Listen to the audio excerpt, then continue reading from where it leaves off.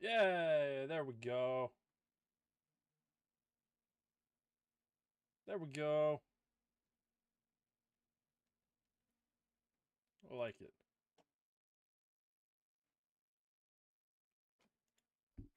Okay, we are live on the YouTube. We are live on the Twitch. Perfect. This is exactly what we want to have happen now that we are officially live, baby. Here we go.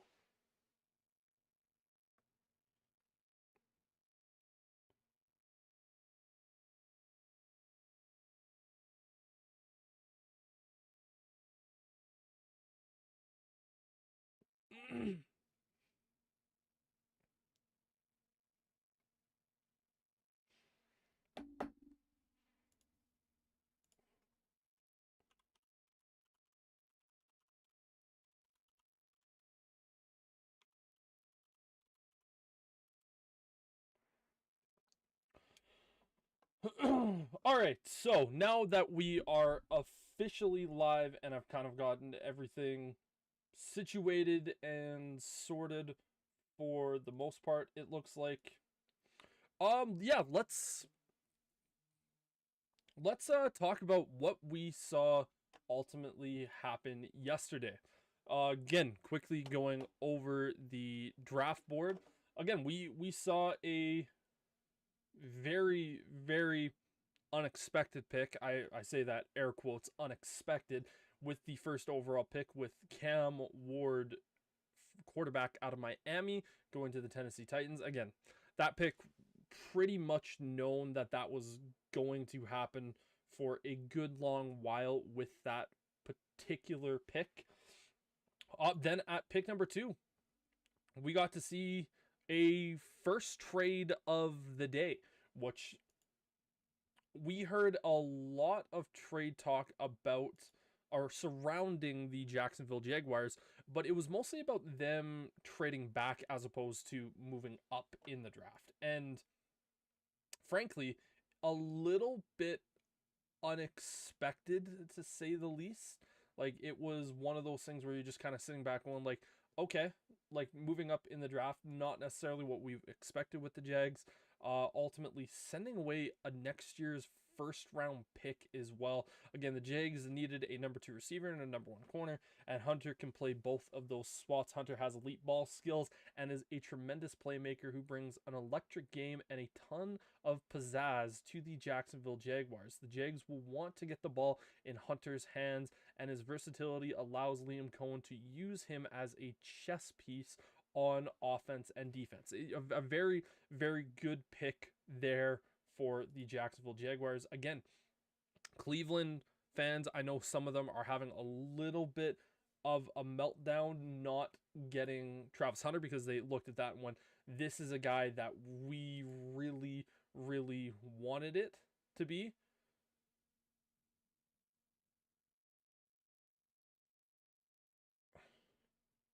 Sorry, I'm just responding to message. I'm not really sure what that meant, but regardless, yeah, so then our third pick, Abdul Carter to the Giants. Again, not really a massively shock of a pick.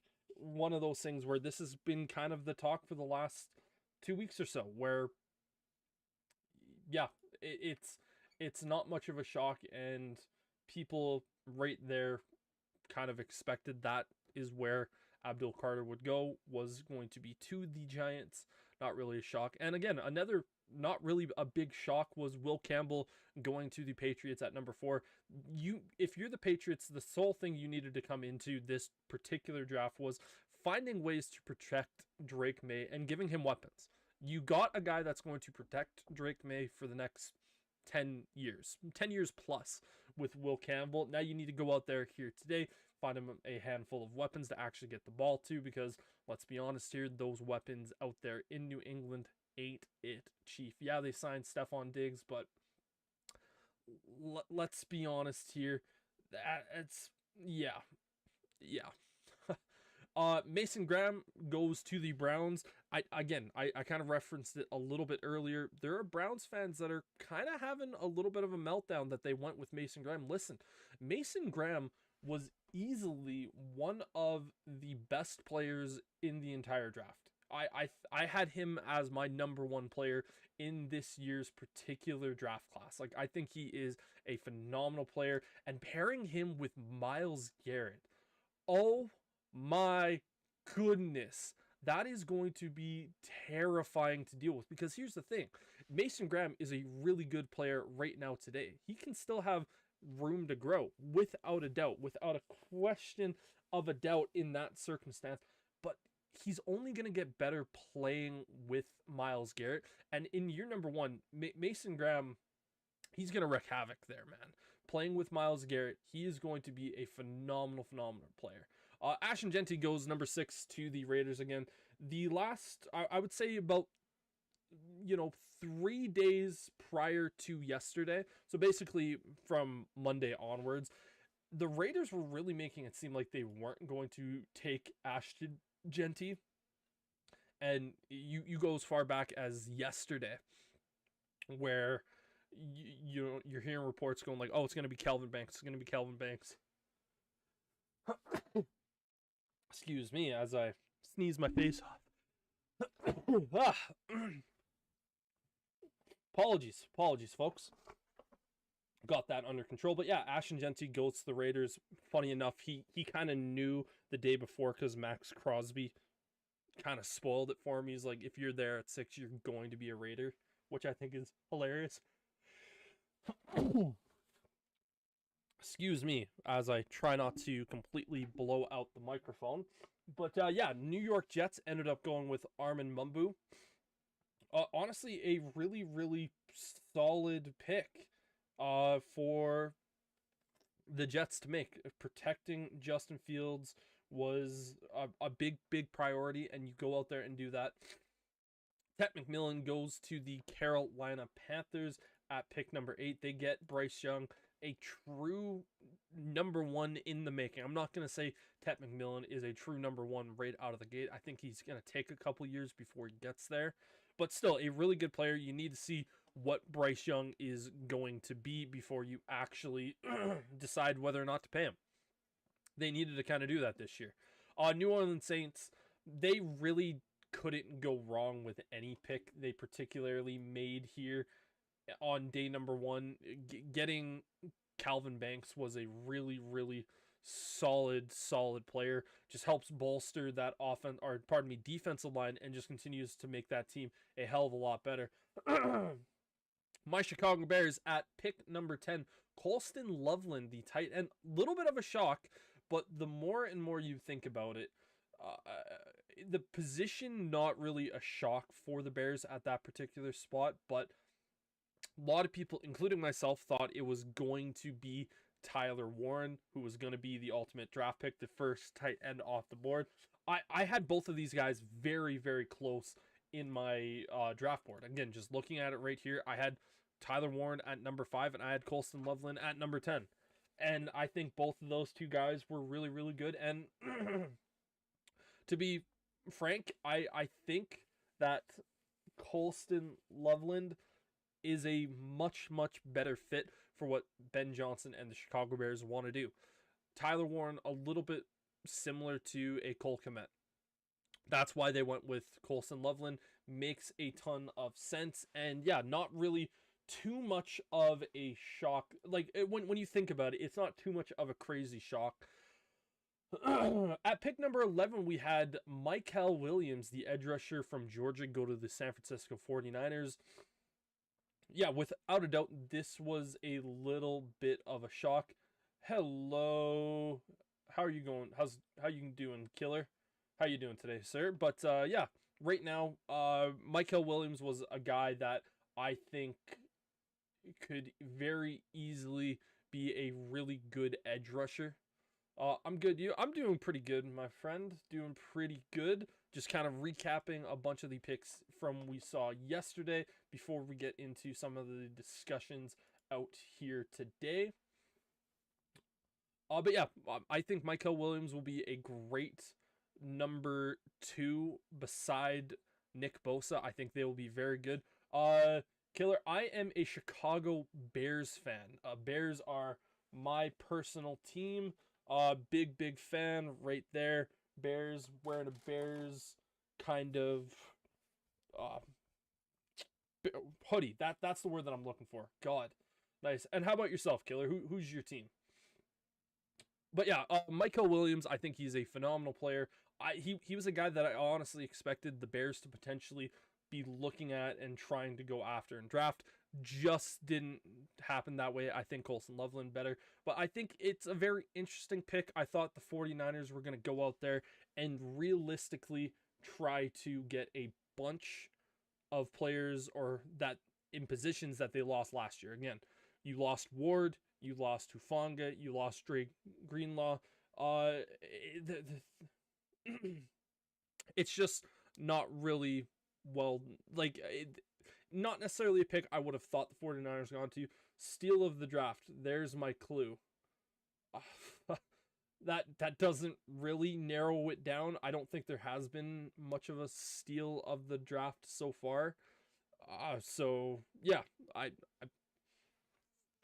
yeah, Chiefs. Perfect. Okay. Yeah, no, I think the Chiefs draft pick, will get to that pick in a little bit, but ultimately I don't think the Chiefs had a bad pick here in round 1, but we will get to that there in a little bit. Tyler Booker, I actually think is a really solid pick for the Cowboys. I don't often say a whole lot of nice things about the Cowboys organization. This is one of those picks where you look at it and go, you know what? I could be very satisfied with Tyler Booker. He was my favorite. He was my favorite interior offensive lineman in the class this year. Yeah, Josh Simmons wasn't supposed to go that late. I agree. I had Josh Simmons as my 3rd tackle this particular year ahead of Banks. I thought he was going to go in the late teens, early 20s, but definitely not at 32. Kenneth Grant was kind of the first big shock of the night for me at yeah, Kenneth Grant was a big shock to me, to the Miami Dolphins. Again, I'm a big fan of Kenneth Grant. I thought he was the second best defensive tackle in this draft, only behind Mason Graham. He was someone that I thought was very talented. Goes to Miami, not where I expected it, but you know what? Still a really good pick. Yeah, people were too bothered about his injury. Yeah, honestly, when it comes to Josh Simmons, I looked at Josh Simmons and pretty much said from day number 1, if he was healthy all season long, he might have been a top 5 pick. Like, he's a phenomenal offensive lineman. We'll have to see how he adjusts to the NFL after coming off that injury. But yeah, if Josh Simmons was a healthy player all season long, there's zero chance he would have gotten to pick 32. There's probably a good chance he wouldn't have made it past pick number 10. I'm not saying the Bears would have taken him. He probably just would have been a top 10 pick. He'll be good for us. No, I agree. I do think he will be a very solid player. 2026, I reckon. I think he's still going to play even this year. He's probably not going to be thrust into action. I know the tackle that you guys signed from the 49ers, he's probably going to be that start a little bit ahead. I don't know how long Josh Simmons is going to be out for. I know he missed, I think he only played in like 3 games this year, so it's he should be good to go this year, but it's not going to be like an immediate, like, we're rushing him to try to get back. Obviously, if he misses the first 4 games as a backup, just trying to get back into football shape, he's gonna be fine. Like Josh Simmons, like, he's a really good tackle. He cleared by August, I've heard. Yeah, if he clears by August, then you're all good. Again, I look at Colston Loveland. He's coming off of the shoulder surgery, and so there's gonna be that kind of situation where he's gonna be good to go by training camp. Shouldn't necessarily be too worried about that one. But yeah, Tyler Warren to the Colts makes perfect sense in the world. They have been really going after that tight end, because again, you essentially, the way that I described it yesterday is that the Colts basically have AI generated tight ends on their roster before Tyler Warren. Um, he's going to be a great player. Who knows what's going to happen with that quarterback situation there? The Colts are they're in such a mess. You going through round 2? Yeah, I will be live for the entirety of round 2 and 3 here today. So essentially, when picks happen as they happen, I'll be breaking them down, talking about them, talking about what I think about days or rounds 2 and 3. We're just kind of recapping round number 1 for people that either didn't watch yesterday's stream or are kind of wanting to discover us. Like, again, Killer, thank you very much for joining us here today. Really appreciate it. But yeah, so just kind of going through this. Jalen Walker, big fan of, I think, him going to Atlanta. That was easily kind of one of the spots I predicted him to go. I think he's going to be phenomenal there. I think he's one of those players you need to kind of sit him down and say, listen, your job this year is going to be playing both linebacker and edge rusher. And by the end of the season, we are going to determine exactly what you are, what you're better at in the NFL. I was looking for someone doing it. Yeah, I appreciate it. And I appreciate you hanging out with us here today. And yeah, please feel free to chat along. We are also live on YouTube as well as Twitch. So I know on YouTube we post a podcast every single week. Highly recommend you checking that out if you love football podcasts in general. Very much appreciate that. But yeah, it's under the same name. But yeah, we are also live here on Twitch, and so chilling out here today. But Walter Nolan to the Arizona Cardinals, big fan of that pick. I think Walter Nolan is a phenomenal player, and Jonathan Gannon gets himself a defensive player that he can really grow on his defense. Again, Jonathan Gannon has been kind of at the mercy of trying to make Kyler Murray's life as good as possible, and that defense has been frankly not that great over the last couple years. Really unfortunate for sure. But yeah, Shamar Stewart goes to the Cincinnati Bengals last night. I look at that, I go, I had more concerns with Shamar Stewart. I get scared by the production at college. I think he's an athletic freak. There's no questions about that. There's no doubts about that. He was an athletic freak. I think him going to the Bengals is actually probably the best spot for him. Yeah, a lot of Chiefs wanted Walter Nolan. Oh yeah, Walter Nolan playing beside Chris Jones would have been absolutely filthy. I think Walter Nolan has probably the highest upside out of any of the D tackles, and he would have been great.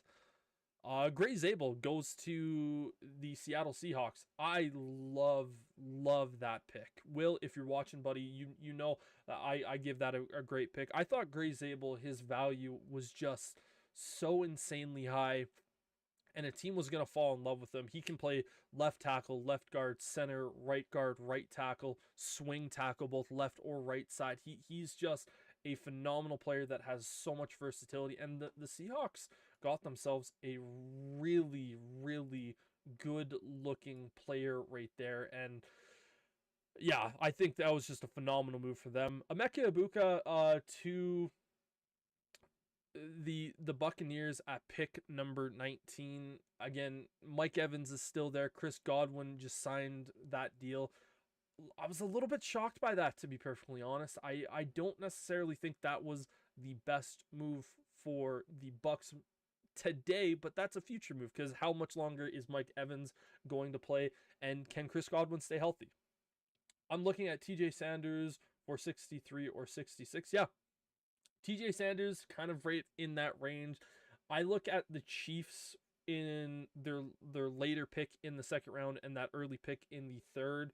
I wouldn't be shocked to see them try to add an additional offensive lineman just to kind of replace Joe Thuney a little bit. That wouldn't shock me. A defensive tackle wouldn't shock me. I also wouldn't be shocked to see the Chiefs go running back at either 63 or 66. Again, I think getting a guy like Cam Skattebo in that Chiefs offense would be insane. I will say I am fairly biased when it comes to Cam Skattebo. He's my draft crush this year. I think the dude is absolutely phenomenal. I would look at tight end. Yeah, tight end as well. I think Mason Taylor, if the Chiefs can somehow find a way to get Mason Taylor on their roster, like look out. Like that guy will be Travis Kelce 2.0 in a Chiefs offense.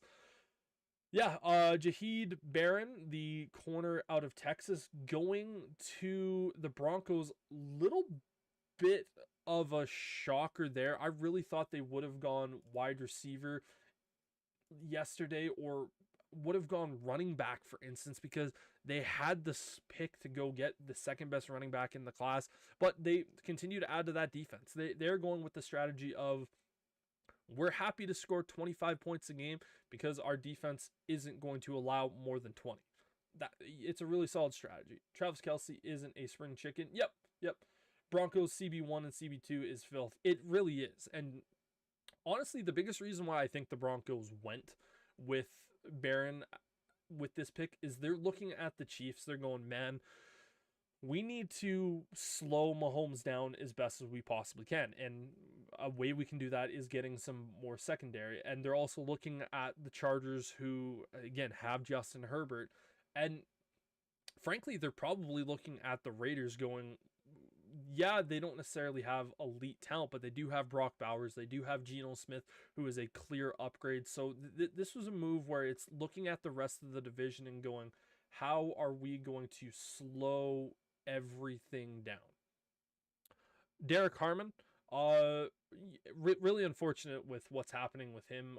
He gets drafted, and his mom unfortunately passes away last night, a few hours after he was drafted. Luckily, Harmon was able to, be there with his mother, which was, I think this is a great pick for the Steelers, but I just feel so bad for the kid going out there, having what arguably could be said the best day of his life turns out to be probably the worst day of his life.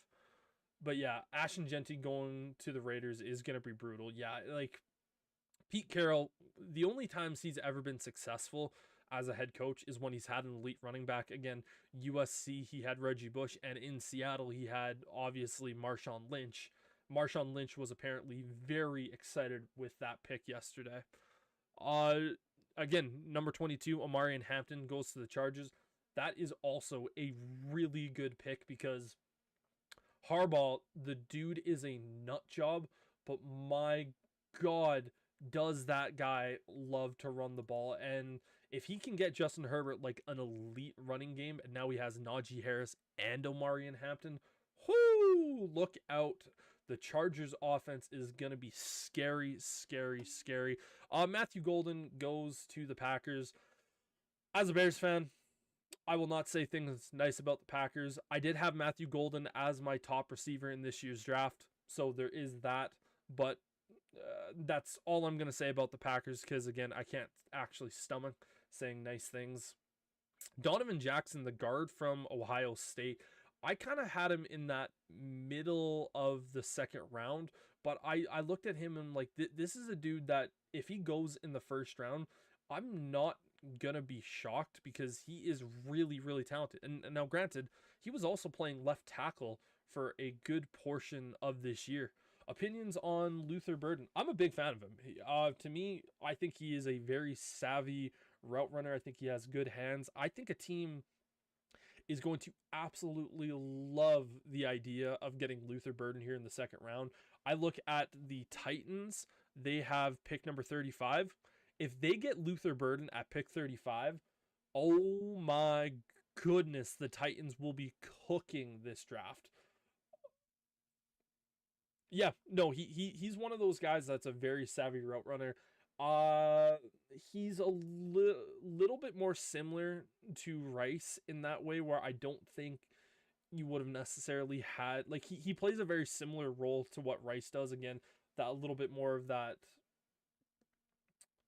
route runner type guy with good hands, homegrown too. Yep, it necessarily wouldn't have been a bad pick. Jackson Dart, the New York Giants trading back up to get Jackson Dart.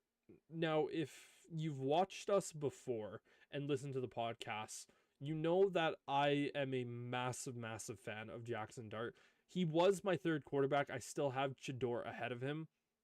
I think Jackson Dart has the highest upside out of any quarterback in this year's class.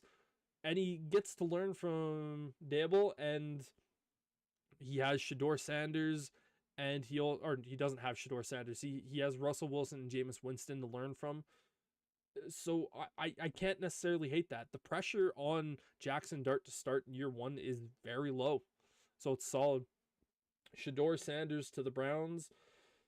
You know, when the draft immediately ended yesterday, I did a quick second round mock, and I had Shedeur Sanders going first overall in the second round.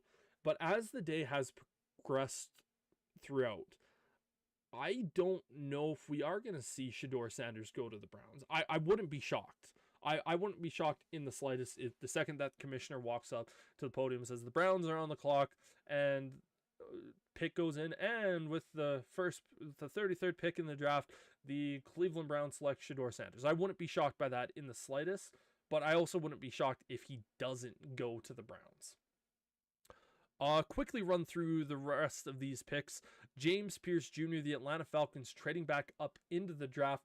That was a shock to me. That was a massive, massive shock. Trading a first-round pick next year for Pierce, that tells me that this Falcons team thinks they're in win-now mode.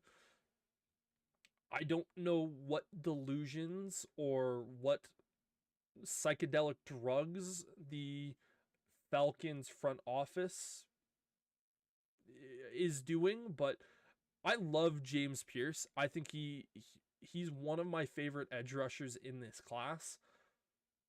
But my God, that just didn't feel like a particularly great move, especially that sending that one. People forget Brady didn't go till round 5. Yeah, picked 199. At the end of the day, it doesn't matter what spot you get drafted. It matters where you get drafted, because again, Brady, if he was drafted at 199 to, let's say, a different team that didn't have Bill Belichick, we will probably never be talking about Tom Brady. Tom Brady had the right work ethic to go out there and bust his ass and prove everyone wrong, but he also had the right coaching staff there. And that's the reason why Brady was successful, was because he had the right situation around him throughout this time period. And that's why he was so successful.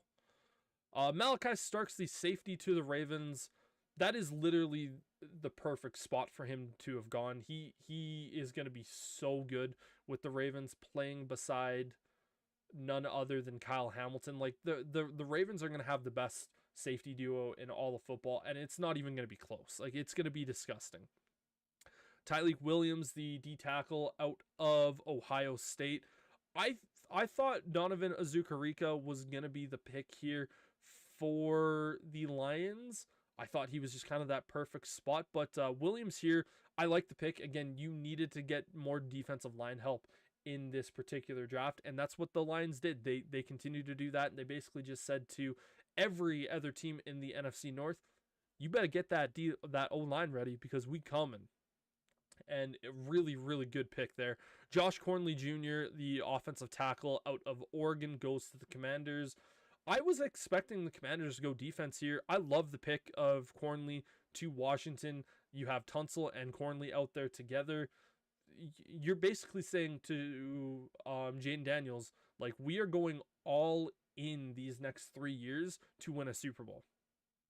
Maxwell Harrison, I didn't love this pick for Buffalo, especially with Will Campbell still on the board. I think Will Campbell is the best corner in this draft, and the fact that he is still on the board is insane to me. I think Harrison is going to be a good player. No question about that. I think his speed, athleticism, his range is going to be really, really dangerous. And I think he does work well with Buffalo. I just don't love his pick when you still have Will Johnson on the board. But regardless, Harrison going to be a really decent looking player for... He's going to be a very good player for the Bills. He will challenge Worthy. Yeah, and the Buffalo Bills very well might be looking at this entire offseason of how are we going to deal with the the Kansas City Chiefs. And that could very easily be a way. Jihad Campbell, linebacker slash edge rusher going to the Eagles. Why do we allow Howard Roseman to keep getting away with these insanely good picks? Like, it's just every year we're looking at it going like, oh, he got Quinyon Mitchell last year in the first round, and then he got Cooper DeJean in the second round, and everyone's just sitting back going like, why are we letting him get away with this? And then the year before, my Chicago Bears said, yeah, here's one of the best defensive tackles the league has seen come into the draft since Aaron Donald. Like, it's, do you play audio? I do play audio when the picks are going to be made.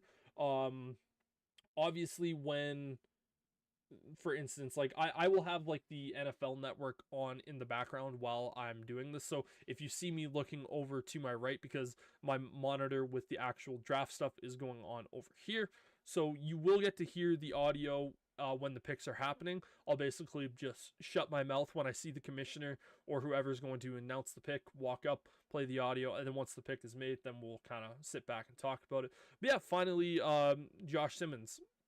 I think he, again, talked a little bit about him beforehand of where I think this is a guy that if he was healthy the entire season, very easily could have been a much higher draft pick in this year's class. And the fact that he went 32 overall, that was a really, really solid pick there for the Kansas City Chiefs. There's not much that I can really say other than it's a pick that's hard not to like.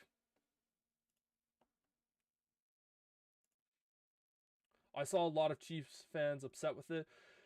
Well, here's the thing, is that I can understand why Chiefs fans could be upset with that, because at the end of the day, offensive line in the first round isn't sexy. It's not something where you get up and go like, man, I need to grab my credit card, go on to Fanatics and buy a jersey. Like, the only time you'll ever see people wearing an offensive lineman's jersey is when he's either going to be a Hall of Famer or he is a Hall of Famer.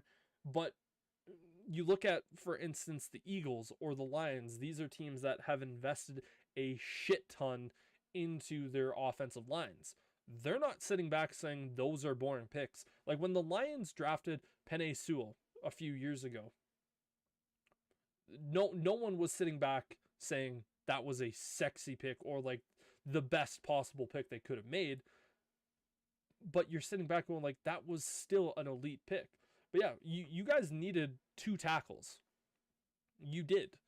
And I said this coming into the draft, if the Chiefs ended up drafting with their first pick a tackle, perfect. And if they go with their second pick in the draft another offensive lineman, that is ideal. Like, sure, you're putting 2 rookies onto that offensive line, but you, again, yeah, the last Super Bowl was an example. 110%. The fact that you guys got bullied as bad as you did in that Super Bowl is why you needed to get offensive linemen. You can't allow Patrick Mahomes to get beat up like that, because when Patrick Mahomes has time, there's a reason he is the best quarterback in the NFL, and it's not close. Like, it's Mahomes has only been beat in the Super Bowl twice. That was to Tom Brady and the Tampa Bay Buccaneers and Jalen Hurts and the Eagles. Both times, what was the biggest reason why they lost? It was because they got dominated on the line of scrimmage. That was the biggest problem. Yeah, Mahomes was happy, as he should have been. Like, yeah, the tweet that he posted of him just sitting back going like a big old smiley face. If he wasn't happy with that pick, I would have assumed he was on some sort of psychedelic and he didn't know what was happening. But yeah, here comes the commish here for the moment. So we'll let him speak and kind of get everything set up here for the moment. But yeah, we'll let him talk. Let's go, Green Bay. You ready? Round 2. Last night, over 200,000 fans were here, and millions more watched from around the world as we welcome another 32 great stars into the NFL. And tonight, I'm joined by 32 players and legends who will select the next generation of stars to the NFL. Welcome them.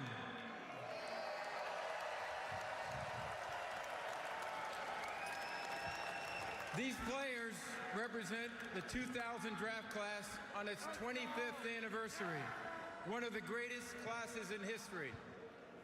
That draft brought us the first and only time a club had four first-round draft picks, 12 All-Pros, 28 Pro Bowlers, 1 Hall of Famer, and a quarterback who has become known as the GOAT. Yeah, you know him. Also on the stage, we have players... While we wait for Kamish to kind of settle down some of the, you know, go through some of the names and that kind of stuff, I like Jordan Bush as a pick for the Chiefs. Yeah, he's a guy that has that potential to be a really good draft steal. The 2025 NFL Draft is officially open. Pardon me, The yeah. Cleveland Browns are now on the clock. Cleveland Browns are officially on the clock now, and as they get things going, yeah, it's going to be really interesting to see there. But yeah, Jordan Bush, I like him. I think he has that potential to be like a sneaky diamond in the rough type player. They have less time. Yeah, they do have less time. 7 minutes to go here for round number 2. Yep, 7 minutes right now. I think in round 3 we end up going to like 5 minutes. I could be wrong on that, but it is 7 minutes to start tonight. And yeah, let's get into this. Cleveland Browns here at pick number 33. They also have pick 36. Then 4 in... Yeah, I think it kind of drops every single round at that point. But yeah, Cleveland Browns.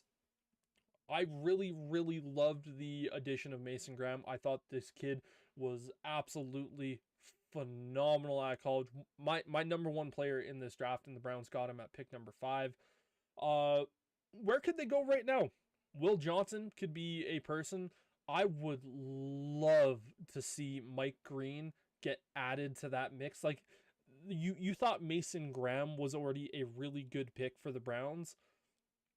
If you add Mike Green into that mix and have Mason Graham, Mike Green, and Myles Garrett, whoo, have fun dealing with that defensive line NFL. Like, it is going to be a really, really difficult thing to go. But yeah, Sanders Shirley, it could be Shedeur Sanders. I know the Browns right now are still on the clock with just a little over 5 minutes remaining here on the draft board. I would imagine that they are going to potentially have some trade talks. I know coming into today, there was a lot of trade speculation and a lot of different conversations there, but we're just going to kind of have to wait and see what ultimately comes with this one. I could see them adding a wide receiver, like Luther Burden could be a situation there, because I know there was conversations that you could see again with Travis Hunter. Like there was some really interesting conversations there going, how are we going to utilize this guy? Could the Chiefs trade up? Not this early. I don't think the Chiefs would be trading up to this point. I think they would be giving up way too much. I think one of the biggest things with the Chiefs and why they've been so successful is they don't make hesitant type moves. I do very much appreciate the follow, Killer. Very much love it, and we appreciate you hanging out with us here.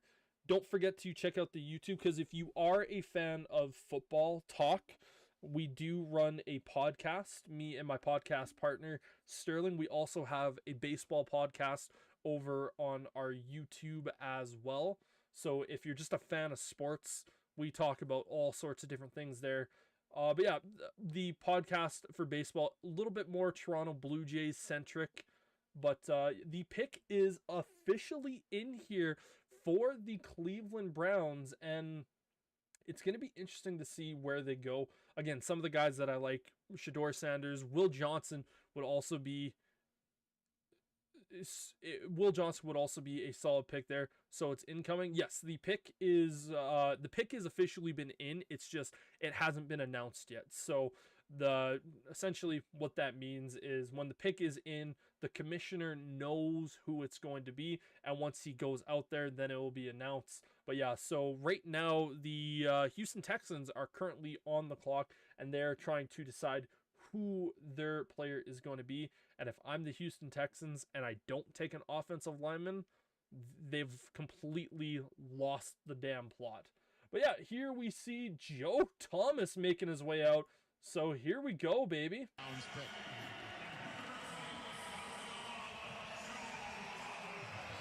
Pick 32. 33, I should say. How about them Brownies? Here we go with the 33rd pick in the 2025 NFL Draft. Your Cleveland Browns select Carson Schlesinger, linebacker, UCLA. Carson So Schlesinger, okay. Offense, they do not go Shedeur Sanders. They go Carson Schlesinger of UCLA. A little bit of a shock pick here at the moment. Best pure linebacker in this year's draft. Again, when you talk about Jalen Walker, you talk about Jaheed Campbell. Both of those guys split time at both linebacker and edge rusher. But Schwinginger, this is the best pure linebacker in the draft. This is... he was a guy that I think a lot of people kind of slept on a little bit here. He is very, very talented. He's going to be a very, very good player for the Browns. And again, the Browns continue to go defense here. I think they don't necessarily make this move if they didn't have the 36th pick in the draft. But getting the number one linebacker in this draft at pick 33, there was a lot of talk that he was going to go a lot higher than people assumed. That defense is good. That defense isn't just good. It's going to be scary, man, because, again, Mason Graham is still such an incredible player. You have one of the best players in the NFL in Myles Garrett on the defensive side of the ball. You have Denzel Ward, who hasn't been as elite as he once was, but he's still a really solid guy. Where does Will Johnson go? At this point, I don't really know. Probably to the Raiders if he ends up getting to the Raiders. We will just have to wait and see. But yeah, I don't disagree with that pick from the Browns. They're essentially looking at their division and going, if you have a good defense, chances are you can win it. Yep, the pick is indeed in. So this leaves us to the question of who are the Houston Texans going to select? Now, my previous mock draft, my final mock draft where it was 3 rounds, I had the first 3 picks out of the 4 picks that the Houston Texans have in the first round, or in the first couple picks, was all offensive linemen. The Texans, if they do not select an offensive lineman with this pick, they have completely lost the plot, and they are basically saying to CJ Stroud, we don't really care if you get sacked. Figure it out. They do need to go wide receiver killer. I do personally believe that they need to get a wide receiver in this draft. But right now, if they don't add offensive line help, they've lost the plot. But here's the announcement. Is Owen Daniels, a Wisconsin alum for the Texans. Oh yeah, always feels like home coming back to Wisconsin. Houston, it's our time now. With the 34th pick in the 2025 NFL Draft, the Houston Texans select Jaden Higgins, wide receiver, Iowa State. All right, so Nico Collins just got a Look at his member coverage of the wide receiver room, and lo and Wow. behold, that's a Wow.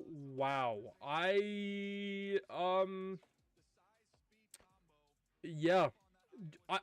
I think Jaden Higgins is a really talented receiver. He is good. Like, don't get me wrong. I think Jaden Higgins is a good receiver.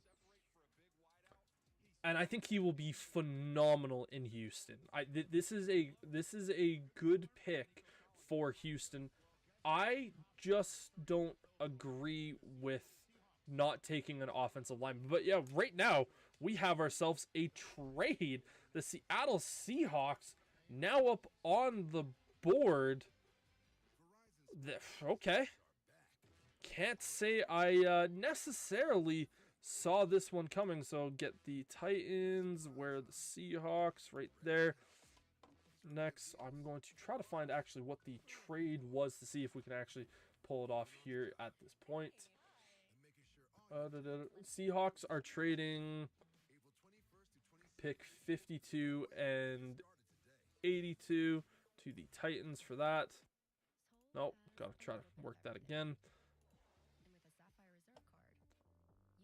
Well, can I not make... Okay, well that's being very fun and completely lovely the entire time. Alright, let's rejig this up. And hopefully I can get that trade to work. Yeah, looking at the actual trade package at here, the moment, pick 52 and 82 going to Tennessee for pick 35. You have to look at the Seahawks and wonder what they're doing. Again, I would look at this and think that they're maybe a little bit worried that there's going to be a spring of wide receivers that just completely go off the board, and there's going to be a lot more that kind of continues to go down.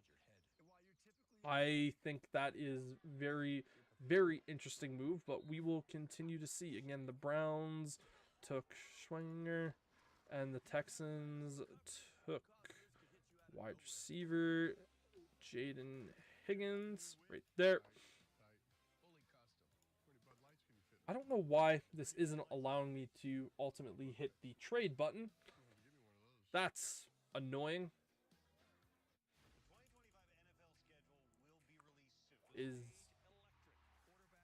Yeah, for whatever reason, the app is not allowing me to get trades done. That's lovely. Spectacular. How is it automatically doing it? Great question. I don't know why this is automatically kind of going through all of these picks again. I'm not going to complain because it makes my job a hell of a lot easier. But yeah, I'm not sure why this is doing this, but we'll see exactly who the Seahawks end up selecting here. And good buddy Will, I know you are likely going to be watching, and the second that this pick is made, he will have nothing but questions for me. Is player good? Their pick is in. Yes, it is indeed. Schwenger. Yeah, again, right now the app just isn't allowing me to do trades, so we'll just kind of have to piece that together, unfortunately. Higgins. So yeah, we're just going to pretend this Tennessee Titans pick right here is going to be the Seattle Seahawks. I don't know why it's not allowing me to trade. Regardless, whatever, I'm not going to sit back and try to worry about it all too much. But yeah, Seattle, if I had to suggest a pick here, I wonder if it's Shedeur going to the Seahawks. That would be a little bit of a shock if it's Shedeur, but it also wouldn't be that much of a shock because they might want to particularly go that route. I actually have that right there so people can still see day number 2 picks. But yeah, so far 2 players that have gone off the board have not been guys that I've expected to go at this point. Could you not pull up ESPN's draft tracker? I could potentially do that, but I would then have to kind of rewire a ton of things and try to add a lot more. It might be something where if I can't get this fixed here in the next little bit, I might have to go down that particular way. But yeah, we'll see what happens. It's kind of a little bit of a pain in the ass to kind of rejigger and refix, but it's not something that's completely out of the norm. we'll see. We'll see how the night goes on. If I need to kind of just quickly run it in there and change a bunch of stuff.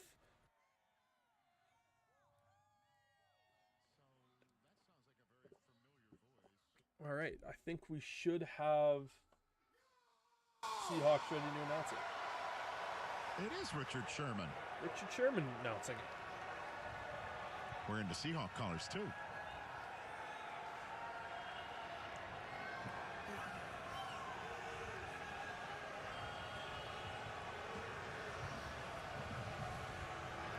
The next rival has been chosen. The Tennessee Titans have traded the 35th pick to the Seattle Seahawks. With the 35th pick in the 2025 NFL Draft, the Seattle Seahawks select Nick Emmanwori, DB, South Carolina. Nick Emmanwori, the safety from South Carolina. That is an interesting pick. He is a physical specimen, this kid. I had him as my third safety in this year's draft. This dude plays almost like a linebacker role, it feels like.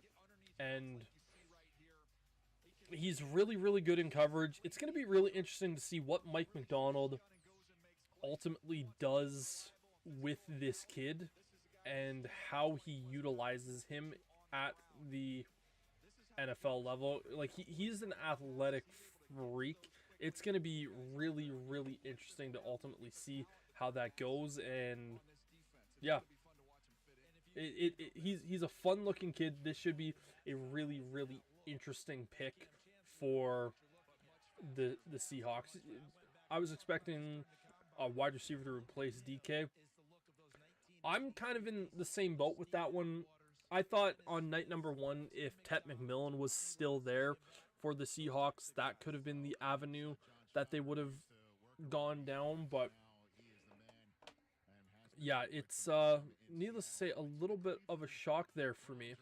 But the Cleveland Browns now back up on the board. Their pick is officially in.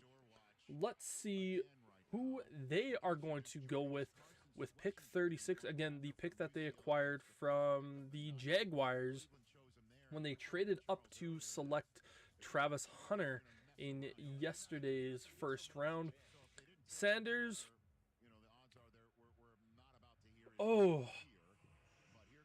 Well, we're about to find out real quick here as Joe Thomas makes his way back out to the draft board. So let's see what he says.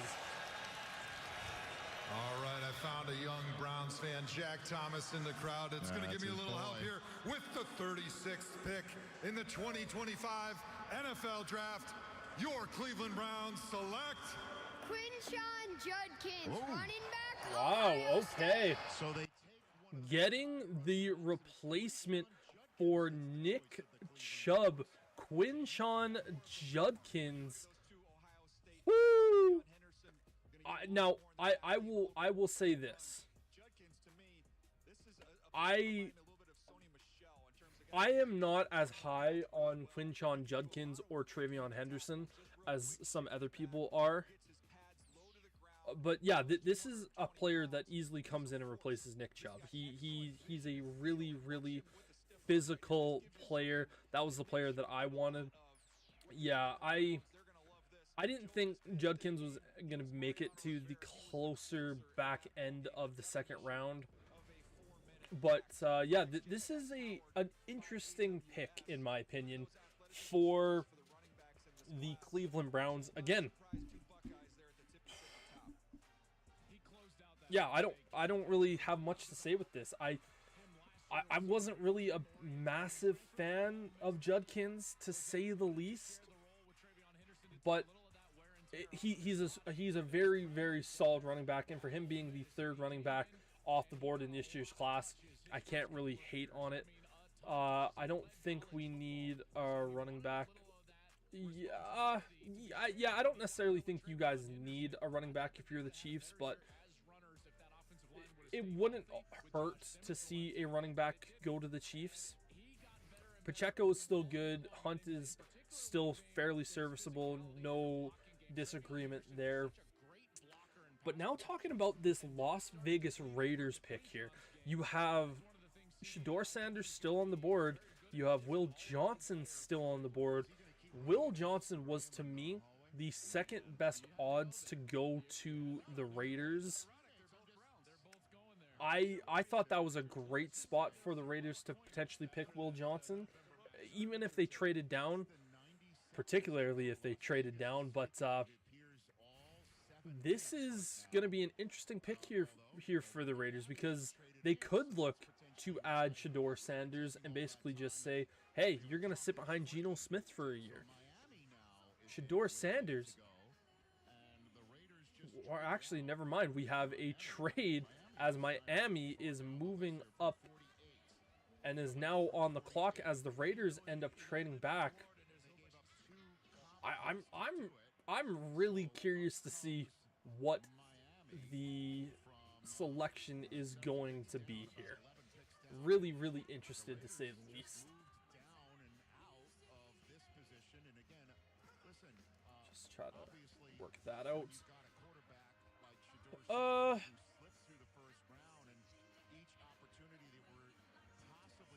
I am going to try to change some things just because this doesn't appear to be wanting to work here at the moment.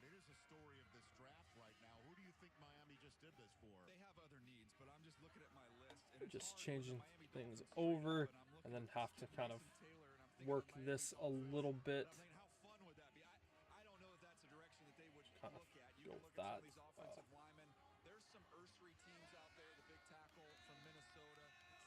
Yeah, I'm just gonna have to try to figure this one out here slightly for the moment. Move that one there.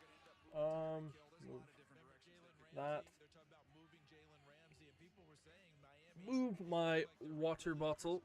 The only thing that I'm a little bit scared with is that they will end up spoiling picks before we actually hear them. Nope.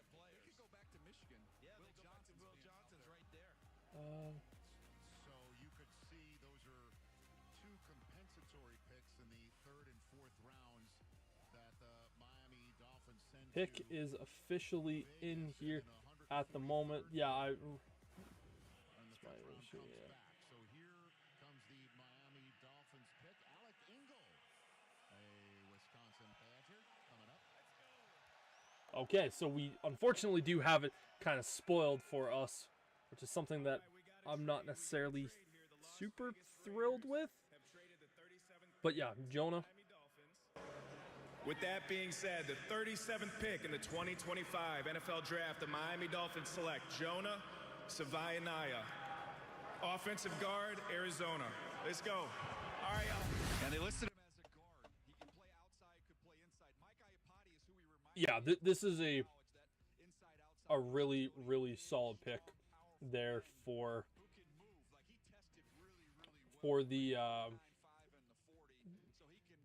the Dolphins. My God, it's a little bit of scatterbrain just kind of messes you up there. But yeah, I love this pick of Jonah. He is a mean man, and he is going to be a phenomenal protector of Tua Tagovailoa. I thought they were going to go offensive line in round number 1. I think this is a really solid pick there for that was a really solid pick. Do Chiefs trade into the 50s? I don't know. I think the Chiefs are one of those teams that I wouldn't necessarily expect them to go in and trade for a guy, but yeah, little bit harder to know. So yeah, we just need to kind of wait for some of these trades to be a little bit more updated, because again, kind of get it right there. Where is Jonah? So yeah, Jonah is right there. I am going to kind of stick with this at the moment. It is working. It just takes a little bit. The Raiders don't have that pick. Hopefully we don't have too many crazy picks throughout the night. Let's do this.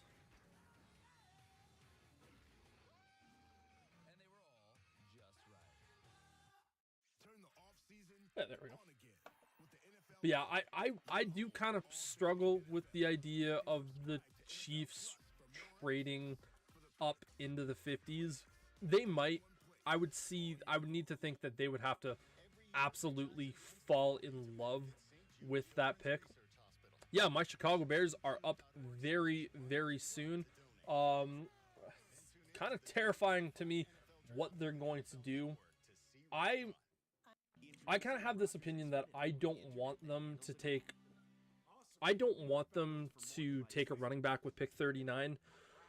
I would love Mike Green. If Mike Green is still on the board with that pick, oh, you would see a grown man have a very happy trouser accident on the internet live. Like, oh, I am such a fan of Mike Green. I want this dude on my Chicago Bears. Oh my god, like I can't stand up at the moment. Like, just the thought of that. Mike Green should not be a second round pick. Mike Green is a top 10 player in this draft. Now, I understand that he has 2 allegations of SA, one in high school and one in college. That is a concern, without a doubt. It is 100% a concern. It's not a concern that I have in terms of a team taking him off their draft board. But yeah, if Mike Green and the Patriots don't steal him from me with this pick, to me that has to be the pick. I would be a little bit upset if it wasn't, but just taking a look at the board, you have Will Johnson. The Bears don't need a corner, but if they did decide to go Will Johnson, I would look at that and go, okay, there's literally nobody in the NFL that is going to be able to throw the ball against us. Jalen Johnson is the best corner in football. I do fully believe that. And I know people have said to me before that, oh, you say Jalen Johnson is the best corner in football because that's your Bears biasy. Maybe, very well possible. Jalen Johnson, I think just year to year, people say he doesn't have stats. Nobody throws him the ball. Nobody throws the ball Jalen Johnson's way. Like, that's just it. But enough on my rant right there. But I would be okay with Will Johnson, Donovan Azurkarika, Nick Scorton. I don't want Travion Henderson. If the Bears are going to draft a running back here today, I have two guys that I would be happy with. I would look at that and say it has to be Caleb Johnson or Cam Scatterbo. Best CB, in my opinion, is Pat Surtain. Listen, I think Pat Surtain is an unbelievable corner. He's top 3 for sure. And I will say there's probably some Bears bias that leads me to say Jalen Johnson is a better corner. But yeah, like, I'm not going to sit back and say, like, oh, Pat Surtain sucks. He doesn't. Like, if you want to talk about the top 3 guys, you have Pat Surtain, Jalen Johnson, and probably Sauce Gardner. But let's see who the Patriots end up selecting. We have with us Special Olympic athletes Xavier Goff and Unified Sports partner Reed Turner. Both are Unified Flag football teammates from Special Olympics. Reed, Xavier. Oh, that's neat. You can 100% throw Trent McDuffie into the top 10. The dude proved it this year that he's a top 10 corner. Funded by the NFL Foundation. 100% you can claim he's a top 10 guy. Special Olympics team up to provide opportunities I think for athletes if of all people ages say and that Trent abilities McDuffie isn't a to top get 10 guy, active through you're unified flag probably, like, if people say Trent McDuffie isn't a top 10 guy, I don't necessarily think they know ball as well as they hope. He's closer to being 10 than he is being top 5. But yeah, you can 100% throw him in there. All right. With the 38th pick in the 2025 NFL Draft, the New England Patriots select Travion Henderson, running back, Oh, Ohio State. Hey, that is a thumper. Yes! Coming to New England. Travion Yes! That makes me unbearably happy. Oh, thank you, Jesus. Travion Henderson is off the board. Mike Green is still there. Oh, that makes me happy. Now, what I will say about Travion Henderson, this dude has home run ability. Like, he is a threat in the pass game. He is a threat in the run game. The dude is a phenomenal player. I just don't necessarily have him higher than guys like Caleb Johnson or Cam Scatabo. For me, looking at my official board of where I had my rankings, this is how my wide receivers or my running backs went. Ashton Genty, Omarion Hampton, Cam Scatabo, Caleb Johnson, Quinshon Judkins, Travion Henderson. That's who I had in that particular one. And so I'm really happy that he is off the board, because that means I don't have to see the Bears draft him. Bears could steal Mike Green and Will Johnson. Yeah. Oh my God, I need to see the Bears draft Mike Green. Please, God. What's your tight end looking like? Well, we have... Oh, my tight end board? My tight end board was Tyler Warren, Colson Loveland, Mason Taylor, Elijah Aurora, Harold Fanning, Terrence Ferguson, Gunnar Helm, Gadsden from Syracuse, Luke Lackley, Jake Birmingham Stool, and then Mike Evans from Notre Dame. So yeah, that's my list of who I have tight ends. And if you're talking about the draft board, where is my next tight end on the draft board? Let me take a peek here for you. Mason Taylor is at 30 for me, so I had him as a first round guy. Looking at Harold Fanning, yeah, I think Harold Fanning is, like, he's going to be a really good tight end in the right system.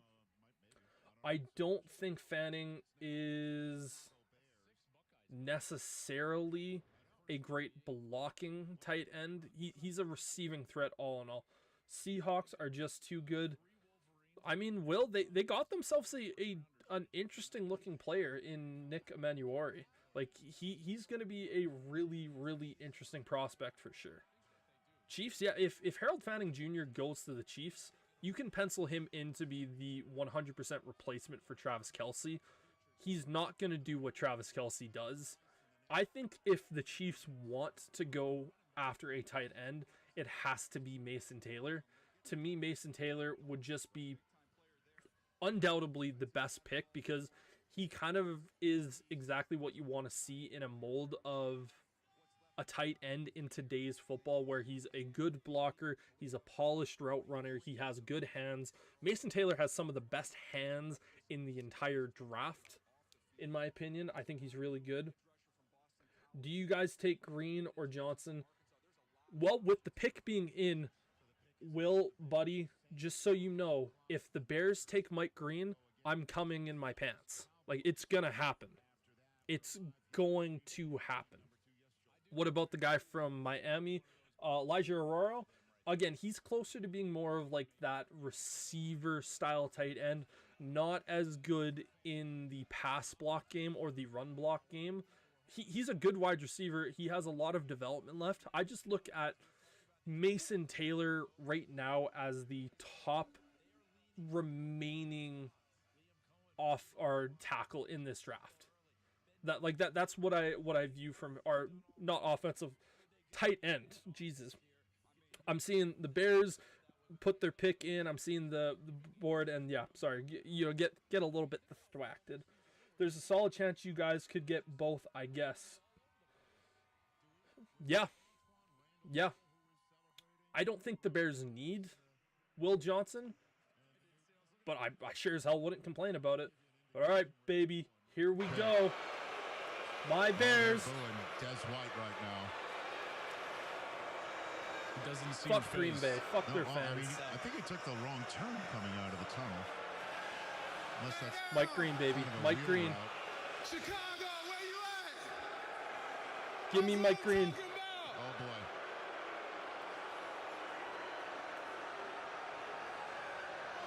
Please give me Mike Green. All right, simmer down. Simmer down. Simmer down. That's Des White. With the 39th pick in the 2025 NFL Draft, the 2025 NFC North champions, Oh, boy. Chicago Bears, Oh, boy. select Luther Burden III, wide receiver, Missouri. So they did. Congratulations, young man. Bear down. So now we know why Antoine Randall is all fired up. Luther Burden III is adding his remarkable talents to a loaded young offense. He's my best available receiver. I thought he had a chance to go in the bottom of the first round. A very loose, dynamic athlete. Look at the comparison on the bottom of the screen. DJ Moore. Funny how this always happens. These guys end up being teammates. But it's because of what he does after the catch. I mean, with Loveland, who they've already got, now you get another one. You've got playmakers who can get vertical, but also guys who can make you miss and create after the catch. You see some incredible body control from him down the field when you watch. I love Luther Burden. I think he is a phenomenal wide receiver. We just don't need another wide receiver at this point. This offense is going to be fucking terrifying. This is going to be a terrifying offense. I just don't think the Bears need another wide receiver at the moment. Again, you have DJ Moore. Again, I still think he's a top 15 receiver in the league. You have Rome Odunze, who is a phenomenal ascending receiver. Luther Burden in this Bears offense is going to be the slot wide receiver. He is. And he is going to be a really, really good slot receiver. He's probably going to be the Amon-Ra St. Brown to this offense that the Bears are looking at. I just... We're getting away from... the Bears right now, that's a luxury pick for the Bears. That's a luxury pick for the Bears that right now I just don't think they can afford. I love the player. Like, do not get me wrong. I think Luther Burden is going to be an insanely good pro in this league. And I think he's going to be phenomenal for the Bears. I really, really do. Again, like, looking at my big board here, when it comes to wide receivers, Luther Burden was my number 3 wide receiver in this class. I had Matthew Golden, Tet McMillan, and then Luther Burden. Ah! I love the player, I just don't love it at that particular time. But Bears are basically saying right now, we're willing to put up 40 points a game. Deal with it. I'm going to be really, really excited about it. Opinions on Isaiah Bond. I'm a big fan of Isaiah Bond. I think his speed brings a lot of problems in the NFL. Now, he didn't have a great 40 time at the Combine. I don't love the Combine for 40s. I think, you know, Pajama Olympics, it's how you play on the field. And I think he is going to be a really solid player. In terms of what he's going to be, if you're thinking he's going to be an option for the Chiefs, he plays too much of a similar role to what Xavier Worthy brings. And I think Worthy plays that role so much better than Isaiah Bond. But no matter who he goes to, you're going to get legit speed coming with him. And he's going to be a really, really, really fun player to watch in the NFL. But yeah, the pick is officially in for the New Orleans Saints.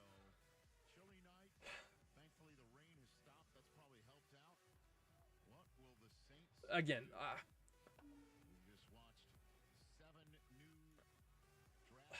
like I'm excited about Luther Burden.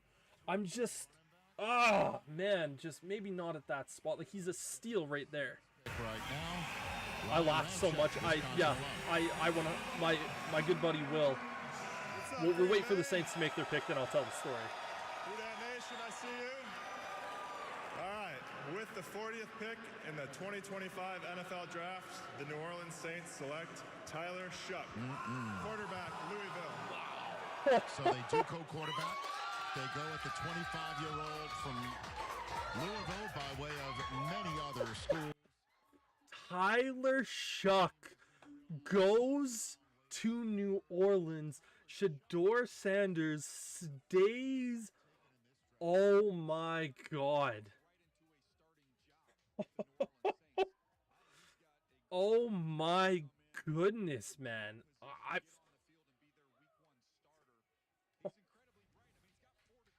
Woo.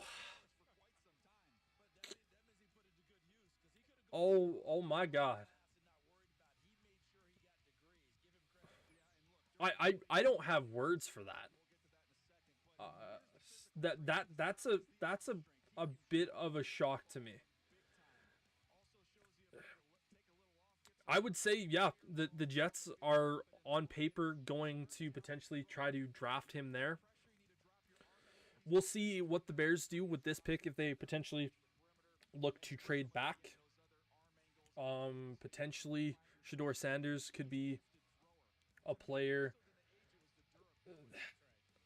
I don't understand why Shedeur Sanders has fallen as much as he was.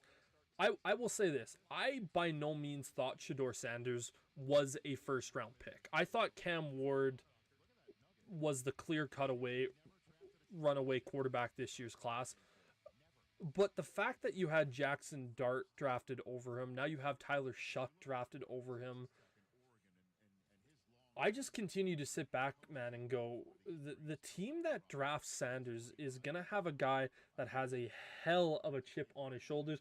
And of course, the second that I say the Bears are going to trade back, that is exactly what they do. The Buffalo Bills are now up on the board. Let's see exactly what this trade package is.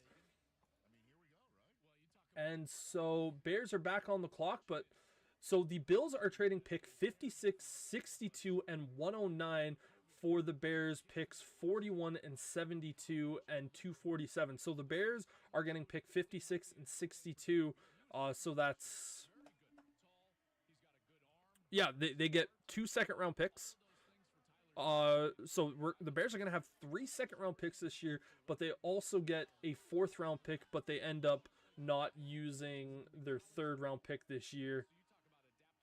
It is getting interesting, man. It's getting spicy. Comments? What? Oh.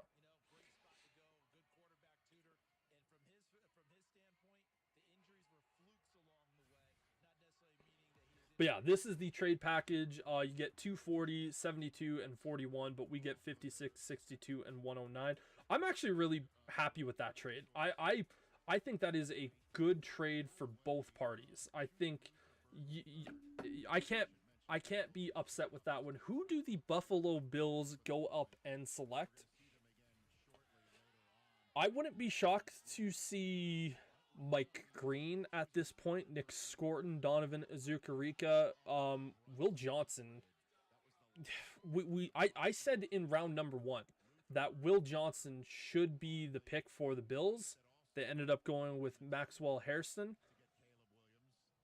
I could very easily see right here, right now, the Buffalo Bills saying, hell, we'll double down at corner and say, we'll get Will Johnson, and suddenly kind of pull off what we saw the Eagles do last year with Quinyon Mitchells and Cooper DeJean.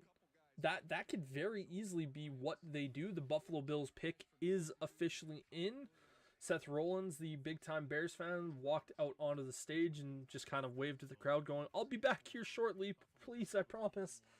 But yeah, I think you're either going to see you're either going to see the Bills go defensive line in terms of the edge rusher or Will Johnson. I could easily see that being an area where they go. If we're talking about Shedeur Sanders and where he goes for this draft process, I am not fully convinced that he is a New York Jet, maybe a Cowboy, actually very unlikely a Cowboy, maybe a Colt at 46. Ooh, I would love to see Shedeur Sanders go to the Rams. To me, that would be an amazing spot for him to go, learning from a guy like Matthew Stafford and getting to be in a Sean McVay offense.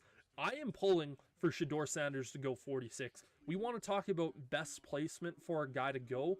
That is the location. Love Seth Rollins. I'm a big wrestling guy.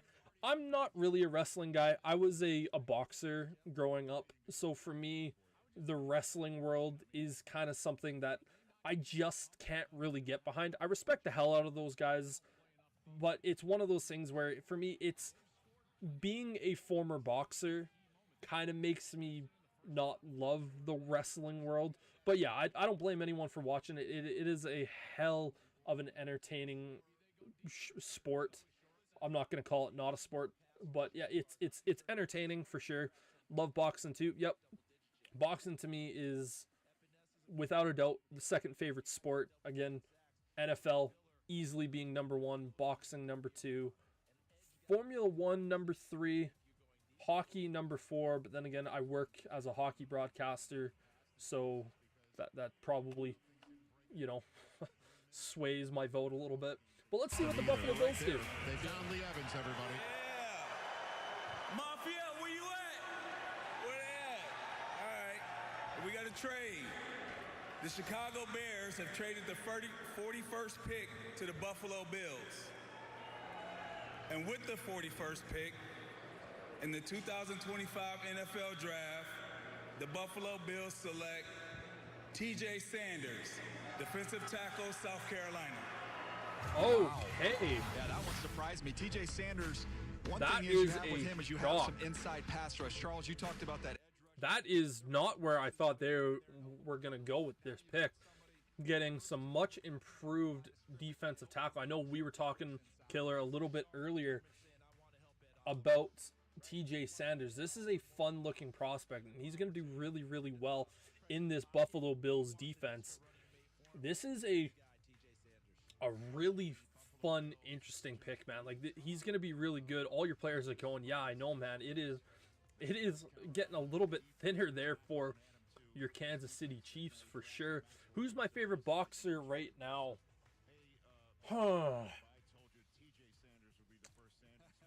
It's hard to not say Canelo. Canelo is just such an interesting fighter.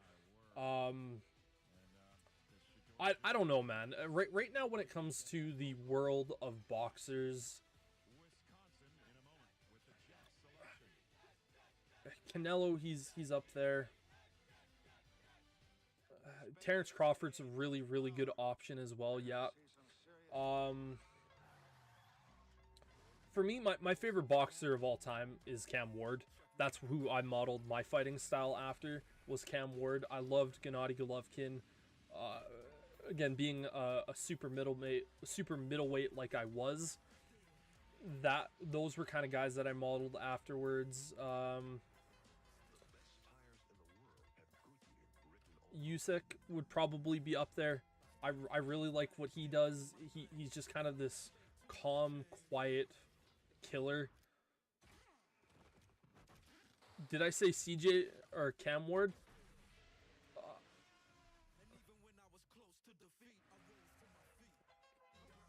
Who am I? Yeah. Andre Ward. Jesus, yeah. Brain is so focused on the world of football. I just threw out words. But yeah, Andre Ward was my favorite fighter growing. Like that dude was.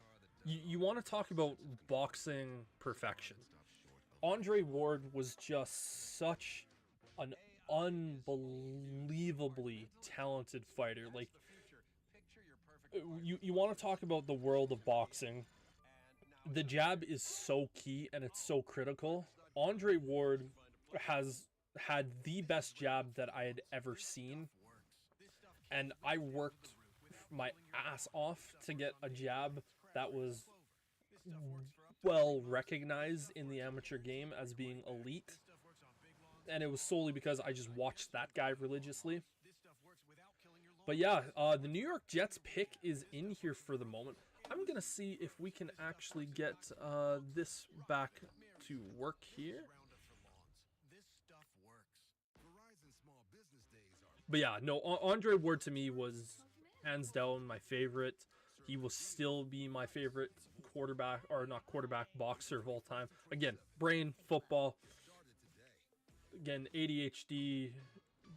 Sometimes it go a wee bit wacky from time to time. But yeah, Andre Ward, my favorite of all time. Right now, it's hard for me to say that I have a pure favorite just because there's just so many different guys. Yeah, I did say F1 too. F1 has quickly become one of my favorite sports. I started watching it about 6 years ago, and I'm so happy that I found this sport. Like, F1 is there's a handful of really boring races every single year. I think Japan was one of the worst races I've ever seen from an F1 standpoint, but there's something just so satisfying waking up on a Saturday and Sunday morning and just watching the greatest drivers in the world go out there and just do things that, like, I can't even imagine doing. Like, again, I drive around in my car and I like to go vroom vroom. I'm very fast, but I'll see guys casually, like F1 drivers, casually driving around corners at 150 kilometers an hour, and I'm driving in my car at 100 going like, please, for the love of God, don't brake. And I'm going straight. I'm not like trying to take a corner or anything. But yeah, for me, when it comes to sports, I would say NFL, college football, boxing, F1, hockey, baseball, that's kind of really the sports that I watch here at the moment. They do choose after the Colts, so the Rams are 46th overall in this draft. The Jets, we've been waiting to come back from. I just had one of my coworkers say, "Don't forget to bring a towel." Yes. Who's my favorite driver? I'm a big fan of George Russell. If I had to choose a favorite driver, it would be between George Russell and Oscar Piastri. When I started watching F1, that's when George Russell became a rookie. I'll finish explaining that after the Jets make their pick. Class of the Jets with the 2025 pick. Yeah, after this is announced, I'll kind of go through that story. In the 2025 NFL Draft, the New York Jets select Mason Taylor, tight end, LSU. Mason Taylor. Here we go. So the Jets do go tight end after passing up opportunities.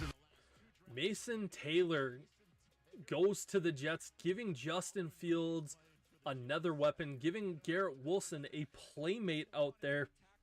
This is a really, really good pick for the New York Jets. Again, passing on Tyler Warren and Colston Loveland in the first round, going Armin Membu. I really, really like this pick. But yeah, going back to the question for favorite driver, when I started watching F1, that was the season when George Russell was a rookie. And whenever I jump into a new sport, I tend to spend a shitload of time researching. And I said when I was going to start watching the sport, I was going to choose a rookie as my favorite driver, and the story behind George Russell and the talent that he was, I was like, I'm going to stake my hand in a young driver that I think is really good. Sterling, no one has taken Shedeur Sanders yet, unfortunately, buddy. So your Steelers very much could have the opportunity to snag him up here any possible moment. But yeah, Max Verstappen, I have a shit ton of respect for. I think F1 is lucky to have a guy like him. But yeah, the 49ers with the quick pick. Here they go. The 2000 draft class out to announce the 2025 pick. Bay Area!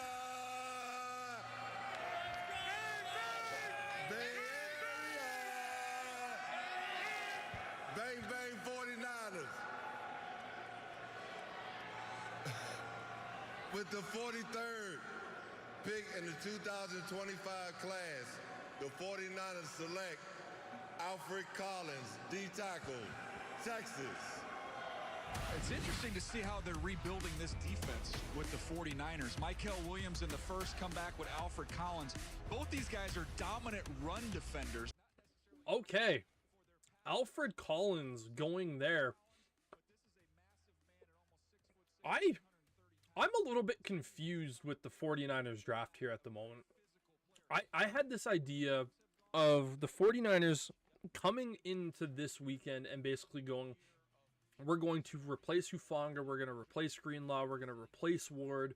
So that means finding a safety, finding a corner, and finding a linebacker. And so far, they've gone edge rusher and defensive tackle. Oh, now Alfred Collins is a phenomenal defensive tackle, and I think he is going to be a really, really solid player. But actually, you know what? This makes sense for what we know about the 49ers and John Lynch. They build through the trenches. This is very much a team that does that. So I shouldn't be surprised with these 49er picks, but I kind of am. Cowboys pick is in here at the moment. Yeah, this is again, 49ers are kind of doing some stuff here. If I had to guess here at the moment who the Cowboys are going to end up drafting here with pick 44, I could see them taking Mike Green, and it's going to piss me off. I'm going to need a Dr. Pepper for this one, fellas. I'm going to need to get the Dr. Pepper out. Good old zero.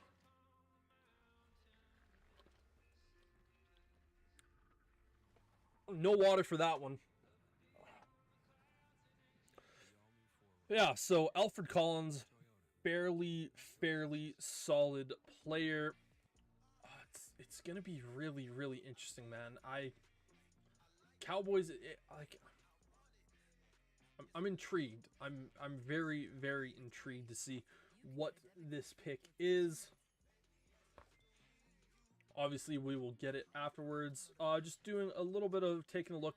Luther Burden compared to Garrett Wilson. So that is going to be really, really interesting and exciting to see ultimately how he performs in this offense here for the Chicago Bears. I'm going to be interested to see. But the Dallas Cowboys pick is in, and we are just waiting for the commercial break to really end at this point, and then we get back on the board and we figure things out.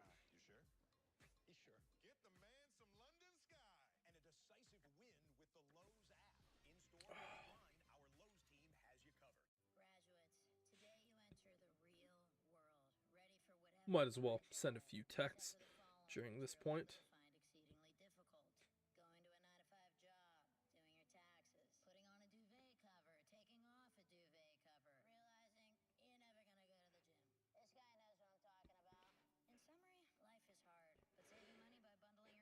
That back in, and boom. Who are the Cowboys going to select? I know Micah Parsons was both disappointed and excited about Tyler Booker. I thought that was a great move by the Cowboys, selecting Booker at that point in the draft. I was a big fan of Tyler Booker. Again, I could very easily see them going Mike Green here. That would be a very, very Cowboys style pick. Not one that I would be happy seeing. We'll see, but yeah, we just continue on here. A couple of second round picks, and then we get a fourth rounder. Nice. Okay, perfect. Yeah, I'm just taking a quick peek-see-poo. So, Dallas Cowboys got Tyler Booker in round 1. Who's it gonna be here in round 2? Could this be getting Matt Eberflus, a defensive end to work with? And Matt Eberflus on the screen there. Nothing but dislike for that human being right there. Big old dum-dum as a coach. And happy he's no longer my coach.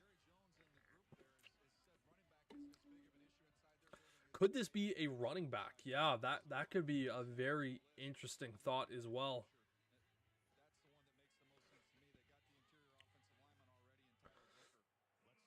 And so let's see.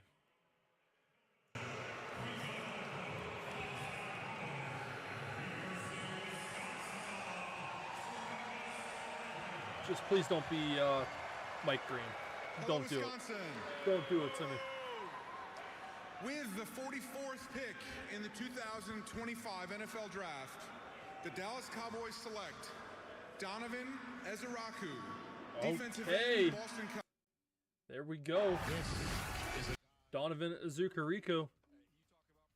He is going to the Cowboys. We talked about this team needing some more defensive edge help to go with Micah Parsons. This guy had all the conversations of being a first-round pick.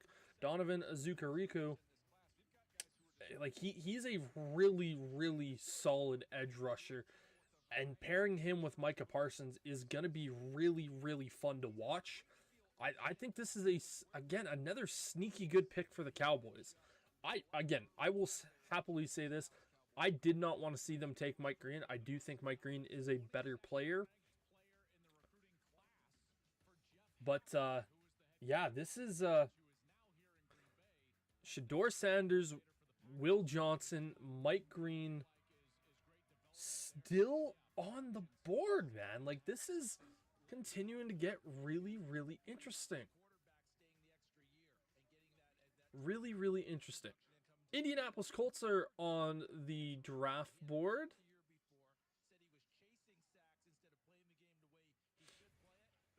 I'm just currently scrolling through some Twitter and just seeing what people are saying about Luther Burden.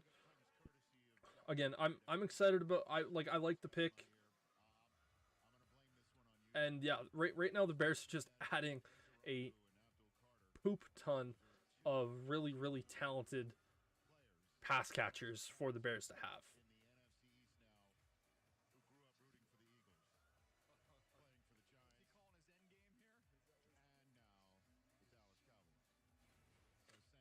All right, pick is in for the Indianapolis Colts.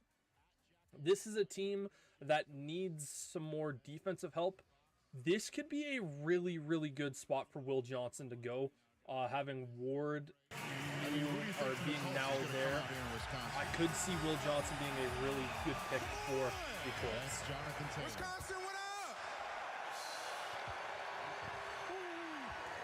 Man, it feels so good to be out here. Didn't have the opportunity in 2020 due to circumstances, but I'm back in Wisconsin. It's always a good time out here, man. Huge shout out Salem City, man. This is a dream come true, but Colts Nation, let's find out who my new teammate's gonna be, man. Let's go. Let's keep this train rolling on day 2.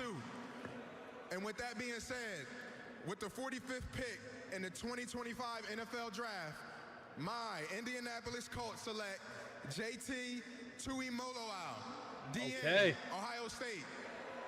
JT Tuimoloau. You talk about a guy that can get This after is, it. again, we talked about the Colts needing some more defensive help, and this is another edge rusher coming off the board. Again, he's a very he's just an all-around really solid edge rusher for Ohio State. Again, some people kind of talked about where could you see him going at this point. I think this is a really, really solid spot for him to go. That also pushes down Mike Green just that little bit extra, and you know, with me, I'm gonna be happy with that. If Mike Green continues to fall down the draft board, I'm not gonna be upset with that whatsoever. But again, the question still remains here at this point. Where does Shedeur Sanders gonna go? Where is Will Johnson gonna go? Where is Mike Green going to go? The pick is in for the LA Rams. I'm pounding the table for the Rams to take Sanders. That would be an unbelievable place for him to go. Shedeur Sanders going to the Rams is a perfect fit for that team and what they're going to want to do in the future. I am all for that pick.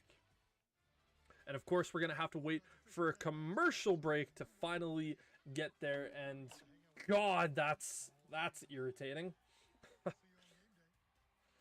Well, Sterling, how you doing, buddy? I don't know if you can hear me or not. I know you're at work right now, but hopefully you are doing good, my friend.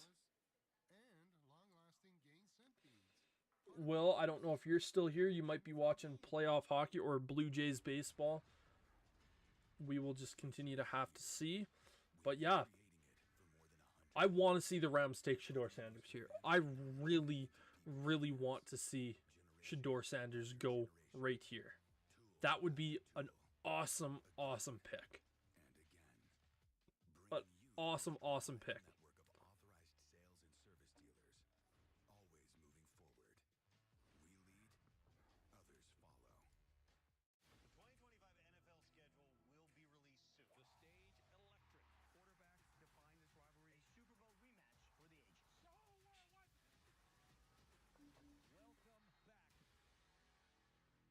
But yeah, we will just have to continue to hang out here and see as I'm trying to change some things.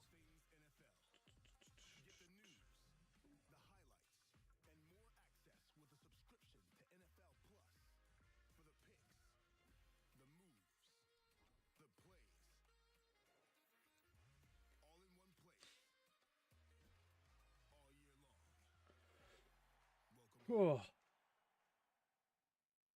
What have we been on for? Almost 2 hours at this point. Jesus. This has gone fast today. I haven't necessarily expected it to go this fast. God damn, this really has been almost 2 hours.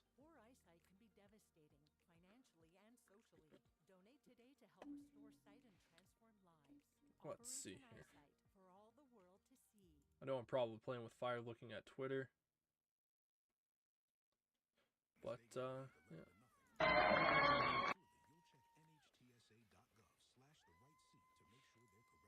Yeah, I'm putting the Twitter away.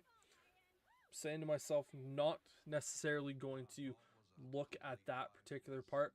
If the Rams don't go Shedeur Sanders here, I could very easily see them going Will Johnson. That would be a pick that I could see them very much looking at going, we would love to make this particular pick. Pardon me.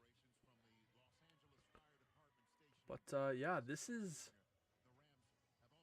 going to be an interesting spot because at this point, once we get to this Rams pick, the next logical spot would be the Raiders at pick 48.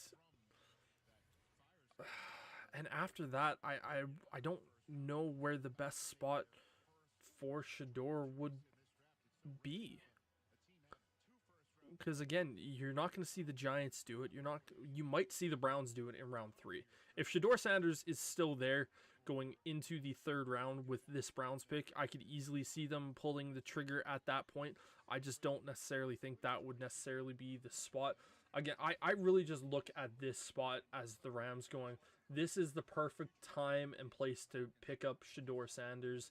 Could we see it? But I could also see them going Will Johnson at this point. That would be another pick that I could see this Rams team making.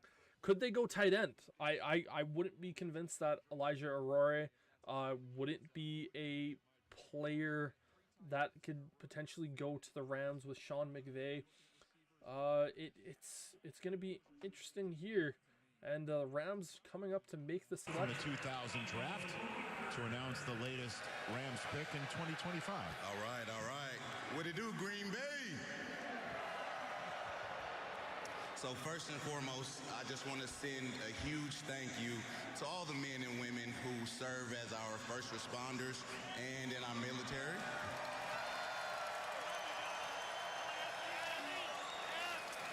Secondly, I want to send a huge shout out to my son, Mikael. It's his birthday today. He's a draft baby. Let's go.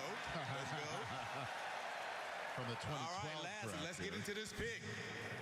With the 46th pick in the Shedeur 2025 Sanders. NFL Draft, the Los Angeles Rams select Terrence Ferguson, tight end. Okay, Oregon University. Terrence Ferguson, I the saw him tight play live end. against Michigan, I and I went did down there talk and a warm up, so I little looked bit at Colston earlier Loveland about and Terrence Ferguson. how They look like he twins, could be almost the exact same. like the tight end spot could very much be a situation where the Rams go with this spot. And again, Terrence Ferguson, you heard a little bit of Daniel Jeremiah right there saying him and Colston Loveland, a little bit of a similar prospect statue. Obviously, Ferguson a little bit less skilled than Loveland, but this is a really, really solid pick here for the Rams to ultimately go out there and make, because you have a situation of where you have a lot of weapons. Again, Kyron Williams, Puka Nacua, Devontae Adams, Terrence Ferguson right there. Matthew Stafford is the quarterback. Again, with their 3rd round pick this year, I could easily see the Rams take a quarterback there. I kind of had them penciled in with like a little bit of Quinn Ewers in round number 3. I thought that could be a possibility if Jackson Dart wasn't there in round 1, or they didn't want to go with Jackson Dart. Pick is in for the Arizona Cardinals, so we will see who it is going to be.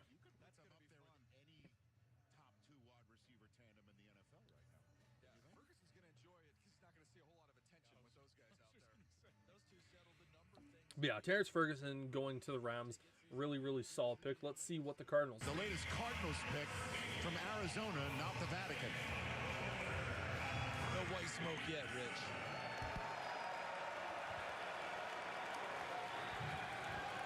What's up, Green Bay? Oh, P squared. And with the 47th pick in the 2025 NFL Draft, the Arizona Cardinals select Will Johnson, defensive Will back, Michigan. Johnson All right, so finally goes off the Johnson board. having Patrick He is going to Arizona, where he is likely going to be the team's number 1 corner, going ahead of the Raiders, where we know the Raiders are going to be looking at corner in this draft. Shavon Ravel is kind of the pick that I would assume the Raiders are going to make. This is a big time pick for the Cardinals. Again, in round number 1, they got Walter Nolan, who is a phenomenal defensive tackle. Here in round 2, this is the steal of the draft, everyone. This pick right here, right now, steal of the draft. Will Johnson is a top 15 player. He should not have gone 47th overall. This is a great pick for the Cardinals. I am so happy for this kid to finally get on the board. And the Las Vegas Raiders, stop me if you've heard this before, folks, they have traded this pick. This time it is to the Houston Texans. And something tells me that if the Houston Texans are trying to trade up, it has to be for an O-lineman. Has to be for an O-lineman. I'm going to be really intrigued to see what's going to happen. But the pick is in for the Texans here at the moment. So I would have to imagine that the Raiders are going to be getting pick 58 and a heck of a lot more to ultimately move back from that. But the Raiders they're getting draft capital. The question still remains of where the hell is Shedeur Sanders going to go? Because the Raiders, after the Rams, were kind of my next spot.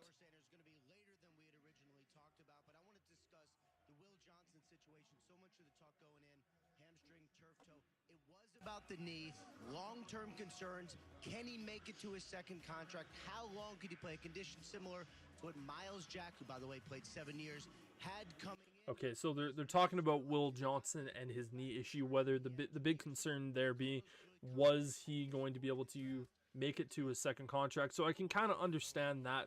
But with this pick, the Texans receive 48, while the Raiders receive 58 and 99. So that is what that pick is ultimately going to be. So we'll have to see who the Texans ultimately end up drafting with this spot. And while it's in a commercial break, we'll just quickly give this a quick old reboot. And once we have the reboot done, hopefully the picks or the trades ultimately go through and we can see that. Going to be really, really interesting to see who this Texans team ultimately goes with here. But as that continues to get that done, hopefully everyone here is having themselves a phenomenal Friday so far, wherever you are. We here at 1IQ Sports Talk appreciate the hell out of your viewership, your time, and you choosing to hang out with us here today. Again, it is all very, very much appreciated. And yeah, so the pick is in for the Houston Texans. Unfortunately, NFL Mock Draft Simulator or Pro Football and Sports Network hasn't updated that, but we know it takes sometimes a few minutes to ultimately get that done, so no worries whatsoever.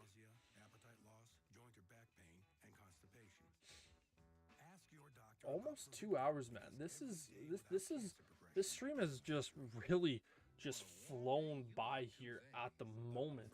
I'm not complaining by it. I love this stuff. But yeah, it is needless to say, you're not going to complain like you just look up at the clock and go, it's been 2 hours. It's like, damn, it's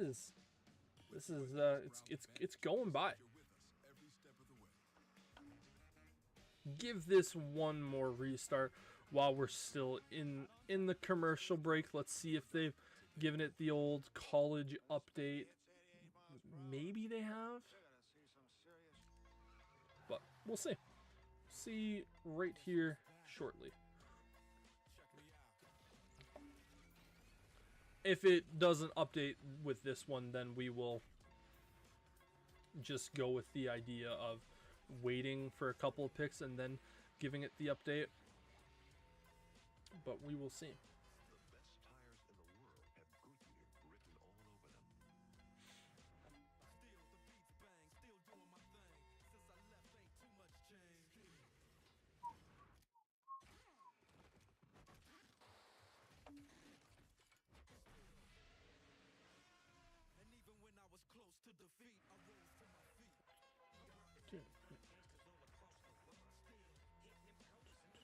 Yeah, so it hasn't updated there, so we will just kind of have to wait for a few minutes for it to kind of really get up to date.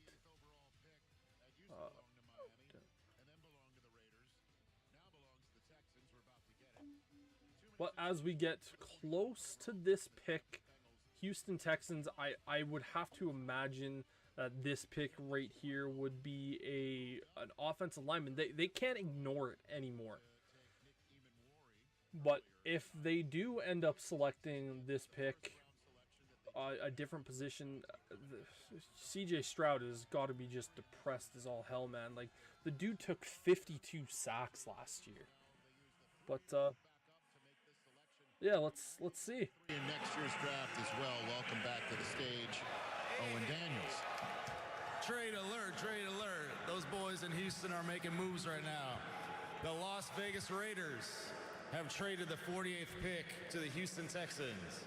And with the 48th pick in the 2025 NFL Draft, the Houston Texans select Ariante Ursery, tackle, Minnesota.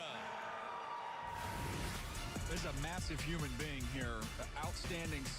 Ariante Ursery, it's very, very simple. This was a pick that the Texans needed to make. They needed to make this pick. It was very much a need. Again, go offensive lineman. He was the best offensive lineman still available.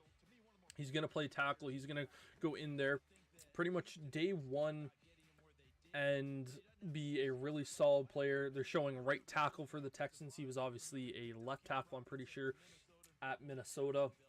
But they did bring in Cam Robinson. So, yeah, this Texans team, they finally went out there and said, we need to protect our franchise gem in CJ Stroud. and they got some protection a little bit later than I'm sure CJ would have liked it to be, but nonetheless, he still had to be happy as all hell that he ended up getting an offensive lineman there. Houday, the Cincinnati Bengals, they need to pick another defensive player. I have said this all offseason. If the entire draft process for the Cincinnati Bengals, every single pick that the Bengals make, if it is defensive players, consider the Bengals to potentially be Super Bowl contenders. But let's see what they do here. I could see this being Mike Green, even though they took Shamar Stewart in round 1.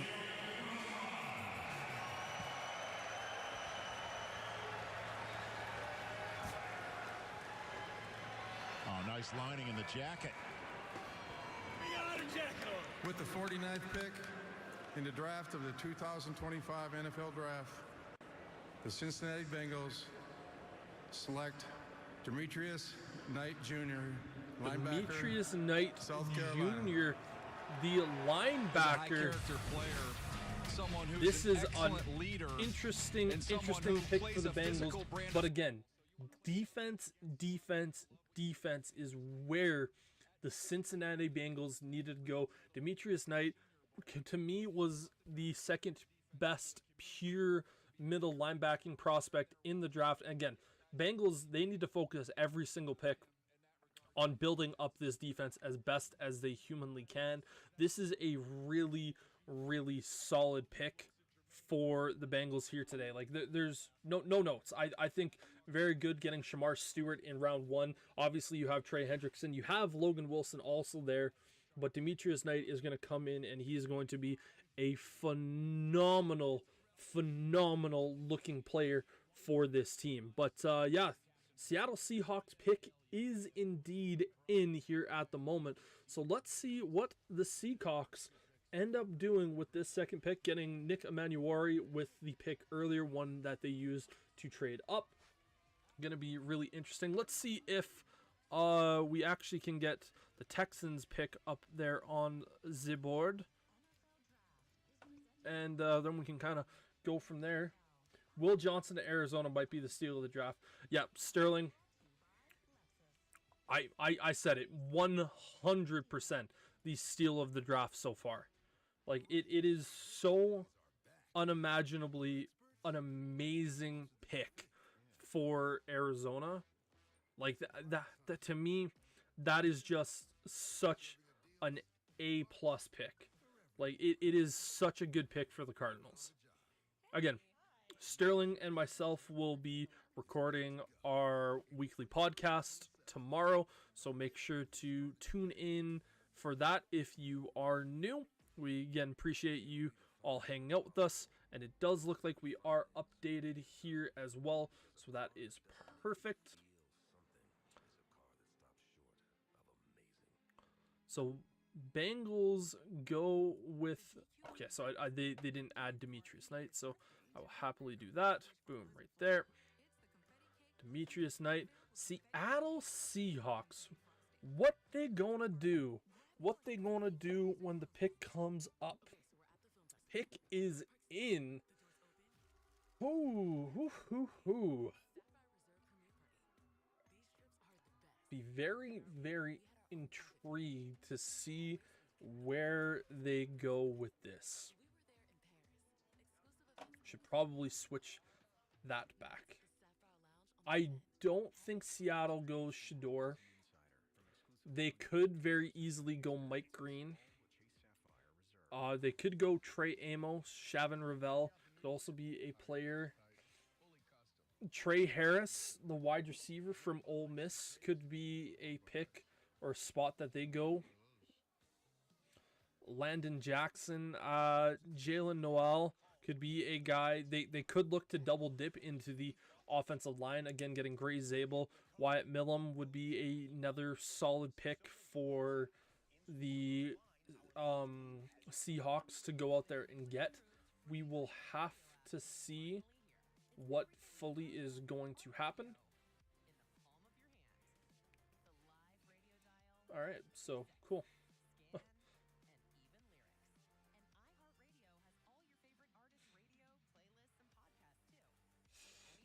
again, I'm just quickly reading through Twitter here at the moment. We do have a trade up on the board where the Denver Broncos are moving back and the Panthers are moving up to pick 51. So the Carolina Panthers are now currently on the clock as they have moved up. So all three of my family members have had their team, or I should say my team and both of my family members' teams have ended up moving back. The Raiders traded back. That's my old man's team.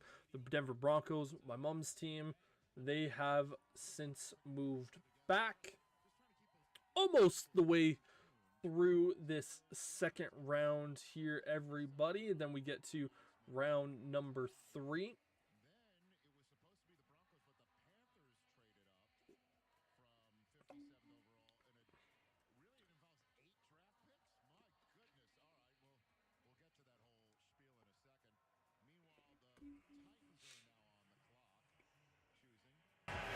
We got an MVP, former MVP coming out here, Sean Alexander.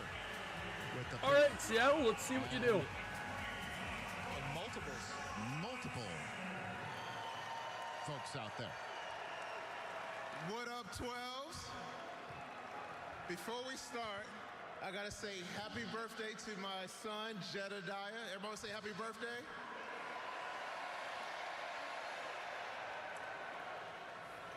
With the 50th pick in the 2025 NFL Draft, the Seattle Seahawks select Elijah Arroyo, tight end, Miami. Arroyo. Let's get it. Real seam-stretching tight end. Ironically, the comparison is Noah Fant, and Noah Fant has been rumored to be Elijah Arroyo goes to the Seattle Seahawks. So again, right now they didn't pick up a wide receiver so far in this draft with their first 2 picks. Again, going Gray Zabel and then Nick Emanuware. This is a really, really interesting pick for the Seattle Seahawks. Again, you need to give Sam Darnold guys to throw the ball to. And this is one of those picks where you go, he is a little bit more of that pure pass catching type of tight end. Really, really solid player. It's going to be really, really fun in Seattle. Again, some people compare him to Noah Fant, who is currently already with the Denver Broncos. He was drafted by the Denver Broncos, but he is a Seattle Seahawks player. Part of that Russell Wilson trade going back a handful of years. But yeah, Elijah Arroyo, he makes his way to Seattle. And that is going to be another interesting looking pick right there. And yeah, I can't really give too much complaint on that one because I think it's a really good pick. You need to give Sam Darnold weapons, and this guy is undoubtedly going to be a weapon. Let's see what the Carolina Panthers do here after trading up with the Denver Broncos. They appear to be coming out to the podium here shortly. Response to the number of draft choices involved in the trade. We'll get that draft board in a second. Here comes Chuba Hubbard. What's up, Wisconsin? Panthers fans, hey, keep pounding, man. Shout out to God, shout out Memorial Noman. The Denver Broncos have traded the 51st pick to the Carolina Panthers.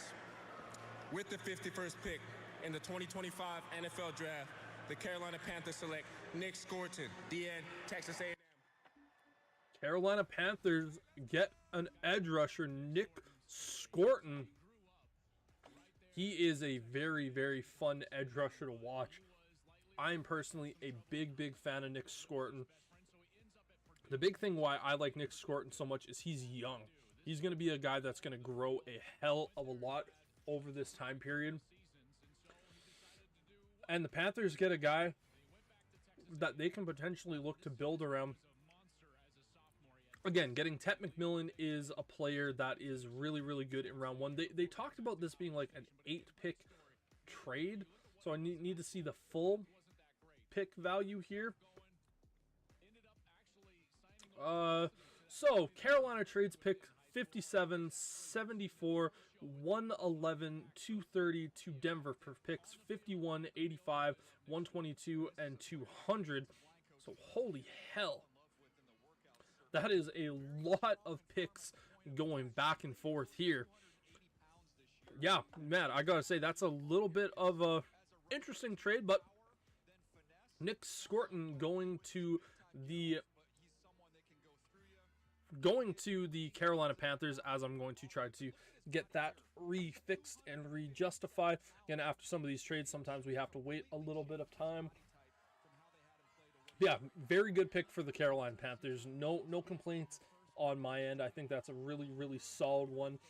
Tennessee Titans, their pick is in, and they're actually going to be coming up here. So, I thought we were potentially going to go to a commercial break, but nonetheless, let's see who the Tennessee Titans pick with their pick. And it's Keith Bulluck. Bay, y'all throw a stone groove, man.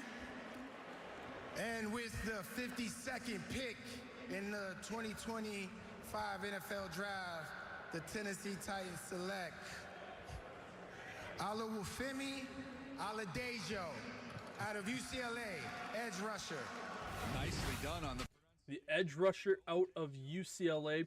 No chance my ass is going to be trying to say that name. It hasn't fully updated yet. So, who was the previous pick? Again, I'm going to have to kind of look at some of these here. Pull up the old board. Nick Scorton. Okay. Got it. Yep, here we go. Nick Scorton and Olu. Again, the Titans, I thought they needed to get edge rusher help. I arguably said the Titans would have been in a better position to go out there and draft Abdul Carter as opposed to Cam Ward. They ended up going with Cam Ward. Don't necessarily disagree with it. Don't necessarily dislike it. But yeah, they get another player on their board and adding to their defense, which is something that they need to do. Again, not going to try to pronounce the name. That's one of those names where, as a play-by-play man and a color commentator, I look at and go, for the love of God, do nothing today when I'm trying to call this, because it is without a doubt a pain in the ass with some of those names. But the pick is in for the Tampa Bay Buccaneers. So we are going to commercial. So that tells me, I think we're going to commercial. So that tells me we are, that I can quickly get this changed one more time over. And hopefully it gets back by the time we are going to be selecting our next pick here. And again, I know I probably shouldn't be looking at Twitter here at the moment, but I'm doing it. I'm looking at it. Bears Director of College Scouting, Breck Ackley, said that the team doesn't view Luther Burden as just a slot receiver. He said that Ben Johnson wants threats / options that makes his offense unpredictable. Without a doubt, that is 100% true. I asked Luther Burden about Caleb Williams. He said we were supposed to be teammates at Oklahoma. The world works in mysterious ways. So yeah, new wide receiver Luther Burden said he didn't really talk to the Bears a lot in the pre-draft process. So a little bit of a shock, but yeah, gonna be really, really interesting. So unfortunately, they did not update that here at the moment. So I will just continue to do this. So once we get there, then we will get there. It should take a few minutes. Nothing too crazy, but it was Nick and then Olafamu.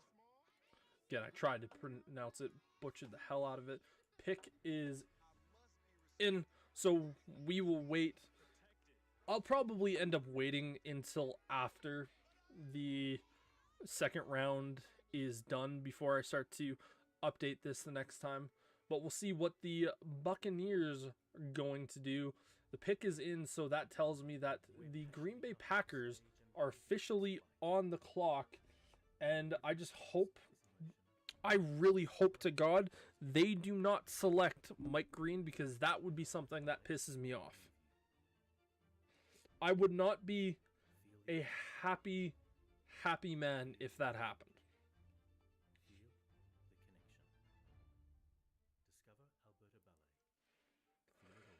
We will just have to continue to wait and see who this pick is going to be. Again, Emeka Egbuka. I could, again, you talk about the Buccaneers. They need defensive help. Getting Emeka Egbuka is a really, really interesting move in the first round. Here in the second round, I don't know how you don't look towards trying to draft yourself the best available defensive player at this moment. We're just going to have to kind of wait and see if they actually kind of go down that particular road. I don't know. We will see what happens coming up here shortly. But yeah, go back here. Are we going to get the announcement? But yeah, Shedeur Sanders, the Bucs aren't going to be taking a quarterback here again. Baker Mayfield is A, too good, and B, not old enough to warrant trying to do that. And again, you just paid him a big chunk of cash last off season, so he still has 2 more years left on his deal. But let's see what this pick ultimately turns out to be. Good Lord. All right, here's the Tampa Bay latest pick. Simeon Rice. He showed up on NFL Network years ago in a chinchilla coat. What's up, Green Bay? Yeah, I love the energy. Love the energy. And with that in mind, with the 53rd pick in the NFL 2025 draft, the Tampa Bay Buccaneers select Benjamin Morrison. Benjamin Morrison, the corner out of Notre Dame. It was going to be a kind of a question to see where he goes. He's a talented player. Again, this is a position of need for the Buccaneers, needing to get some more help in that secondary, essentially just needing to get more help in the defense all around. This is I like this pick for the Bucs. Again, you still had a couple of guys that I think are a little bit better than Morrison. I thought Trey Amos was a hell of a lot better. Chavin Ravel, without a doubt, I think is a better corner at this point in the draft. We'll continue to sit back and see exactly what the Green Bay Packers do. Again, if they select Mike Green, I will be a very sad potato. Will not love it.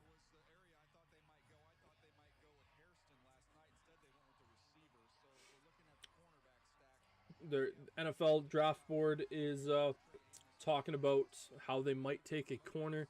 Trey Amos might be a guy. Really, really hate the Green Bay Packers. And I hope it's just a shit pick. I hope it's like Jalen Milroe. Just waste it.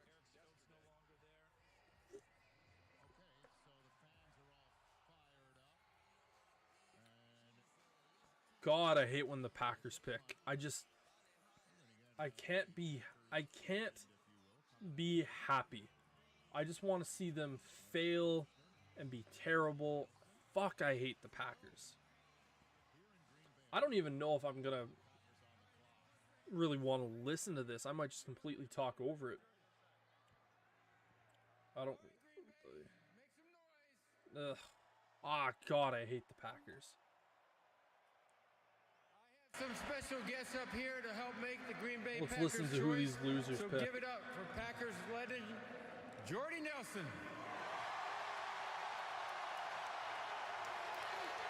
What's up, Packer country? One of K-State's finest. God, I hate the Commissioner, Packers. I also want to introduce Kenya Marcellus from the Boys and Girls Club in Green Bay. We're recognizing incredible youth like them as part of our Inspire Change initiative. The NFL works with Boys and Girls Club nationwide to help young people find their voices, advocate for issues important to them, and become future leaders. Let's have these leaders help me announce the pick.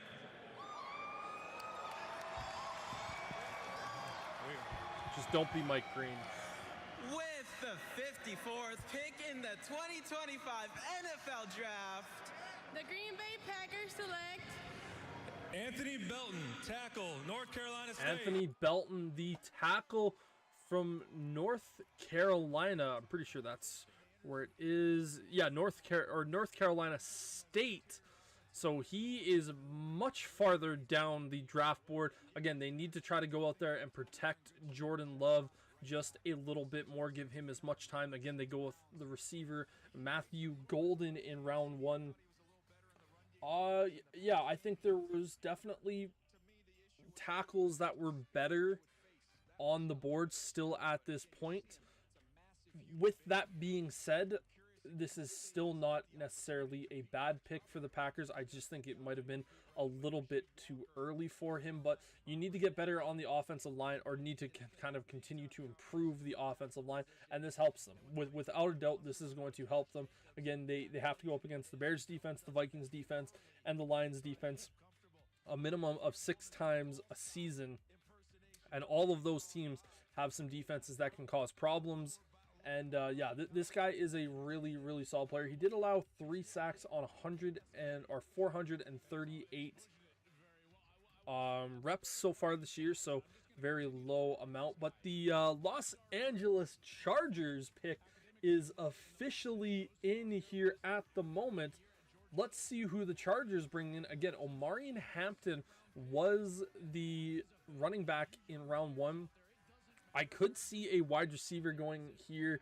I could potentially see a tight end also going at this particular spot. It's going to be really interesting to ultimately kind of get a chance to see. But here, let's see who it ultimately happens to be. Crew. Is Gorman Thomas coming out next? What up, Wisconsin? Feel good to be back home, baby. Boat Nation, I see you over there. With the 55th pick in the 2025 NFL Draft, the Los Angeles Chargers select Trey Harris, wide receiver, Mississippi. Trey Harris is the wide receiver out of Ole Miss. This is a really, really good pick here for the Chargers. Again, getting the insanely talented running back in round 1 in Omarion Hampton, and now getting a really, really talented slot receiver to go into this Chargers offense. But again, really, this pick is giving Justin Herbert more weapons to work with, because again, you now have Ladd McConkey, who was unbelievable as a rookie. You brought back Mike Williams to kind of be that veteran. Again, you look at you also brought in Najee Harris this offseason as well. But yeah, Trey Harrison is instantly going to kind of be the Chargers' number 2 weapon for this team this year. That, to me, again, another really solid pick. I'm liking what I'm seeing from this Chargers draft so far. Again, Bears back up on the board. Let's see who they ultimately select, if they do end up selecting here. And yeah,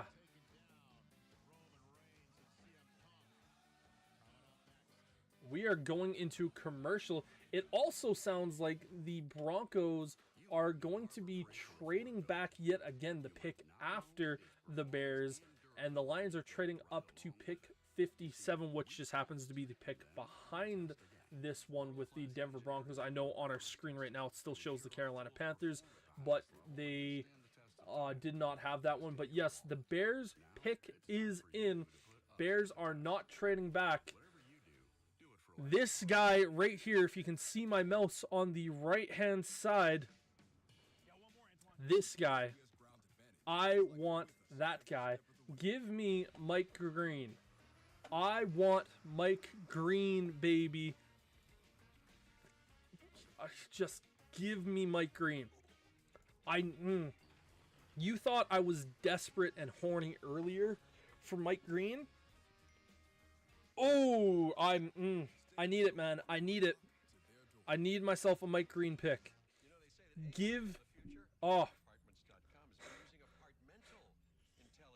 The amount of sadness that will be there if the Bears don't pick Mike Green, and let's say he falls to pick 62 and they don't pick him again.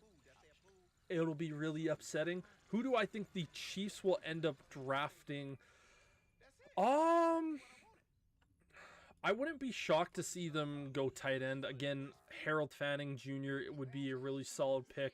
I could see Gunnar Helm being a really good option to go behind that. Just kind of taking a look here at the board. Trey Amos might not be a bad player. Again, Shavin Ravel could also be a guy. Thomas from Florida State. What D tackle? Darius Alexander could be a... When we talk about defensive tackles, Darius Alexander is a really, really solid player. Orman Norman Lott is also really, really solid. Sherman Turner could be another guy that you could end up seeing going to the Chiefs. If you want to talk just D tackles, those are really the guys that you could see at this point being the pick. Oh, I want Mike Green so goddamn badly. Oh, I want it. I want it. Wouldn't be upset for a QB or for a corner. Yeah, no, I think... I don't necessarily think the Chiefs can screw this one up because they do have a handful of positional needs. They have guard needs. They have... I would still say they have an offensive tackle need. I know I said earlier in the stream that I wouldn't be shocked or upset if they go back-to-back offensive tackles to really solidify that. Defensive tackle, tight end. I don't think receiver would be a high-end pick. Again, pick 63. We're still a handful of picks away at this point, so it's kind of hard to really know exactly what that pick is going to be. But yeah, I'm intrigued to see what the Chiefs will do at pick 63. Again, the Bears have pick 62, so they will be having that. Again, the Lions ended up trading up, getting pick 57 and 203 while trading pick 60 and 130 after the Bears. Again, the Broncos ended up trading backwards yet again. But let's go Bears. Oh, I need to hear the name Mike Green. Please. Please. We're going to have Seth Rollins walking out here as well. Let's see it again. Come on, Bears fans. Bears Nation. Let's have ourselves a pick here, baby. Seth Rollins announcing the pick. The pick is in. Who's it gonna be? Let's listen to Seth here, folks.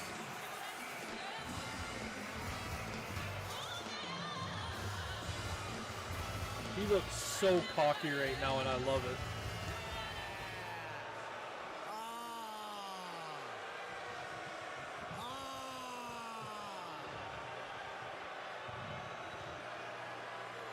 Green Bay, Wisconsin!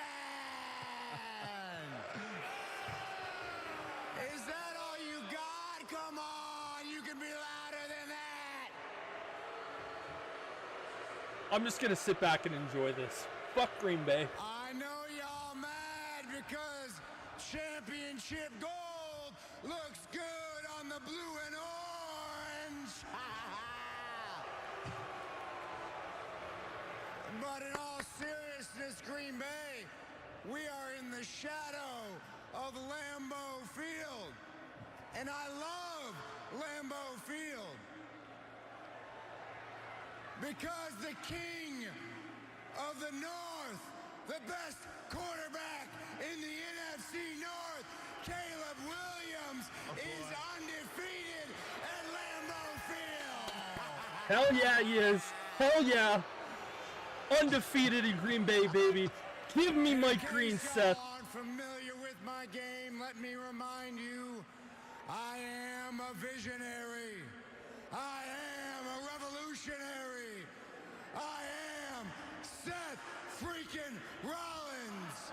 And I am here to tell you that with the 56th pick in the 2025 NFL Draft, the greatest franchise in the NFL, the Chicago Bears, select Ozzie Trapillo, tackle from Boston College. Let's burn it down and bear down Chicago. We are a long way from Bruno Sammartino. Seth Rollins turned this place into Ozzy Trapalo, left tackle out of Boston College, 6'7". I think he's what, like 320 pounds. Again, I'm just going to take a quick peek here. 6'8", 316. Yeah, again, the Bears, they have some concerns at tackle with Braxton Jones and with Kareem Amagaji. He is a guy that is going to help protect Caleb Williams. And again, this is a pick where you need to get a little bit more depth. You could pencil him in to be the starting left tackle for the Chicago Bears going into this season. So I don't hate it. I don't hate it. Oh, I want Mike Green.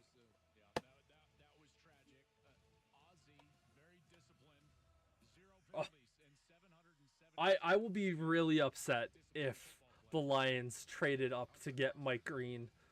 Oh man, like I like the this is the really disappointing thing about this draft. Is I like the picks.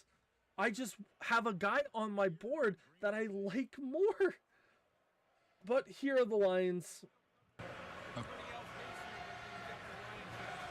Let's see who the Lions pick. Please, for the love of God, don't allow it to be Mike Green. We are honored to have with us the surviving family members of the United States Army Specialist, Christopher Kuby. Still no Sanders or Mike Green? Yep, I agree. Pick 62, baby. Give me Mike Green at pick 62. Christopher deployed to Iraq, where he was tragically killed in an IED explosion in July 2007 at age 18. Specialist Kuby's service was marked by numerous awards and decorations, including the Bronze Star Medal and the Purple Heart. Christopher grew up in Michigan and was a lifelong fan of the Lions, passionately cheering his home team whenever he could. We honor him and thank his family This and is some TAPS, wild the drops. Tragedy Assistance Program for Survivors, which offers care to those grieving the loss Chiefs, of a imagine the military Chiefs loved getting one. Mike Green. And now, I would be upset with that. I'm I going would to be. turn it over to I would be. John and David, who will announce in honor of I their really hope brother the Bears and get him son. at 62. Let's see who the Lions end up taking. I can show respect to the Lions. I can.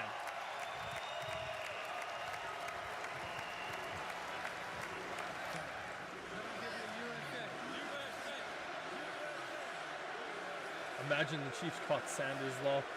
I don't think the Chiefs quite need a quarterback. I think they're pretty solid. Thank you so much. And here we go. The Denver Broncos have traded the 57th pick to the Detroit Lions. Don't be green. With Don't the be green. 57th pick in Lions the are dropping down. 25 NFL draft, the Detroit Lions select Tate Ratledge, guard from Georgia. Tate Ratledge, This is a okay. very physical football player, Tate Ratledge, out of Georgia. Georgia Takes excellent guards. angles. He can position you and played through injury. He had that tightrope ankle surgery that he played through, but at 6'6.5". Yeah, Tate Ratledge going to the Lions. I really like this pick. I think the Lions are getting a really, really good guard. And we talk about a team that have often been...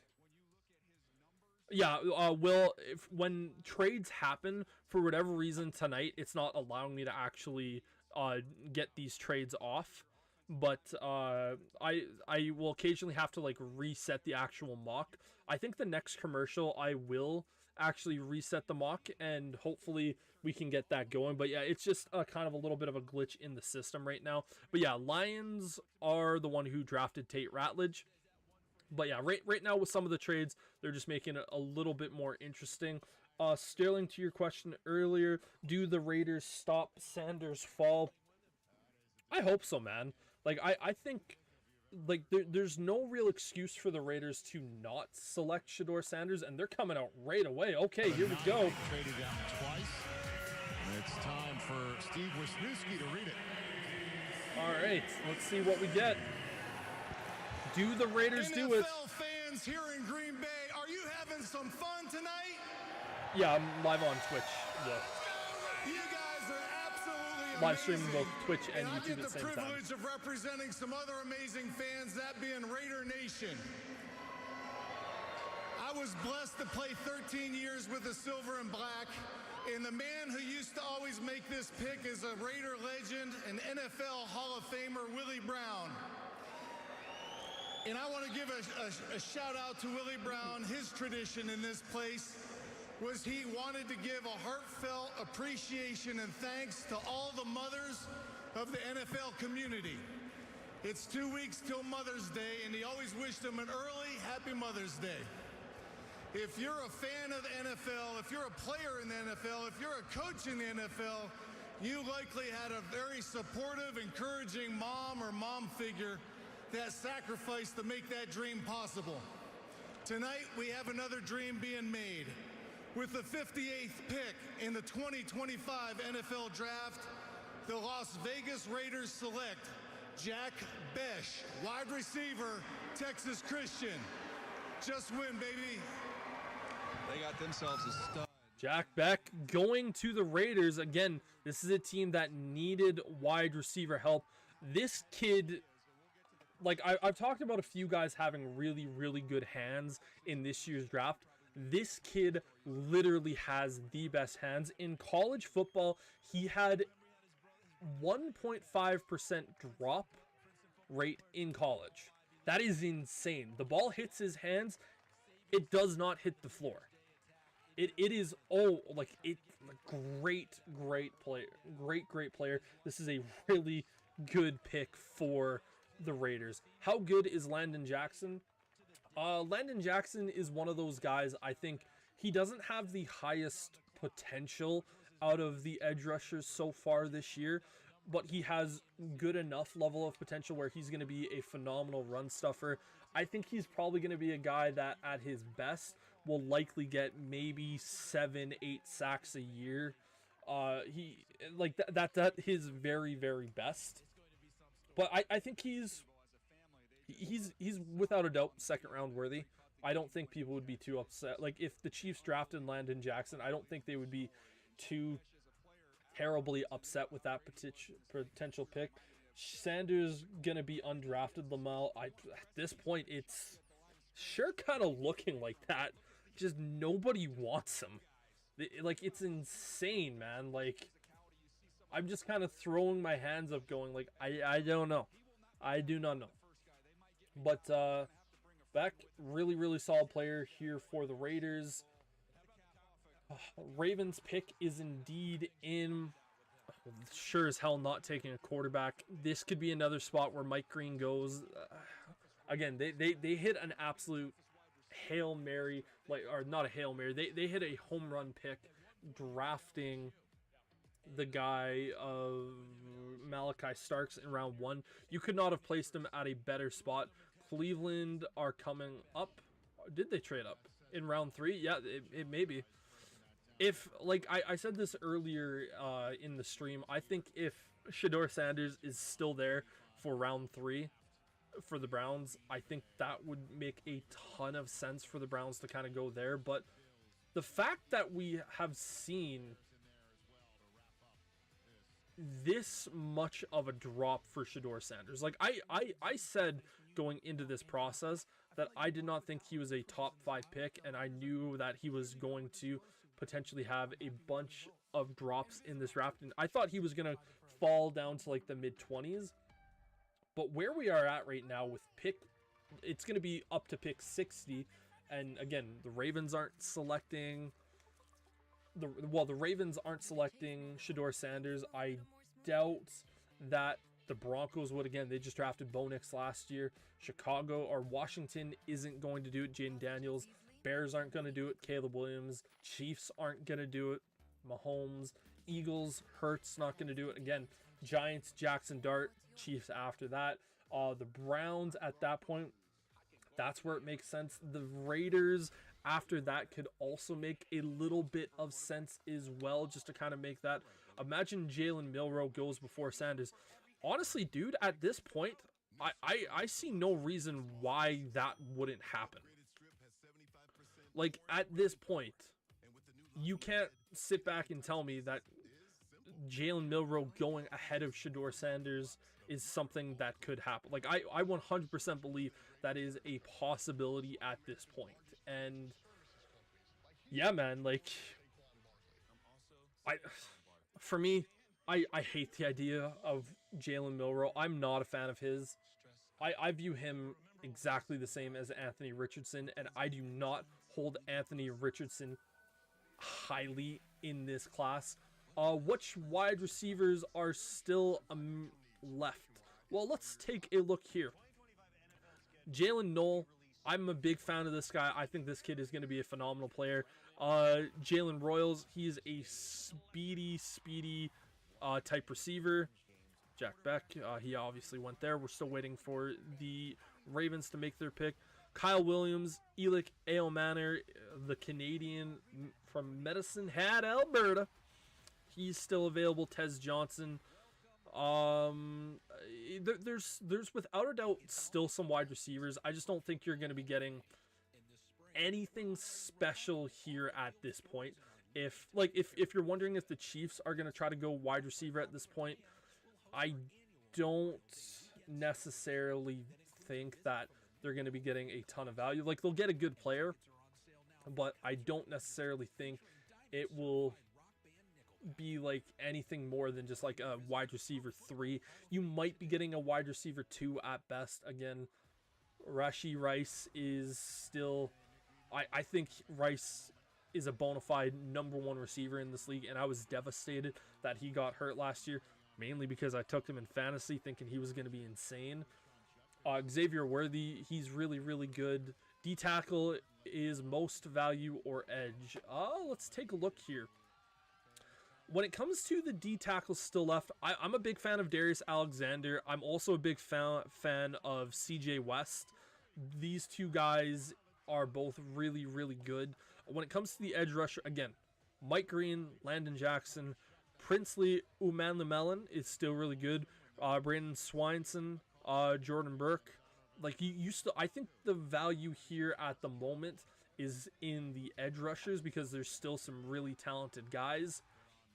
Sanders is devastated.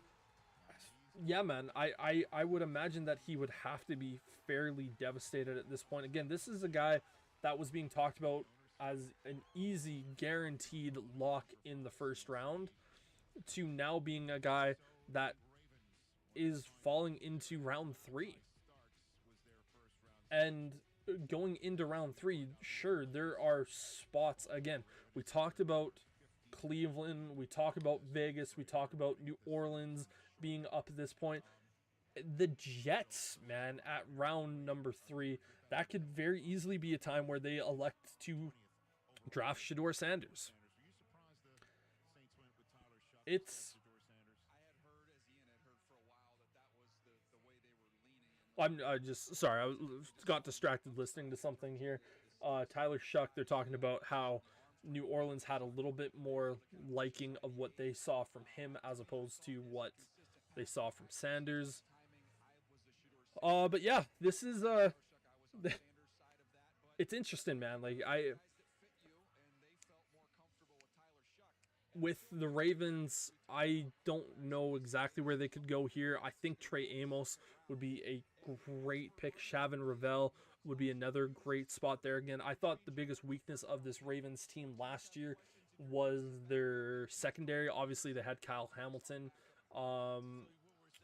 They drafted a corner in the first round last year, but I don't think he was all that good. I don't remember his name off the top of my head. It's Nate something. But yeah, Ravens, I could see them taking a corner here to continue to try to build up that secondary. And again, potentially try to look at a Buffalo Bills sort of situation. But we should potentially be seeing someone making their way out of the green room to announce the pick. And we do, so I will pass it off to them. That's not all you're getting. Here's the Ravens, 59th overall. Good evening, guys. You may also know me as Wise Farmer Brown, when first at North Carolina, we have founded First Fruits Farm, where we have grown, harvested, and donated more than 2 million pounds of food to help with hunger relief and hunger throughout our nation. And so our motto is to never stop giving, never stop loving, and never stop growing so that no child will go without food. My son, I can't say the joke that just popped through my head. I can't say it. I'm not gonna say it. For the Baltimore Ravens. And with the 59th pick in the 2025 NFL Draft, the Baltimore Ravens have selected Mike Green, Fuck! linebacker, Marshall. Let's go Ravens, Black! God damn it, man. This is an amazing pick for the Ravens. An amazing pick for the Ravens. Damn it!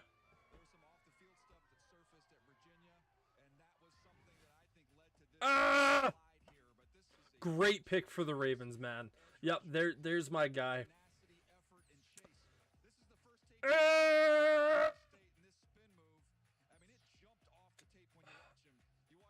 Me saying I want to punt a small child would be an understatement, but it would be a fair evaluation. I'm not going to say that I would want to punt a small child, but yeah.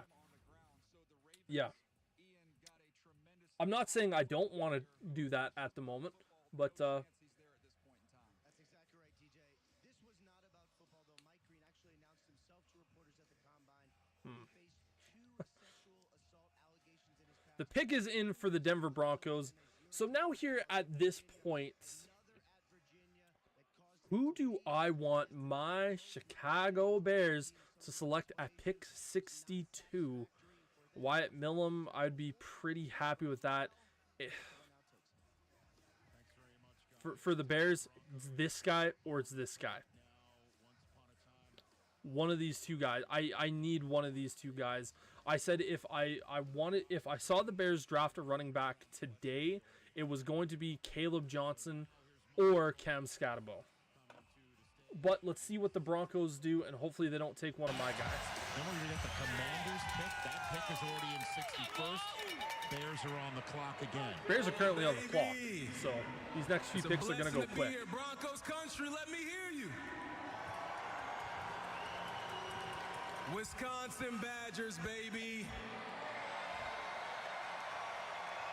We got another one into the College Football Hall of Fame. We did it.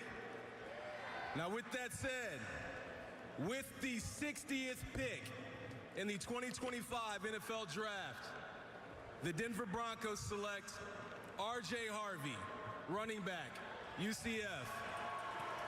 Okay, so the expected running back pick for Denver didn't come in the first round with Omarion Hampton on the board. It was Johnny Barron, their first-round selection. But here comes R.J. Harvey to Okay, that was as I was chewing on a piece of candy there. R.J. Harvin, I think he is good. I think there's a lot of really talented running backs. But with that being said, going to my running back board, I had R.J. Harvin as my 11th running back. Again, this is where my running back rankings went. Ashton Jeanty, Omarion Hampton, Cam Scatterbo, Caleb Johnson, Quinshon Judkins, Travion Henderson, Damian Martinez, Dylan Sampson, DJ Gibbons, Devin Neal, and then R.J. Harvey.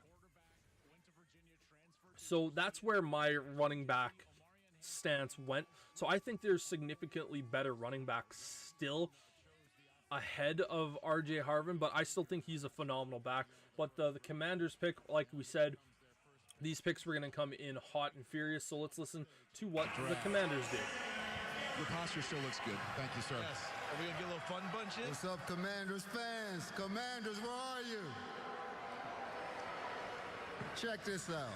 With the 61st pick in the 2025 NFL Draft, the 3-time Super Bowl champions, 5 times world champions, Washington Commanders selects Trey Amos, defensive back, Mississippi.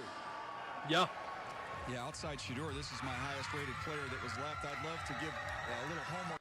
This is a really, really solid player there for the Commanders. Trey Amos, I think he's a really, really solid corner. I think this is a really good pick. They need help in the secondary. Tre'Davious White is who Daniel Jeremiah has him kind of, mocked as. I very much agree with this. I think Trey Amos, he was sneakily one of my favorite corners in this year's draft class. He's physical. He's got good man coverage skills. This is the kind of guy that the Commanders needed to bring in, and I think this is a great pick. Darius Alexander is our guy, please, for the Kansas City Chiefs. That would be a really solid pick, but let's see what my Chicago Bears do. Now, like, I don't really have a dog in the race at this point. Like, Bears pick is in indeed. I don't really know where the Bears are going to go at this point. Ozzy Trapalo was the pick at 56, as we can see on the screen. Taking a look at the big board here, I don't think the Bears need a corner. Xavier Watts could be it. Opinions on Watts. I think he's a really, really solid safety. I think he's intelligent. I think he's rangy. I think he's got some decent ball skills. I wouldn't love the Bears to do it. I think the Bears at this point, we need a safety. I don't know if the Chiefs do need a safety. Again, I want to say, I don't want to say that they do or don't. If they do pick a safety, that's not necessarily going to be a bad thing. I think, again, trying to go after, for instance, another defensive tackle, another offensive lineman, or a tight end could also be very beneficial there. But yeah, unfortunately, I don't know exactly if safety is a top need for the Chiefs. But yeah, I think Watts is a fairly solid player. I think he's probably the third best safety in the class. And I kind of hope the Bears don't take him here. For me, with this particular spot, since we traded away pick 72, I would be much happier with the running back, either Cam Scatabo or Caleb Johnson. I'm kind of in the mix of where I don't know which one of those guys I want more, but I know out of all the running backs still remaining, those are the two main guys. And Damian Martinez, if he's there in the 4th round, I'd be pretty happy with that. Edge and D tackle would be ideal for me. Yeah, I completely agree with you on that one. We saw what the Eagles did in the Super Bowl this year, which was dominate with D-line and O-line. And I think that's kind of been the little bit of the replication throughout the NFL this year, is that if we can get a ton of edge rushers and a ton of just defensive linemen and a ton of really good offensive linemen, then we'll be in a really ideal spot. But yeah, for the Chiefs, they need to get a little bit better. Again, really on that defensive side of the ball, you have the Greek boy. I'm forgetting his name off the top of my head, but then Chris Jones. So you have two really talented defensive linemen already on the roster. I'm just gonna look that up because it's gonna bug me if I don't remember it. Where are the chefs?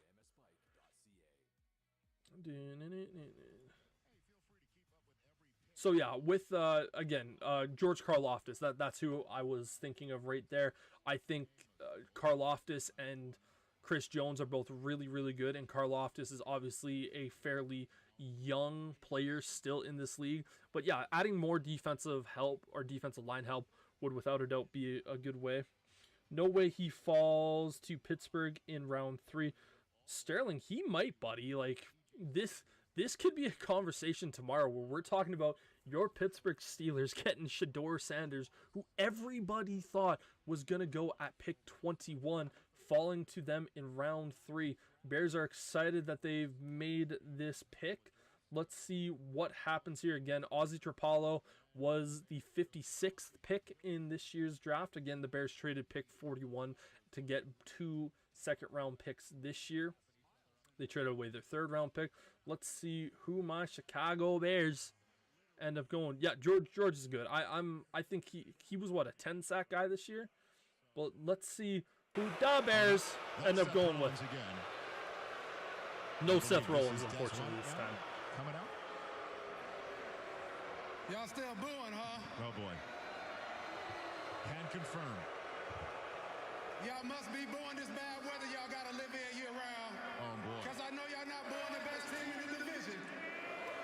Oh boy. But on a serious note, with the 62nd pick in the 2025 NFL Draft, the Chicago Bears select Shamar Turner, defensive tackle from Texas A&M. Yeah,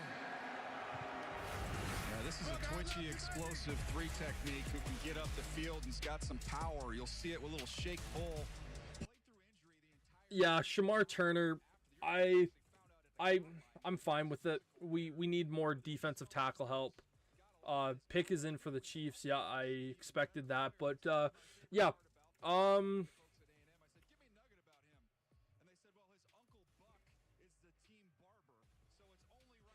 Yeah, I'm fine with this pick. This is a guy that the Bears easily could have, like, there's been a lot of talk with this guy coming to the Chicago Bears, so I'm not sad or upset with this one. Just added a really good guy. But yeah, Shamar Turner will factor into the Bears defensive line rotation from year 1. Big man coming through, just adding some more help to this. Yeah, defensive tackle. Drew rave reviews from scouts. Very disruptive player. Chicago hits on another pick. The Bears will not be picking again until round number 4. So no more picks here today for the Chicago Bears. So let's see what the Kansas City Chiefs have here as the pick comes caught right in. For the penultimate pick of round 2. Chiefs Kingdom, let me hear you.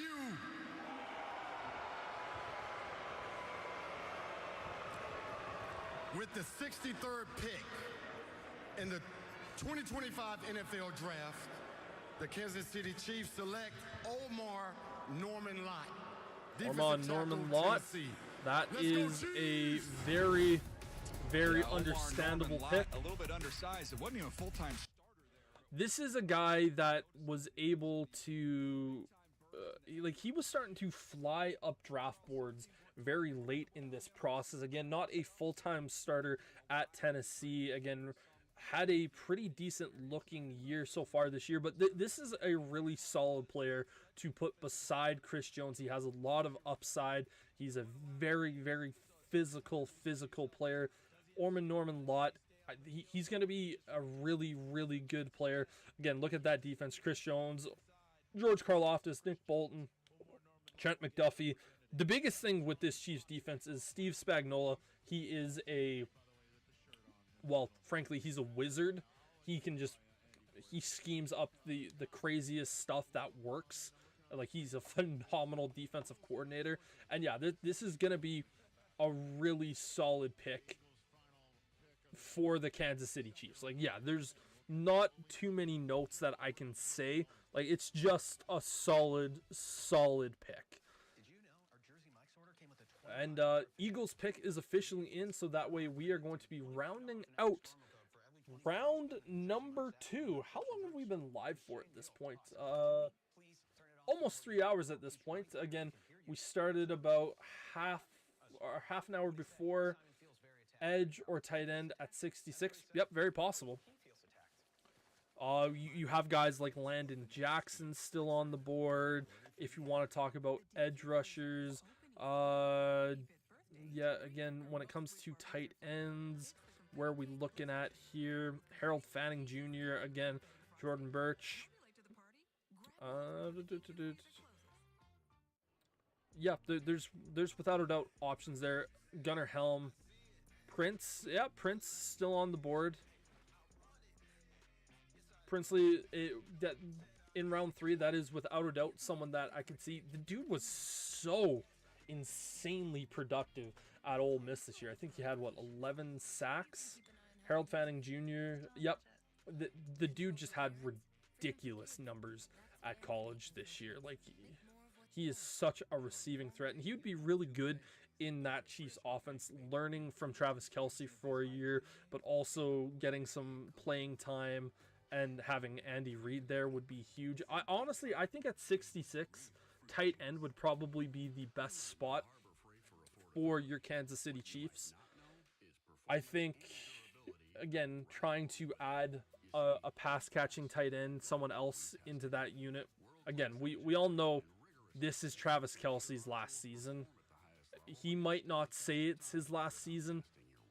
We kind of all know it is. Scatterbo got to go this round. Oh, man. I want that guy in round 4. Again, just scrolling down, taking a look. When is the Bears' next pick? It is 109. I will be sad when I see Cam Scatterbo go. And if he isn't on the Bears, I will be a very sad panda. But, yeah. I will be a sad panda, Sterling. Chiefs' next pick is 66. After is 95. Yep. So having some players, obviously having some players still there. Again, you don't want to essentially sit there for a full round of the draft not having a pick. But yeah, I do think tight end would probably be the next best pick for the Chiefs, just because I think it would make sense.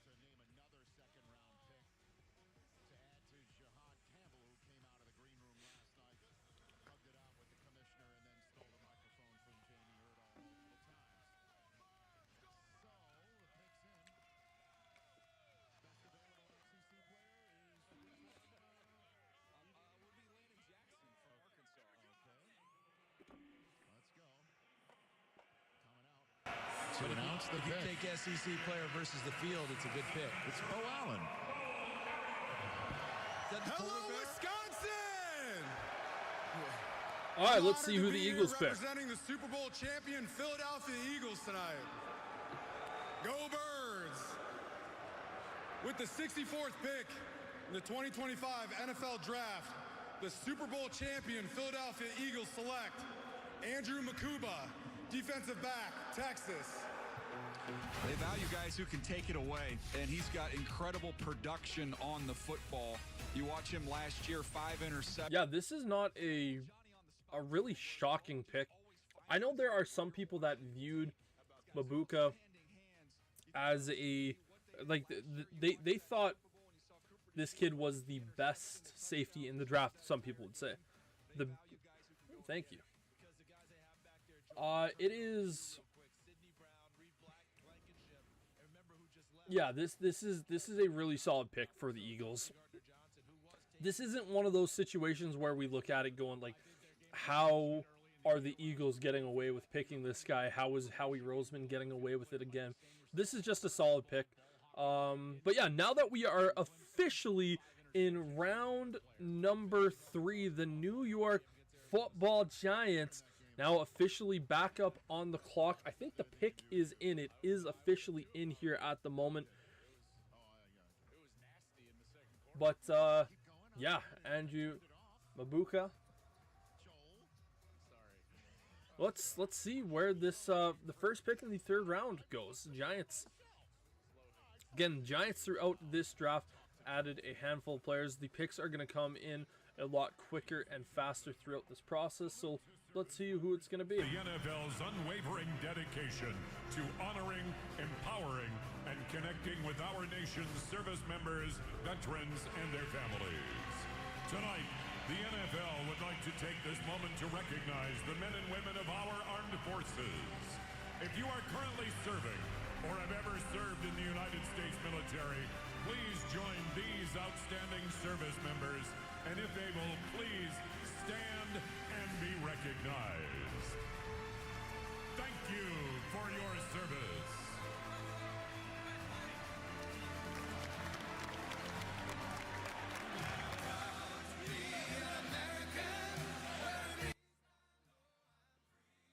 As I don't want to, potentially lose the stream at the moment. We'll not listen to that. We'll just wait for the commish. Kind of jump up and give up. Chiefs, please don't trade. It's going to be really interesting to see what the Chiefs do here. Again, having a pick not too far away makes things really, really nice. But yeah, let's see what the Chiefs do. Again, I would predict tight end. Imagine Giants do a Falcons and pick 2 QBs, are recently getting one. I mean, yeah, no, I know what you mean. But I struggle with that. Like, we've seen it happen. We saw it happen last year where the Patriots selected Drake May in the first round, and then, like, the 5th round, they drafted Joe Milton. This would be too early to draft another quarterback. I know the Commanders, or when they were referred to as the Redskins back in the day, they drafted RG3 in the 1st, and then in the 4th round, they drafted Kirk Cousins. So it's not unheard of. I would just be insanely shocked to see them do it in round 3. Especially this early in round 3. That would be a little bit of a shock to me, to say the least, but it's yeah, it wouldn't necessarily be completely unexpected. The Giants have done some really silly things these last couple years, but I don't think that would happen. It would be hilarious if they did. All right. Pick is coming in. Let's hear what the Giants have to do. Michael Irvin, left and right. Jason Sehorn. To all of our fans, you look amazing out there, and you look even better filling our stadiums on game day. So thank you for that. With the 65th pick in the 2025 NFL Draft, the New York Giants select Darius Alexander, defensive tackle from Toledo. Darius Alexander goes there to play beside Dexy. This is a really solid pick there for the Giants. Like, this is a fun-looking player. Their pick doesn't affect us. No, it really doesn't. Again, you guys getting the D tackle from Tennessee, Orman Norman Lott. Chiefs pick is in. Again, yeah, tight end would be a spot that I could see them really attacking here. I'm interested to see what the Chiefs are going to potentially do at this spot. Again, no pick in the 2nd round. Again, they traded some of that stuff away to jump back into the 1st round to get Jackson Dart. Entering the 3rd round, some of the teams who've done quarterback homework: Raiders, Cowboys, Colts, Titans, and of course, Steelers, a potential landing spot in the 3rd round. Jared Ivey would he be good? I think he's a solid player. He's a guy that I would view more as like a rotational piece for a defense. I don't view him as someone you're going to bank on, but let's see what the Chiefs do so as the Chiefs about come to up. Cash that pick in. With the 66th pick in the 2025 NFL Draft, the Kansas City Chiefs select Ashton Gelati, defensive end, Louisville. Ashton Gelati, defensive end from Louisville. This is a guy that has had some pretty good production.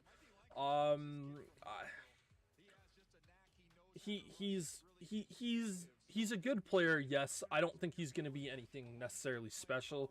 Again, you want to have some more pass rushers out there. This is a pick that if you're a Chiefs fan, you're not going to be upset about by any stretch of the imagination, in my opinion. Again, if you're a Chiefs fan, what I will say to you, you have no reason to be upset with this pick. He's fine. I always say this. Rounds 1, you are in there to get superstars. Round 2, you're there to get starters. Round 3, you hope that your round 3 pick is a consistent starter for your roster. But if he isn't in year one, you're not necessarily going to be whining, or you shouldn't be whining and complaining about it. You still have to allow that guy to grow. So yeah, in the early stages of round 3, he's fine. Are they both starters? Yeah, they'll both be starters this year. I think Gilton will be a more rotational guy year one for the Chiefs. I don't think he's going to be an every down type player. He's a fine player. Like, don't get me wrong. Like, you being a Chiefs fan, you should not be upset with either of those two picks. The Chiefs, they're looking at their defense and basically saying, we saw how much other teams, or we saw what the Eagles did, and the Chiefs are basically saying at this point, well, if you can do it with your psychopath defensive coordinator, we sure as hell can do it with our psychopath defensive coordinator. Steve Spagnuolo will be able to get this kid working and operating in a very, very solid way. Yeah, you picked both positions of what you needed, so by no means are they bad picks. Like, again, they're needed picks. Defensive tackle and edge rusher were both needs for this team. And so, yeah, they added them. But you also got the offensive tackle in round 1 to really just attack the line of scrimmage this year. Yeah, it's solid stuff. But we have 2 picks in a row where you can sit back and say, are we going to see Shedeur Sanders finally come off the board? Tight end or running back at 95? Yeah. Again, if you can get a tight end or running back, then you're going to be laughing at that point. Chiefs right now, they're having a solid draft.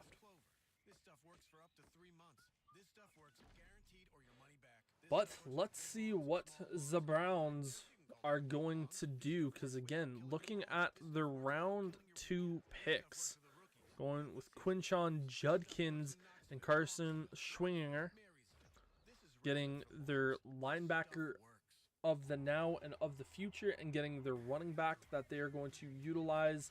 It'd be hilarious if they drafted, oh wait, no, Travion Henderson isn't there anymore. He ended up going to the, where did he, oh, he went to the Patriots, so you can't have the duo of both Ohio State running backs going there, but yeah,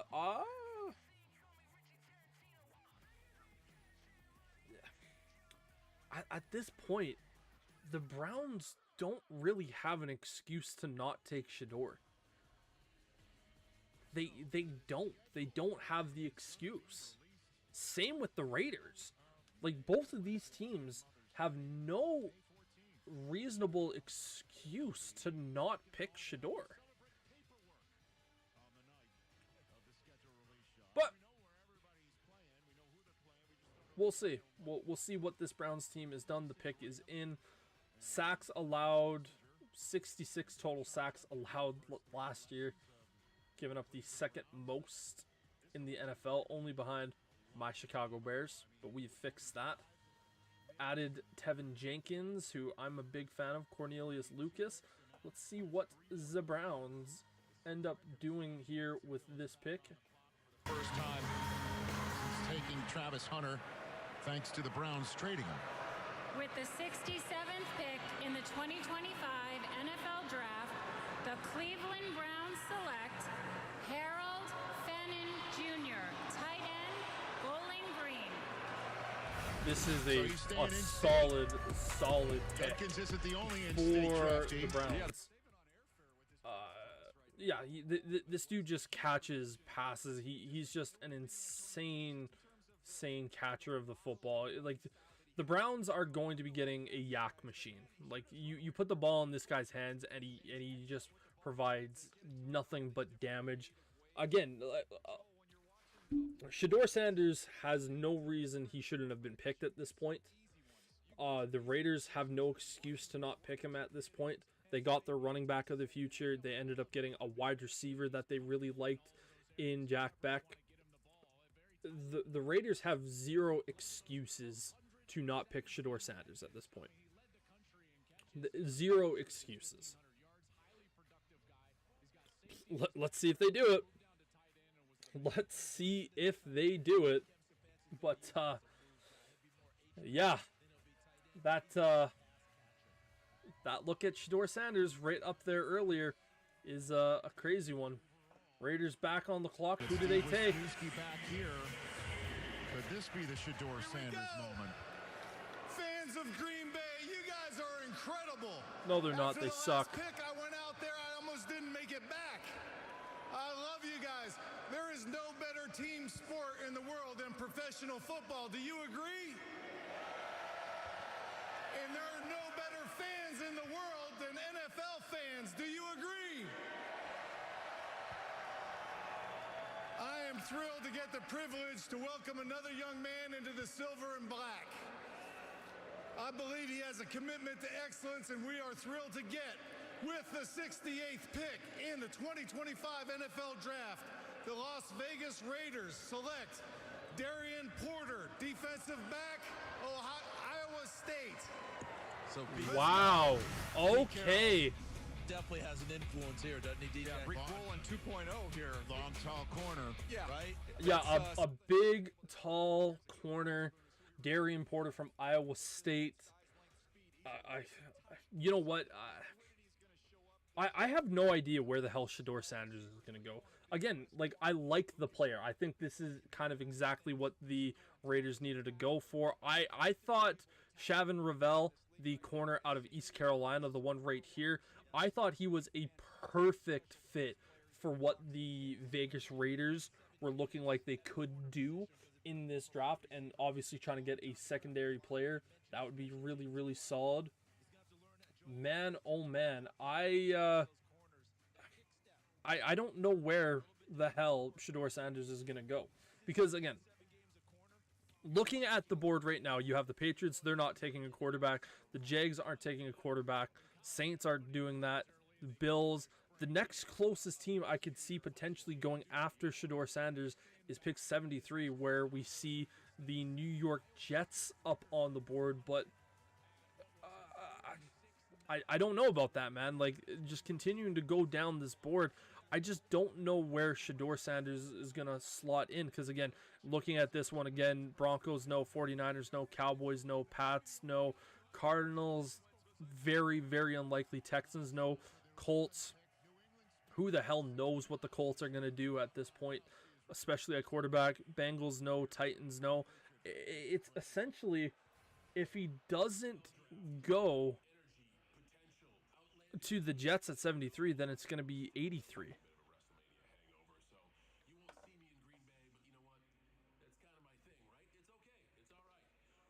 We'll have someone special helping you with the Patriots pick, coming all the way from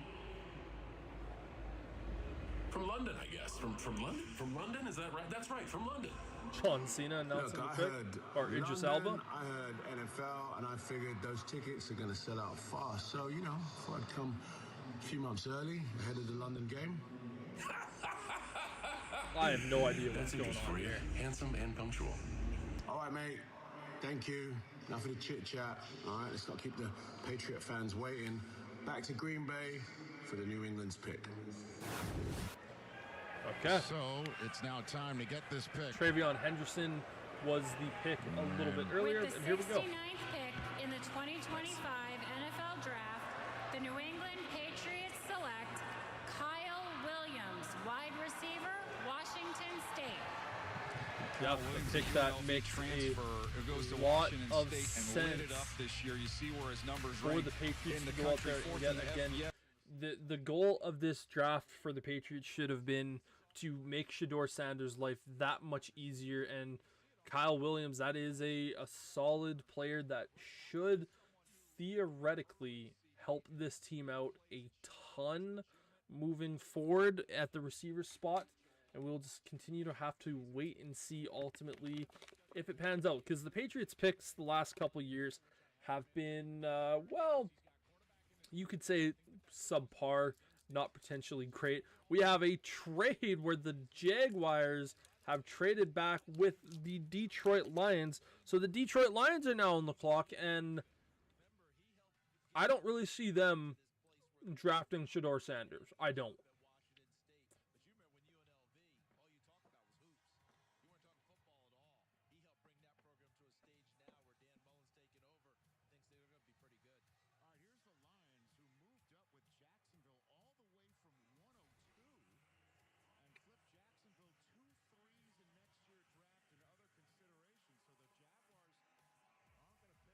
All right, Lions fans, who you taking? After choosing Travis Hunter last night. Packer Nation, what's up? It's 2-0 in this place. It feels amazing. You know, 1 year ago on this weekend, I cried because I thought I was going to be a Packer. But the Kings of the NFC North came and saved me. Detroit, baby, one pride. Wow. Pipe down, pipe down, pipe down. The Jacksonville Jaguars have traded the 70th pick to the Detroit Lions. Let's see who my future teammate will be. With the 70th pick in the 2025 NFL Draft, the Detroit Lions select Isaac Tesla, wide receiver, Arkansas. Isaac Tesla. He started his career in Okay. Michigan. So, of course, the Motor City just added a Tesla. And this kid... Adding a wide receiver into that room to pair with Amon-Ra St. Brown and also Jameson Williams. This is a sneaky, interesting pick there for the Lions. I didn't really know who the Lions were necessarily going to be trading up for. This was a solid pick. Again, obviously with the trade. The Jags received 2 third-round picks in 2026 and pick 102 in round 3 to ultimately get this done. The Lions received the 6th-round pick, 182, and a 6th-round pick in next year's draft as well. The pick is in for the New Orleans Saints. So let's see if this is updated fully, and we see who the New Orleans Saints ultimately get to pick at number 70. And yeah, this is I don't know where Shedeur Sanders goes. I really don't. Like at this point, because listen, the thing is, in the 3rd round, if you are going to draft a quarterback in the 3rd round, the idea is for him to be a starter long term for your team. Like, you don't necessarily see a lot of quarterbacks in round 3. This is one of those interesting picks that could be seen for the Saints. Again, Tyler Shuck in the 2nd round was a shock to me, so you're not going to see Shedeur go here. Again, Buffalo's sure as hell not going to draft a quarterback. That Josh Allen just won the MVP award this year, so yeah, it's I honestly don't know. Again, I don't know why the Jets, for instance, would go with that again. So we don't have that right there, so it's not fully updated, so we'll just kind of have to deal with some of those. Here's for the moment. Again, trades really screw this up here.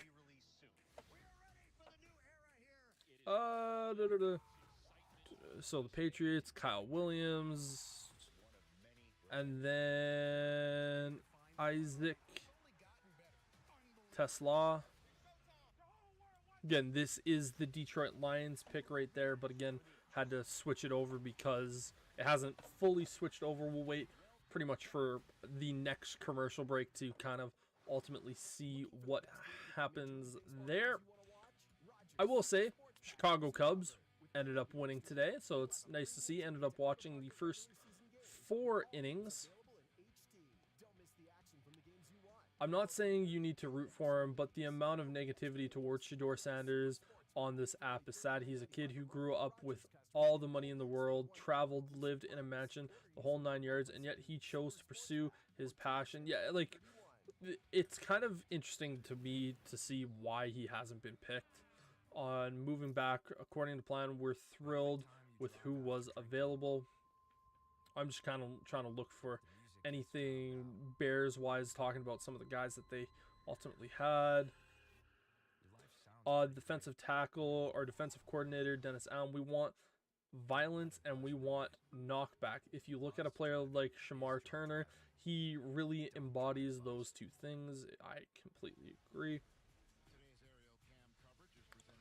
I think Ryan Pohl stole my big board. Hashtag bear down.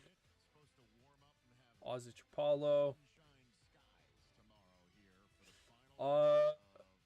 Colesley, the consistency, the dependability. We talk about smart, tough, and dependable. He embodies those three things. For a big man, he moves well, technically sound, is what is said about Ozzy Trapalo by some of the Bears scouts. But the Saints pick is in. Again, there are 2 picks so far here today. Calvin Banks and Tyler Shuck.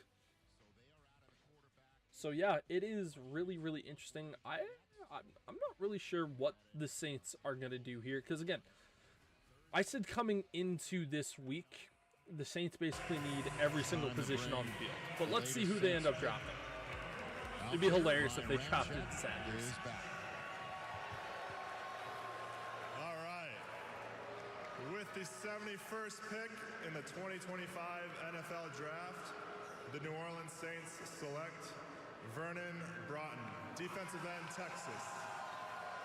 Vernon Broughton. We've seen a lot of Texas defensive players in this draft. This defense, a little bit of a reach. Look at the size on this. Little bit of a reach. Tackle. They play him in that 3 technique on the shade of a guard. Also play on the inside. So interesting pick. Kellen Moore. The one thing that we know about him coming over from the Eagles, he saw that team dominate on the defensive line. Vernon Broughton from Texas, again, had his best year this year. But most people I saw had him much farther down the draft. As you can tell while I was scrolling here, had to go all the way down to the 200s to actually have that one done. But yeah, Bills pick is in. Interested to see who they will ultimately end up drafting. They've made some decent picks here. Hairston and TJ Sanders both on the board. Again, Buffalo Bills ended up trading up to pick number 41 with my Chicago Bears, giving them 2 additional second-round picks to select TJ Sanders. Let's see who they select here. Bills. At 72. Lee Evans, a Wisconsin alum with the pick. Thank you, NFL, Buffalo Bills, for having me out to make this pick.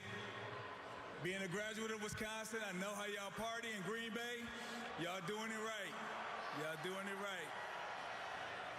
With the 72nd pick in the 2025 NFL Draft, the Buffalo Bills select Landon Jackson, defensive end, Arkansas. Yeah, really. Yeah, this is someone who just elevated to really, the entire really process. I thought he was solid top 50 pick player in this for the Buffalo Bills. Again, a very large human being, 6'6", maybe even 6'7", 260 pounds. This is a guy that very easily is going to be a very solid run blocker or run stuffer. Has some upside as a pass rusher. I think at his peak, he'll be a guy that gets maybe 6-7 sacks a season. But yeah, he's a really, really interesting player. Again, pairing him and TJ Sanders is a really solid duo, but also getting Maxwell Hairston. Bills looked at this draft and said, we are going defense, defense, defense, saying we are tired of the Chiefs bullying and beating us up, and we are sick of it, and we aren't going to deal with it anymore, no longer. But yeah, Jets pick is officially back up on the board. Let's see who they ultimately try to bring in. Is this Fedora Sanders? number 1 ranked recruiting class. Southwest Conference Wars. Shout out to the Jets here. This is 25 years for me getting drafted. I want to give a shout out to Sean Ellis. I want to give a shout out to Chad Pennington and Anthony Beck, the 4 first-round picks we had in 2000. And also we got a free 99. We got a 3rd-round pick for Lavernius Cole from Florida State. With that being said, with the 73rd pick in the 2025 NFL Draft, the New York Jets select Azareye'h Thomas, DB, Florida State. Represent, man, represent. Well, this is a tall. Yeah, this is a great pick for the Jets. You have a guy in Sauce Gardner who, going into last year, I think the conversation was he was probably the best corner in football. very, very solid player. But this year, with Sauce Gardner, he just sucked. There's no real better way to put it. Sauce Gardner was terrible this year. You lost one of your corners this offseason, so you need to go replace him. Thomas, this is a great replacement. Him and Sauce Gardner are going to be a very good pairing together. Yeah, Jets making some good picks here, and with Aaron Glenn, the new head coach there, this is very much a Aaron Glenn type of pick. I think in rounds 1 and 2, obviously they knew they needed to support Justin Fields and get him a ton of protection up front. But yeah, this is just overall a solid pick. Nothing I can really say other than, yeah, it works. It gets the job done.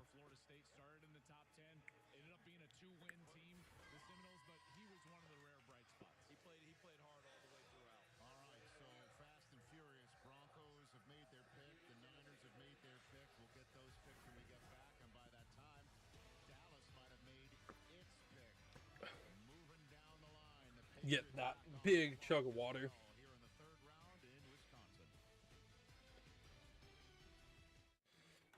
Oh yeah, in commercial break here at the moment. Let's see here. Just reading over some Twitter. How would Ozzy Chapalo describe his game? Plays tough, plays smart, play under control. Committed 0 penalties over 772 snaps in his final year at Boston College, and plus he's just a mountain of a man. And yeah, just continuing to look here, I'm just trying to read through some of the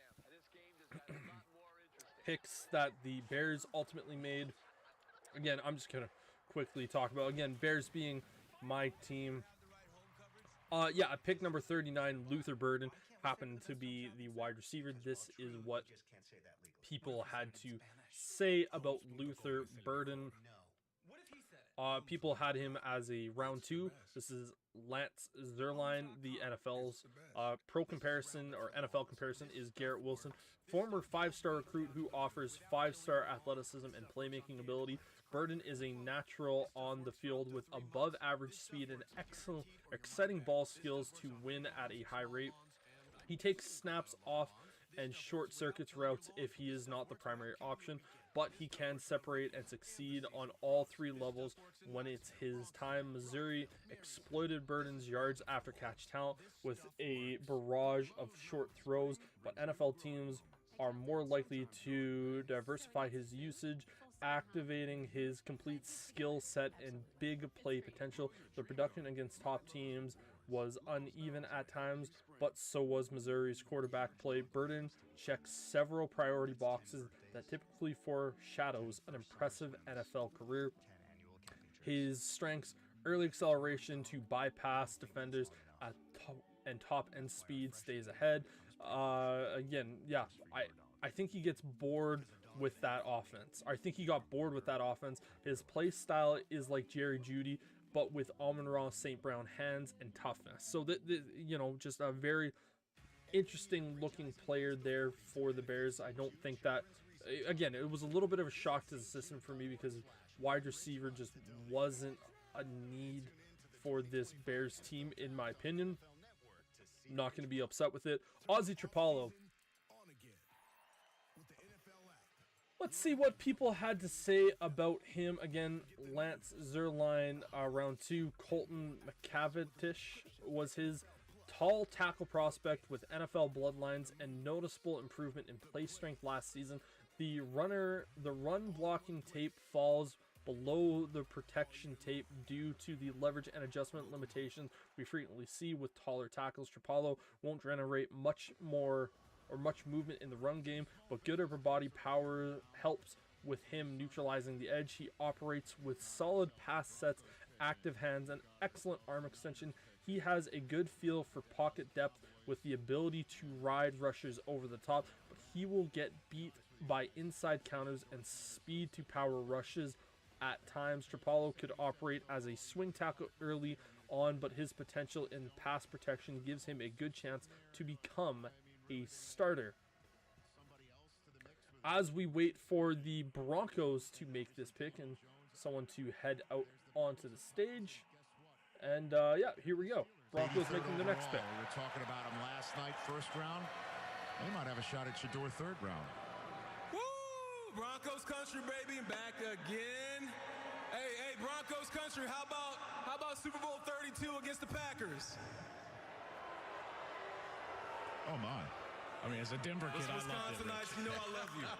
And with that said, with the 74th pick in the 2025 NFL Draft, the Denver Broncos select Pat Bryant, wide receiver, Illinois. Yeah, Pat Bryant, excellent size and production. Pat Bryant, the wide receiver, going to the Denver Broncos, maybe a little bit early than I would have expected Pat Bryant to go. But yeah, a very fun wide receiver to watch. Didn't the Broncos take a wide receiver in round 2, or am I tripping ball? No, they selected RG Harvey. That's who they ended up taking. So yeah, wide receiver was definitely a need for the Broncos this particular year, and this is a really, really solid pick. I think the position is what makes this solid. Maybe not necessarily the prospect in what we talk about. I think there are better wide receivers still at this point in the draft, but yeah, it's not necessarily bad. It's not necessarily great. We'll just have to see.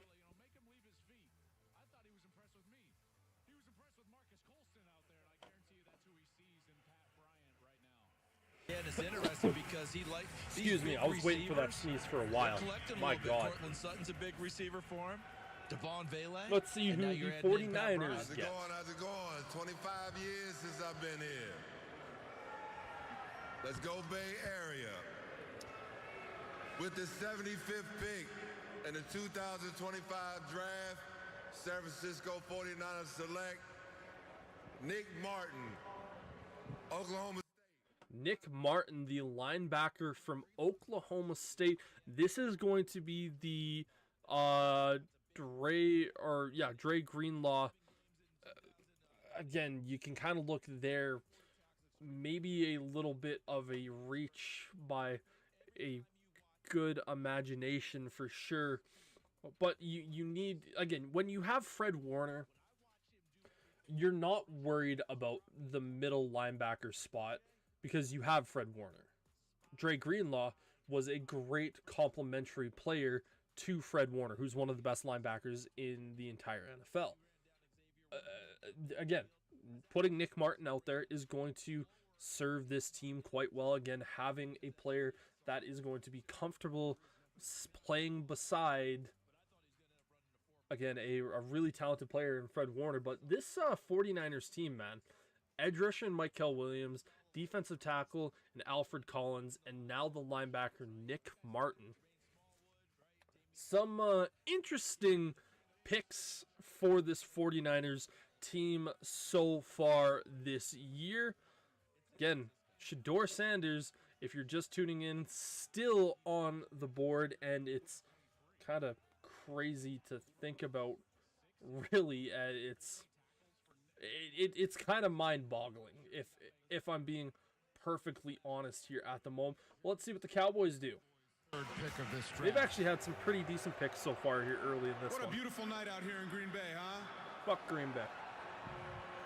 Sorry, All right. It's like Tourette's. With the 76th pick in the 2025 NFL Draft, the Dallas Cowboys select Savon Revel Jr., defensive back from East Carolina. Siobhan Revel goes to the Cowboys. Damn, I like that pick, man. I really do. Like this is a fun looking corner. He's tall, he's rangy, he's athletic as hell. Like, this is who I thought the Raiders were ultimately going to select in round number 2. They didn't. I thought potentially they could have done it here in round number 3, and they went with Darian Porter. Yeah, this is... Yeah, I like this pick. Again, you get Matt Eberflus, some more defensive players.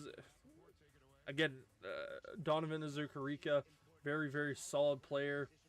And yeah, Carolina Panthers traded up here.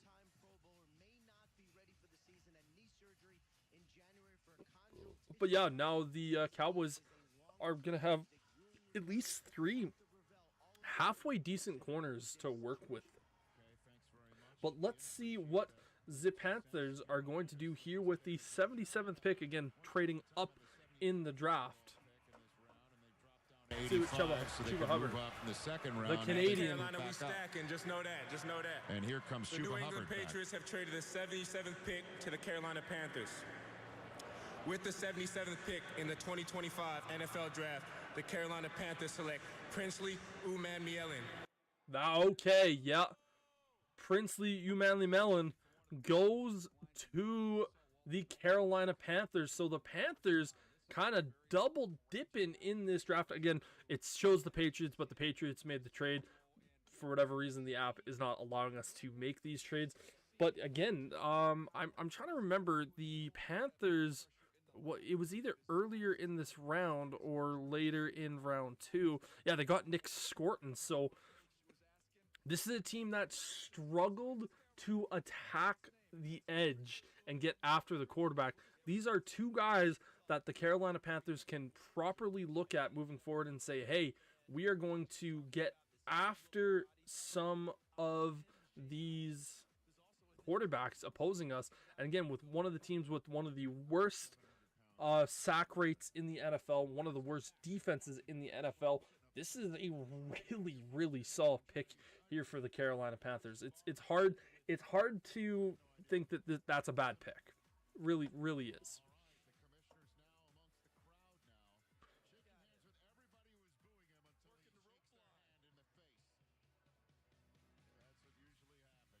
Just continuing to read Taylor or Twitter.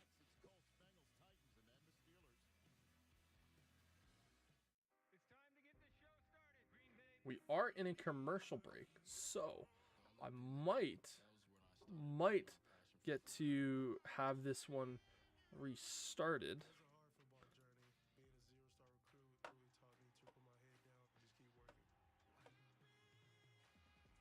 Let's see if it updates here relatively quickly.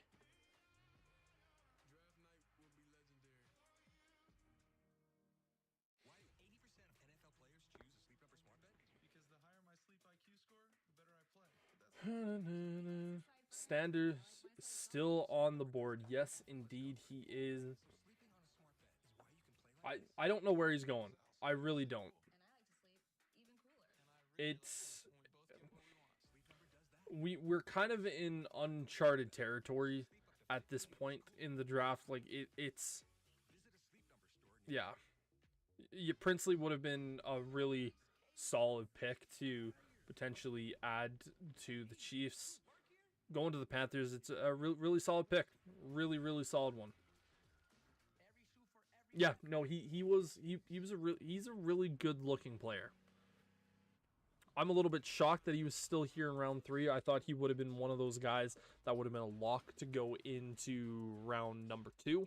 But yeah, man, really, the Panthers are having themselves a halfway decent looking draft here. Unfortunately, it doesn't appear that it has fully updated, so we'll just have to wait a little bit for that, but no problem whatsoever.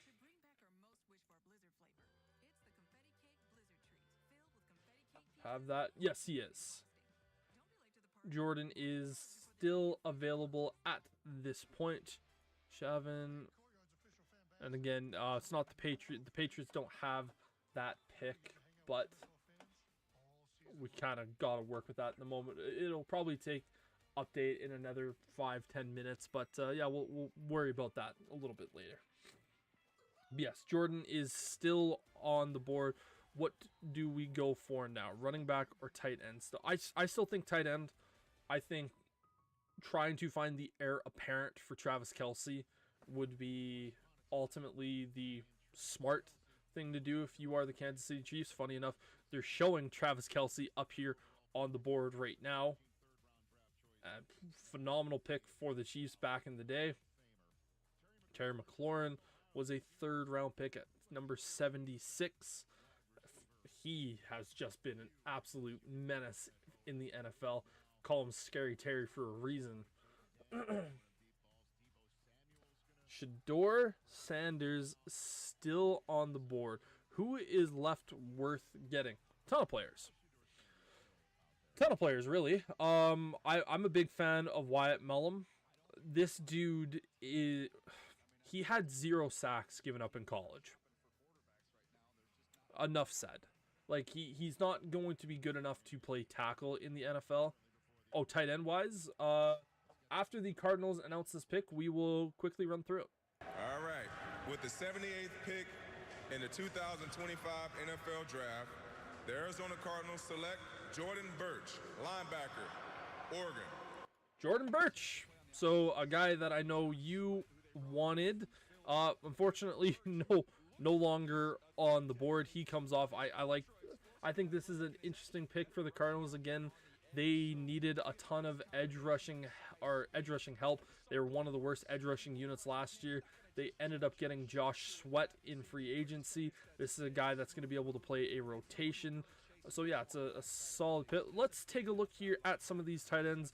Gunnar Helm is a guy that I really, really like for the Kansas City Chiefs. I think he would be really solid. Orton Gadsden, tight end from Syracuse, is also a decent option. But for me, the last real tight end worth talking about is Gunnar Helm. Like, that to me is really the... Yeah, it's like he's probably the best option there. But Texans are coming up. Gunnar Helm. Yeah, Helm, I like the most out of all those guys. I still think he's a really polished guy. But let's see what the Texans do. Have been on defense. Let's get the Texans' latest selection.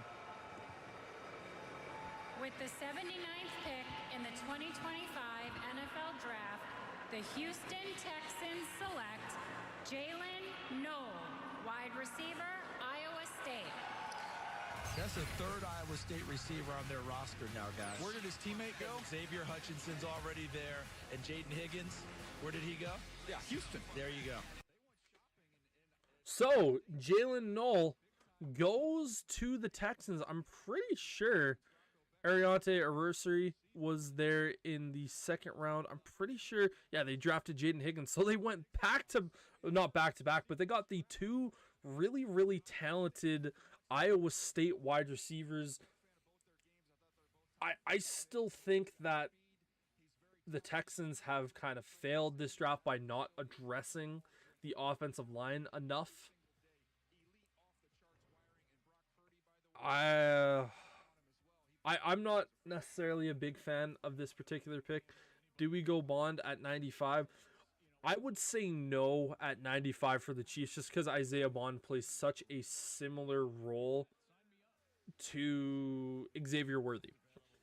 Like, they both play a very similar role. Now, they both played with each other at Texas the year prior to, before Worthy got drafted, so it's not like they're unnecessary. 2 speed demons on the team, yeah. But let's see what the Colts do first, then we can talk about it. Nation, you know I had to double back. With the 80th pick in the 2025 NFL Draft, the Indianapolis Colts select Justin Wally, defensive back, Minnesota. I would be lying if I said I know a lot about Justin Wally. Unfortunately, I don't. Again, just trying to take a look at here, trying to find him on the board.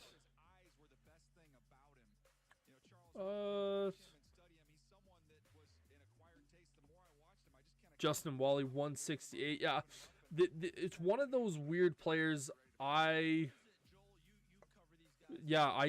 don't really know much about this guy, to be perfectly honest here. Corners were not something after like the top 5 or 6 guys that I spent a ton of time with this year. Now, it's probably a mistake by myself for not fully going over it, but again, real life, again, I'm not paid to be a professional scout, even though I would love to be, or a professional analyst. So I don't have as much knowledge on this guy. He was a later round pick that I predicted. I don't even think I had him on my big board. Where did I? Yeah, I didn't even have this guy on my main board. Ivy is indeed still available. Pat McAfee didn't do the Colts. Yeah, again, with him doing ESPN coverage, it's not really that much of a surprise. Let's see what the Bengals do here. They got edge rusher in round 1, linebacker in round 2. I expect them to continue to go defense here. On Wisconsin. Could it be a safety? With the 81st pick in the 2025 NFL Draft, the Cincinnati Bengals select Darian Fairchild, guard, Georgia. Okay. Dylan Fairchild out of Georgia, another Georgia Bulldog offensive lineman. I'm surprised his center didn't go ahead of him. That's a little bit of an upset there, but Fairchild has a lot. Yeah, Dylan Fairchild is a decent player. I don't love it for the Bengals because they need defensive help so badly, and you're still at this point in the draft where if you got a defensive player, like for instance Xavier Watt, you could have drafted that guy here and you could have upgraded your secondary. Again, protecting Joe Burrow is a must for the Bengals. I just, with how bad that defense was last year, they needed to go defense pretty much every single pick, and they didn't. But yeah, going back to what you're saying about Isaiah Bond going to the Chiefs, 2 speed demons. I don't know, man. Like, I think it's fine to have 2 really speedy guys, but they both played the same role, and I just don't necessarily see it worth it to have 2 guys that play the same role. That's when you start to kind of have problems where you look at this guy and go, well, who's better? And if the speedster is Xavier Worthy, you're going to go with that guy, especially since Xavier Worthy is that much faster. I think our strong safety isn't as good. Yeah, unfortunately, I'm not exactly 100% sure with the Chiefs safety unit. Let's just take the good old peeksy-poo at the depth chart here. Jaden Hicks, yeah, you could potentially find an upgrade over him. So yeah, safety could without a doubt be an area where the Chiefs look to upgrade. I like our wideout room. Yeah, I agree. I don't think there's really a need for the Chiefs to try to potentially go after a wide receiver this particular year. Jaden Hicks had a good season. Okay, yeah, fair enough.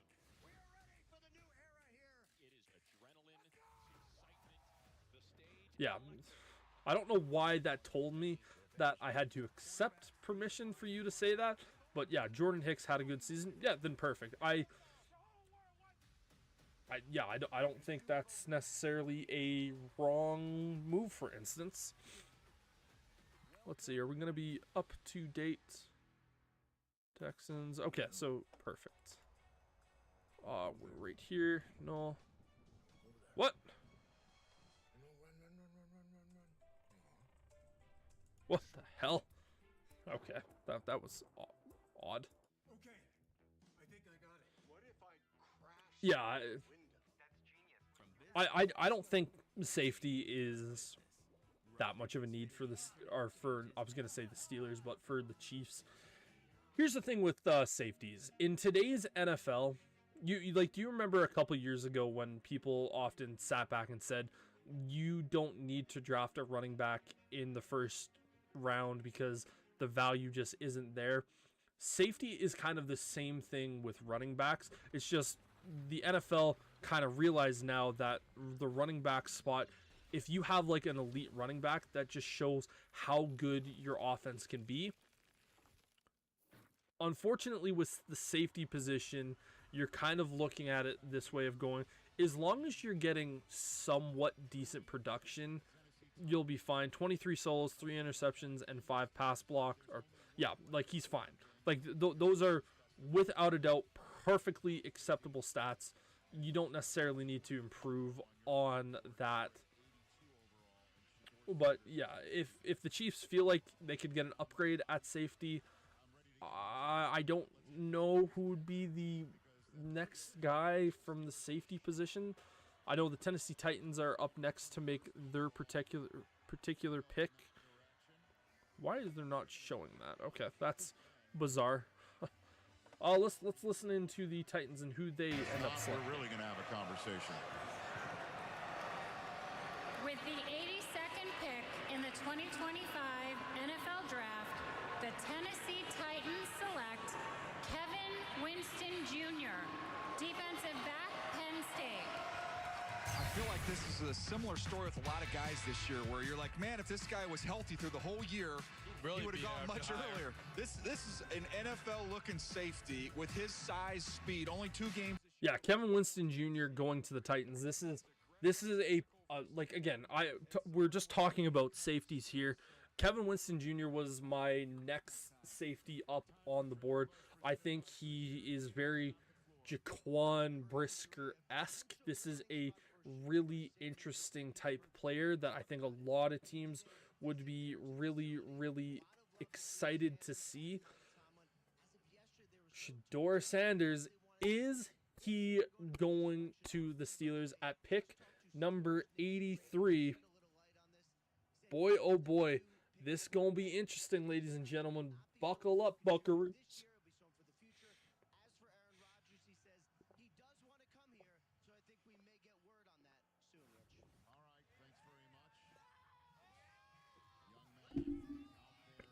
Let's see if the draft board is still broken after this pick. Is it Shedeur Sanders? Put the bets in chats, ladies and gentlemen. Are we going to have Shedeur?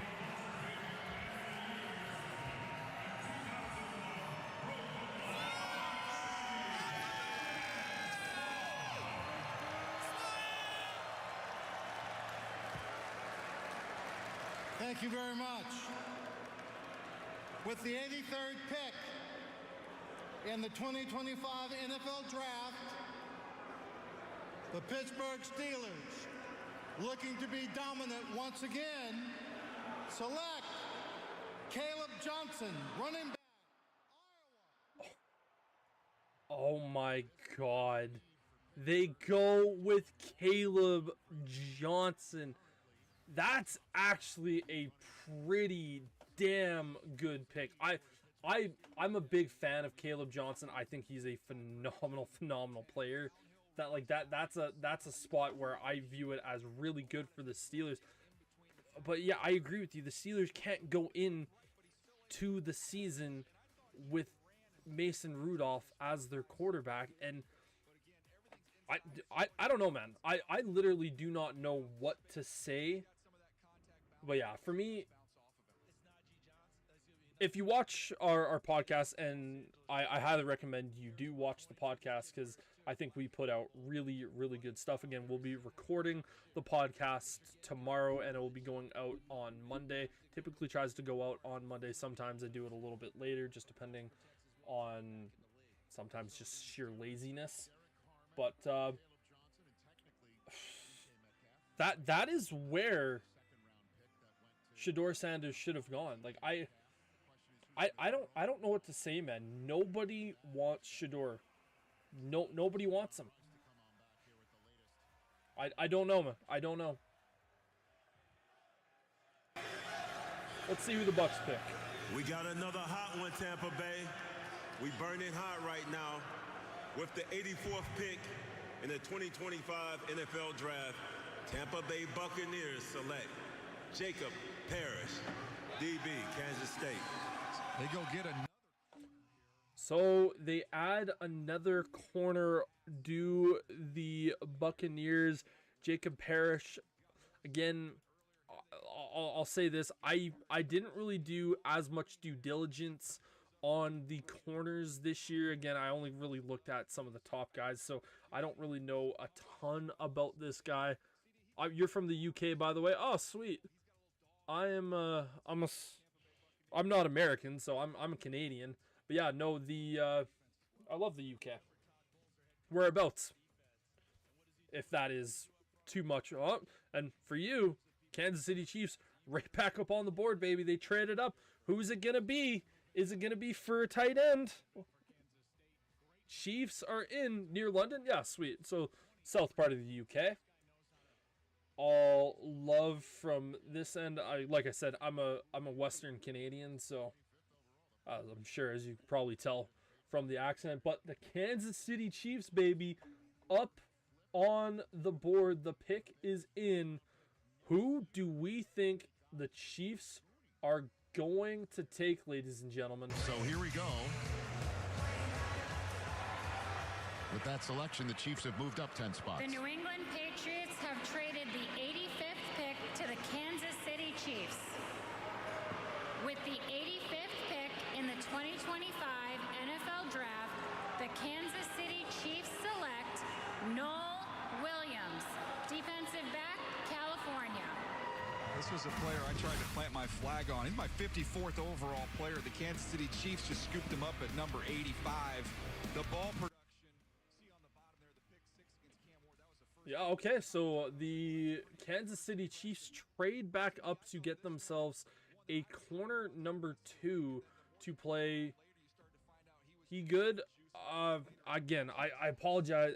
Corner this year was one of those positions that just didn't really have a ton of... Again, I just didn't have a ton of time to go through every single corner, so apologies. I don't really know much with this guy. Steve Spagnuolo is going to work wonders with him. Again, he seems like a solid pick. Daniel Jeremiah said he was in the top 50, so I imagine he's a fairly solid player. Again, from Cal, not necessarily a bad-looking option. He had a pick against Cam Ward. Yep, so not necessarily that bad of a situation. Let's see what the Chargers do when they come back up onto the board. Again, I'm just looking at this. Jacksonville, Houston, no. Rams would be the next team I would envision drafting Shedeur. I don't know, man. Like, it's just... Yeah, Sterling, you got Caleb Johnson, buddy. You got Caleb Johnson. You got yourself a good-looking running back. What did the Chiefs do to trade, or what did they give up to trade? I'm not really sure. Let's go to the old Twitter. It's probably not a crazy amount. At this point, trades are not going to be, you know, all that crazy. What did the Chiefs give up? Really hasn't said what they gave up. Again, I can't imagine it's anything crazy. Yeah, I wouldn't be necessarily too worried about ultimately what they gave up. Again, in the third round, you're not giving up crazy amounts. So, I'm kind of annoyed that Caleb Johnson went. What this is telling me, ladies and gentlemen, Cam Skattebo to the Bears at whatever the next Chicago Bears pick is. I think it's 106. That's what I'm gonna want. I'm gonna be pounding the table for Cam Skattebo. I would be so sad if we don't get him. I would be so goddamn sad if we don't get Skattebo. Yes, right here. Defense.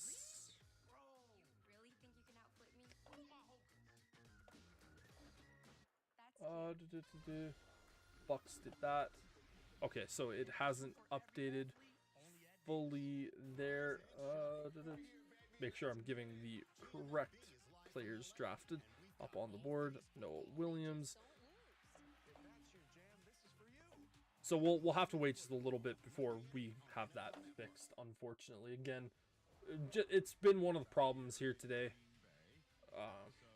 Whatever. Just kind of have to deal with it. Haven't seen up on the board what the Chiefs ended up trading up, but like I said, it isn't craziest amount. You said Western Canada? I did say Western Canada, yeah.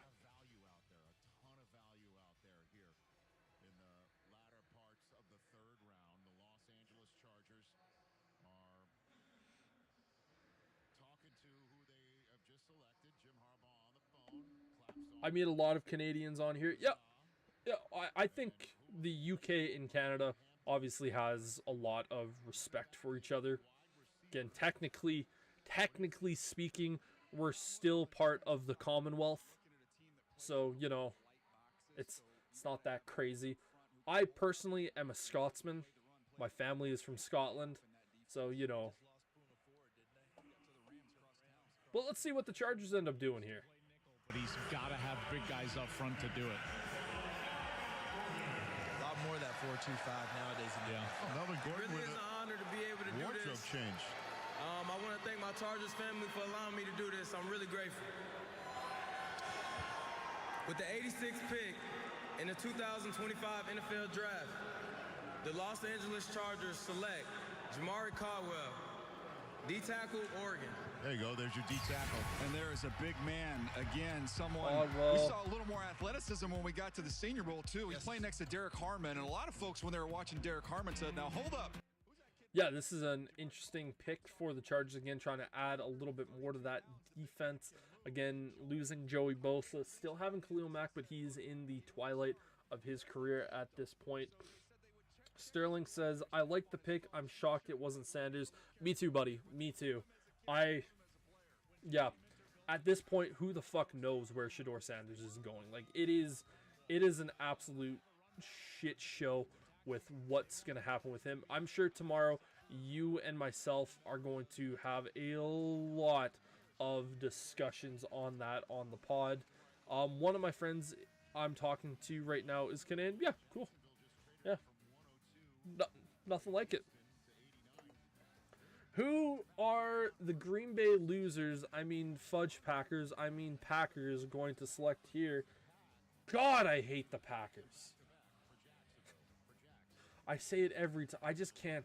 There's just something about that organization, that team, that fan base that just turns me feral and gives me like slight Tourette's, and I just say things that I probably shouldn't say. But God, do I hate the Packers, man. They just suck so much.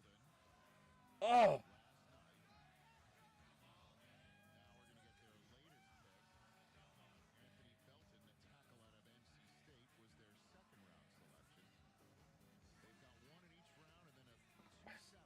As I'm sure people watching can tell, just the pure disgust that I have. Oh, me too. I'm Scottish too. Nice.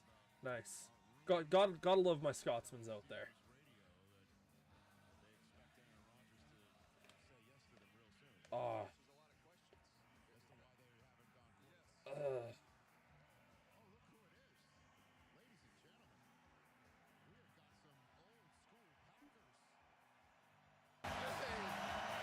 It's Jerry Kramer and David Robinson. All right. How about Dave? Thank you very much. And Probably going to be welcome pretty Green quiet for Bay, these. everybody. This is awesome.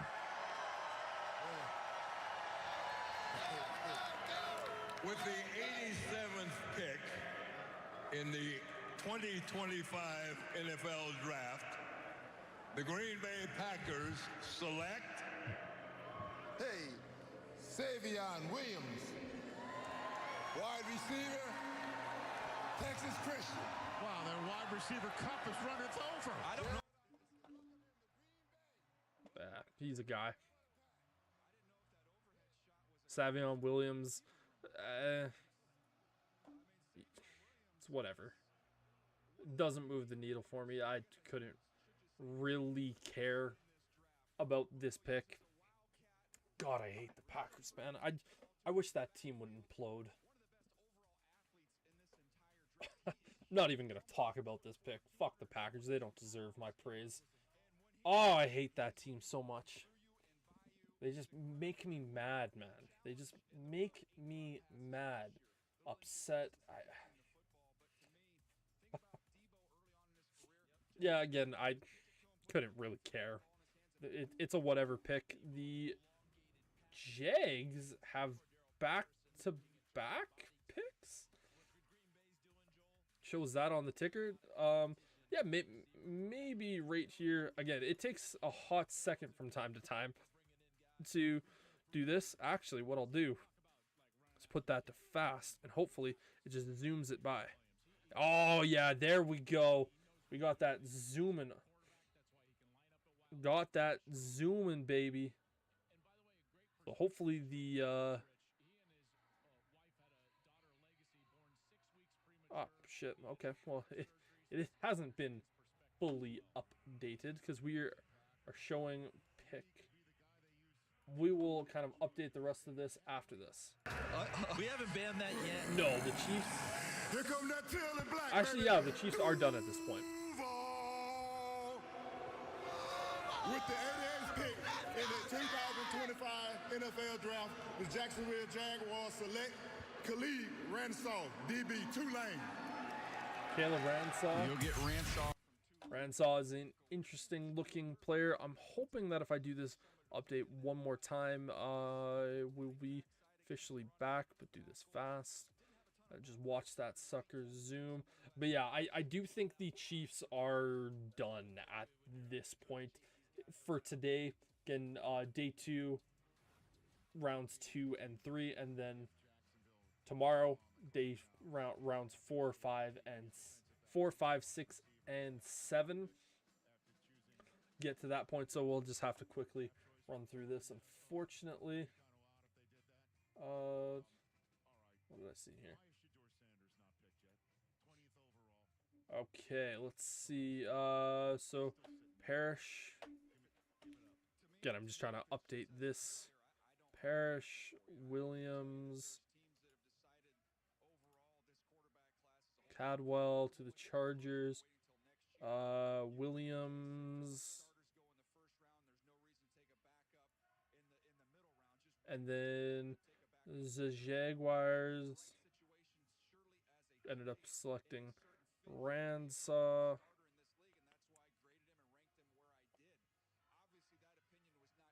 Again, the Texans aren't next on the board. It is the Jaguars. Again, some of the trades still haven't unfortunately updated here at the moment, but that hasn't stopped us before. Won't stop us now.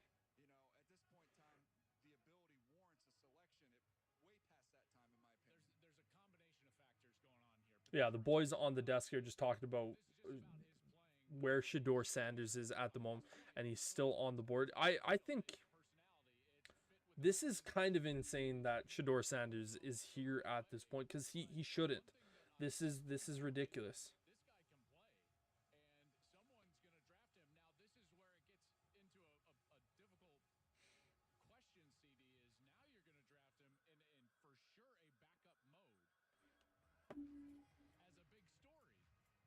Yeah, I think this is kind of insane what's happening with Shedeur Sanders here at the moment, because like I don't really get it, to be honest. Let's see who the Jags take. In the 2005 draft, the NFL, the Jacksonville Jaguars select Wyatt Milam, guard, West Virginia. Damn it. Gotta rep my college, Southern Miss to the top, and my high school, John Carroll Catholic, baby. That's a solid pick. I've very much been saying I think this guy is going to be a great pro in the NFL. I think he's going to be a really, really solid guard at this point in the NFL. I am going to try one more quick time just to see if we can get those current picks up on the board.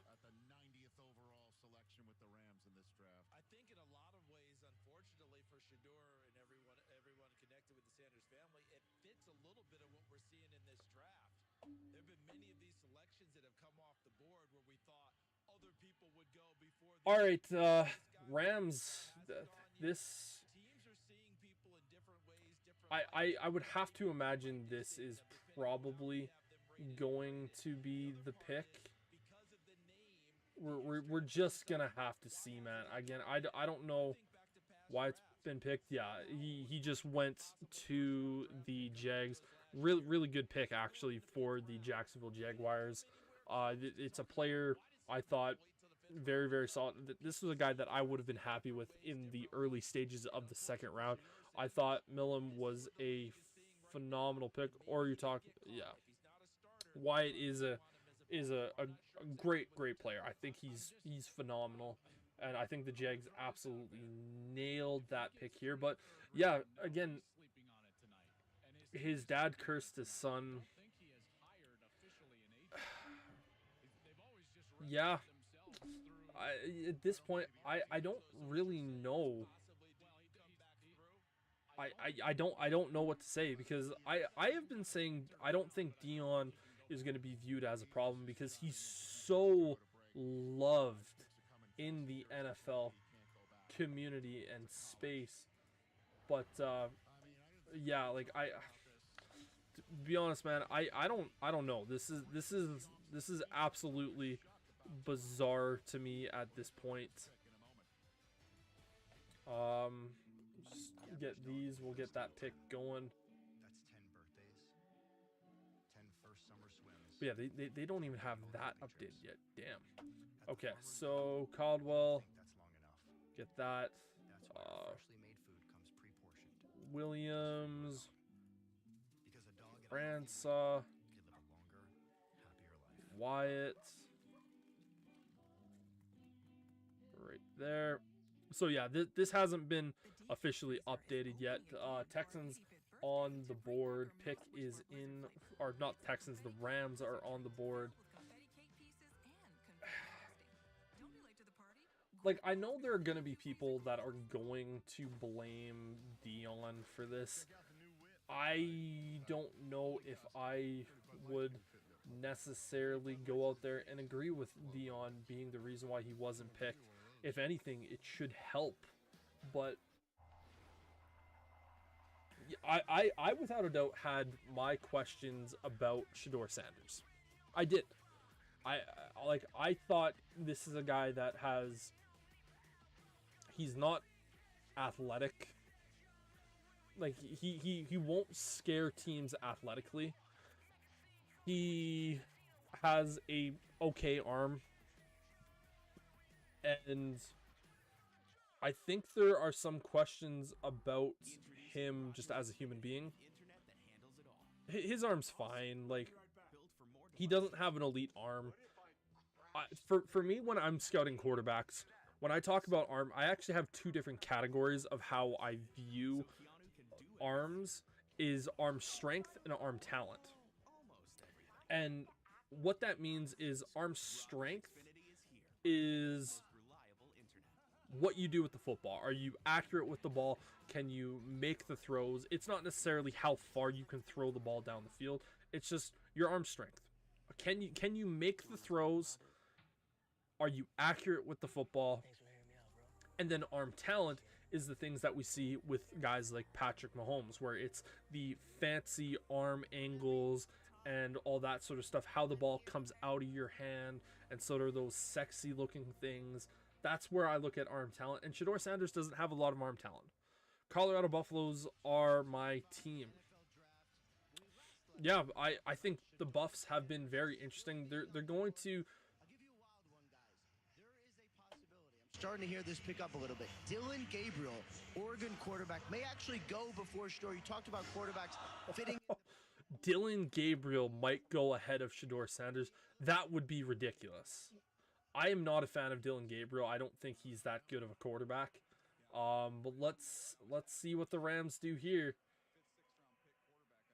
And that was Dillon Gabriel for me. Here's the Rams. Green Bay, I'm back.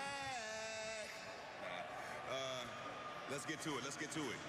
With the 90th pick in the 2025 NFL Draft, the Los Angeles Rams select Josiah Stewart, linebacker, All right. Michigan.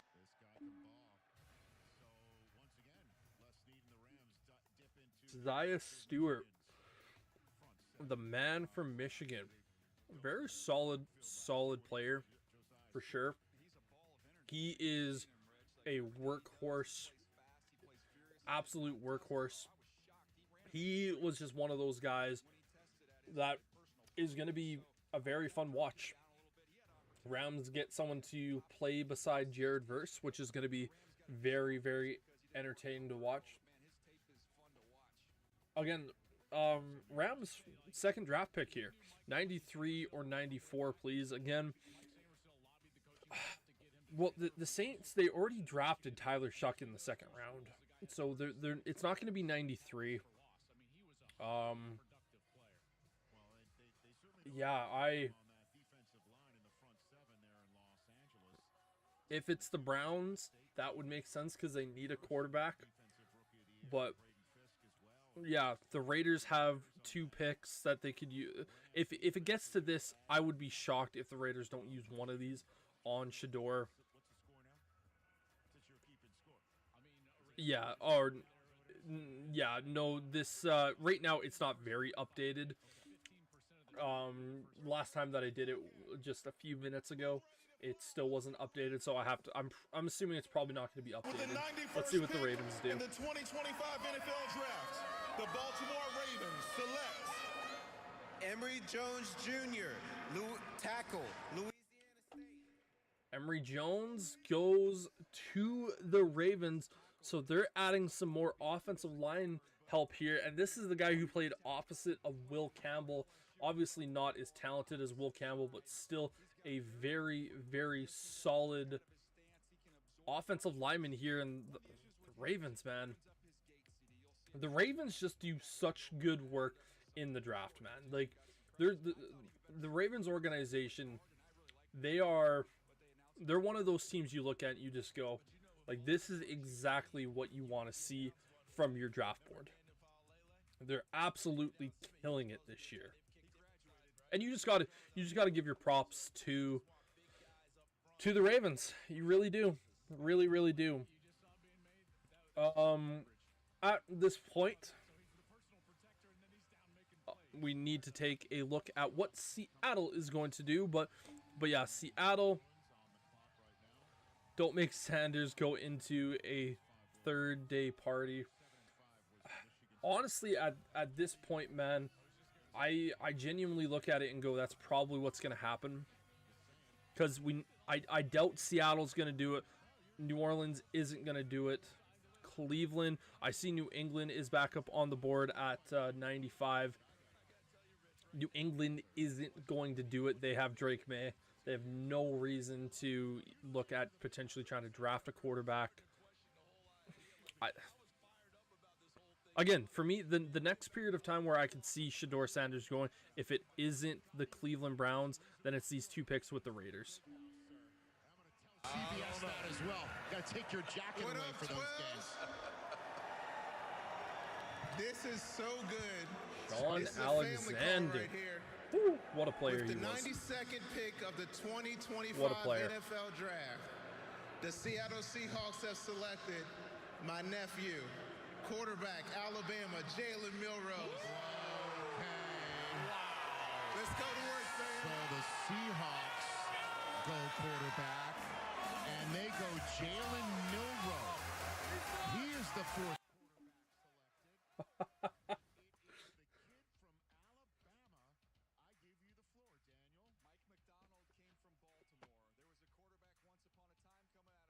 I don't know.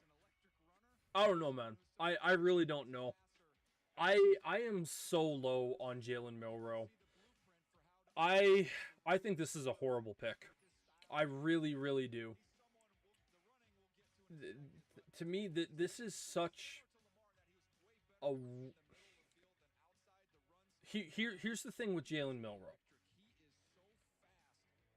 He is such an elite runner of the football. And he is very, very entertaining to watch. Like, this is the best way to describe Jalen Milroe. He is really athletic. He has all the skill set in the world to be a halfway decent quarterback. The problem is he doesn't know how to play quarterback. I don't see him as a viable option. We talk, the way that I always describe people to people, the way that I view players is, here is a player's floor and here is his ceiling. Let's say, like, if we're talking quarterbacks, this is Nate Peterson, this is Patrick Mahomes. Jalen Milroe is like right here right now. Like, if this is Nathan Peterson, or yeah, Peterman, if this is Nate Peterman, this is where Jalen Milroe is. His potential is kind of like up here. It's not as high as him. He's Hurts without an arm. I don't even think he's Hurts without an arm. Like, he runs similar to like a Jaden Daniels, Lamar Jackson. Like when Jalen Hurts runs the ball, he is like a freight train running at you. I don't think Jalen Milroe is that. I don't think he's as much of like a bowling ball or like a wrecking ball running down the field.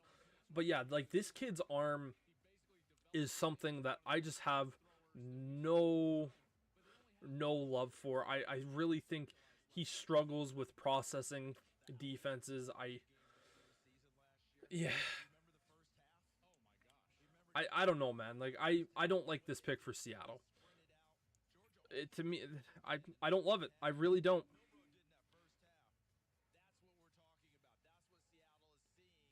Oh yeah, Brady was a 5th round pick. Like, there's no denying that. Can't give him too much success.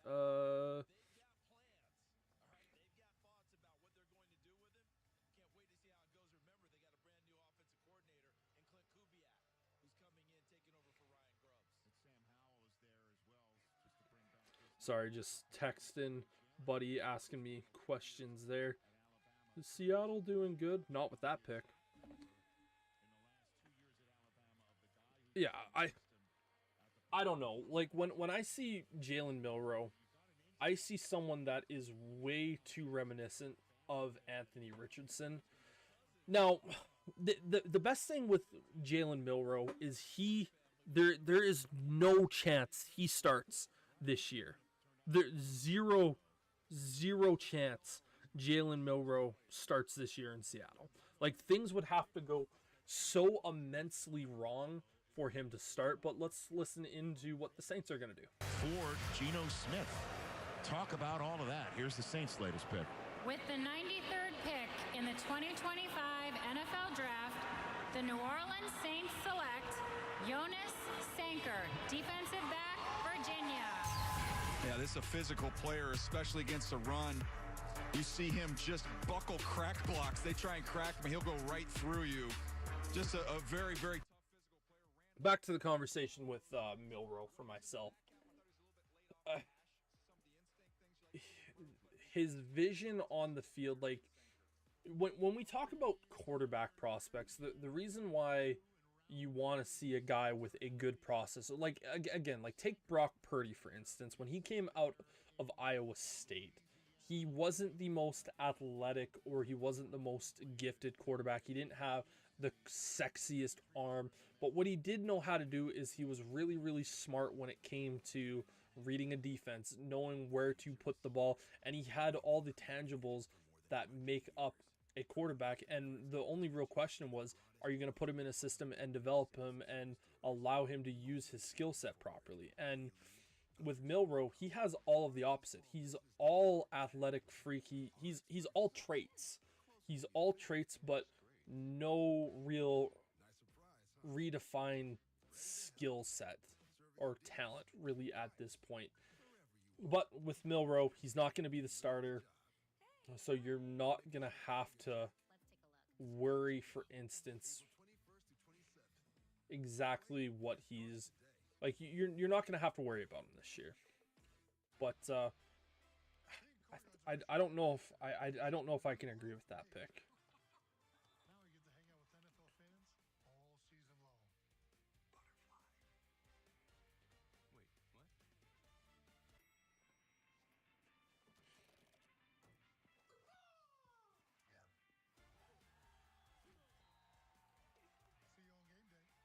Yeah, I struggle with Milroe. I really, really do.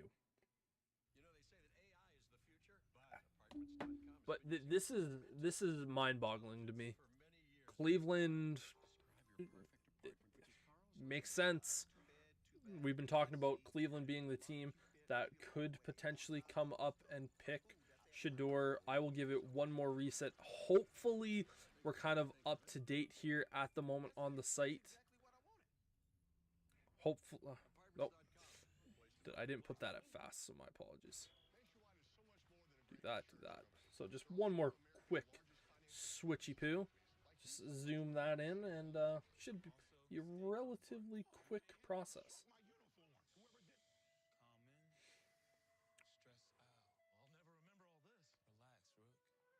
Yeah, I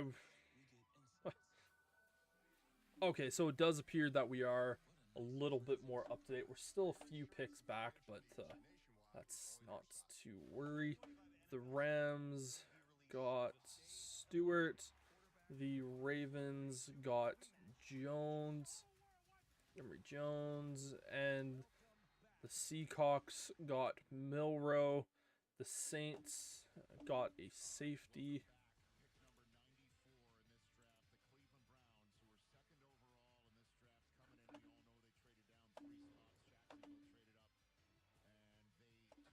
Let's see what the Browns do, man. This to me, if it's not Shedeur here, then it's Vegas at 98, 99. I really don't know where else Shedeur would go. I really don't. This is truly becoming a massive, massive mystery.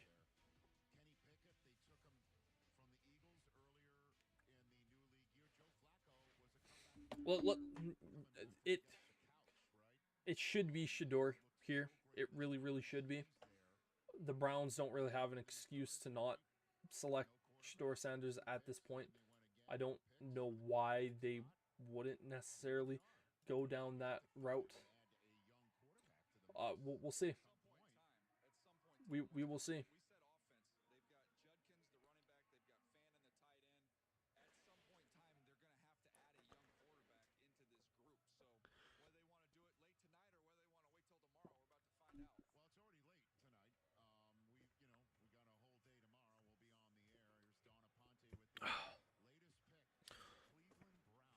Let's see, Browns. Do you stop it here?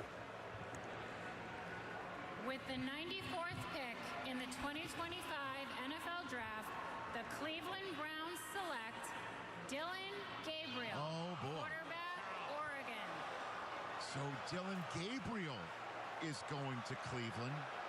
We just saw two more quarterbacks taken here in the third round, not named Shedeur Sanders. We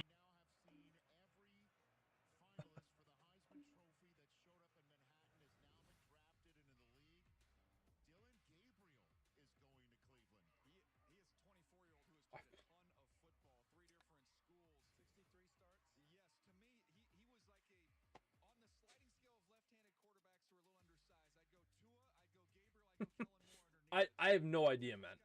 I who knows? Who the fuck knows, man? This is insane. Like, we've had two quarterbacks in a row go ahead of Shedeur Sanders that have no right going ahead of Shedeur. Like with Jackson Dart in round number 1, you can make the argument and you can make the case for it. You really, really can. Tyler Shuck to the Saints in the second round. While I don't agree with that, you could arguably say scheme fit. At this point, any team taking a quarterback should be taking Shedeur. They shouldn't be taking Jalen Milroe or Dillon Gabriel. This is ridiculous. Like, this is stupid. This is straight up dumb. Like, I don't understand it, man. I really don't understand this. This is getting to the point of just sheer ridiculousness. All I can do is put my hands up and go, I don't know, man. I really don't know.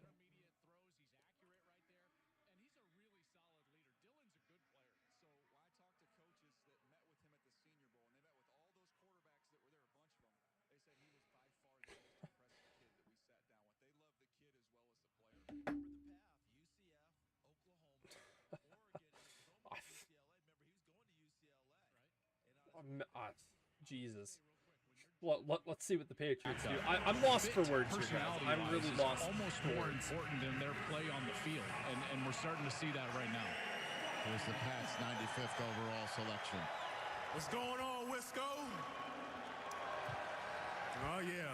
With the 95th pick in the 2025 NFL Draft, the 6-time Super Bowl champion, New England Patriots select Jarrett Wilson, center, Georgia.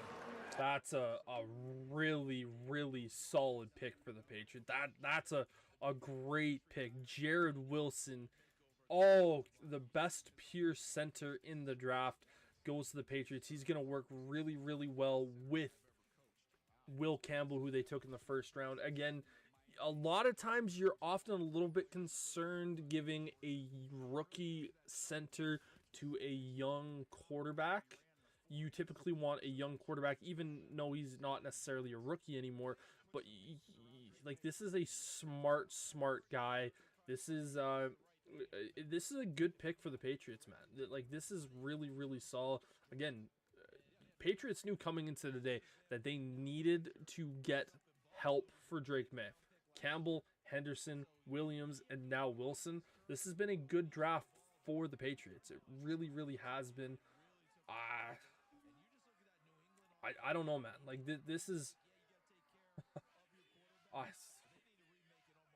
throw my hands up and just go, I don't know, man. I do not know.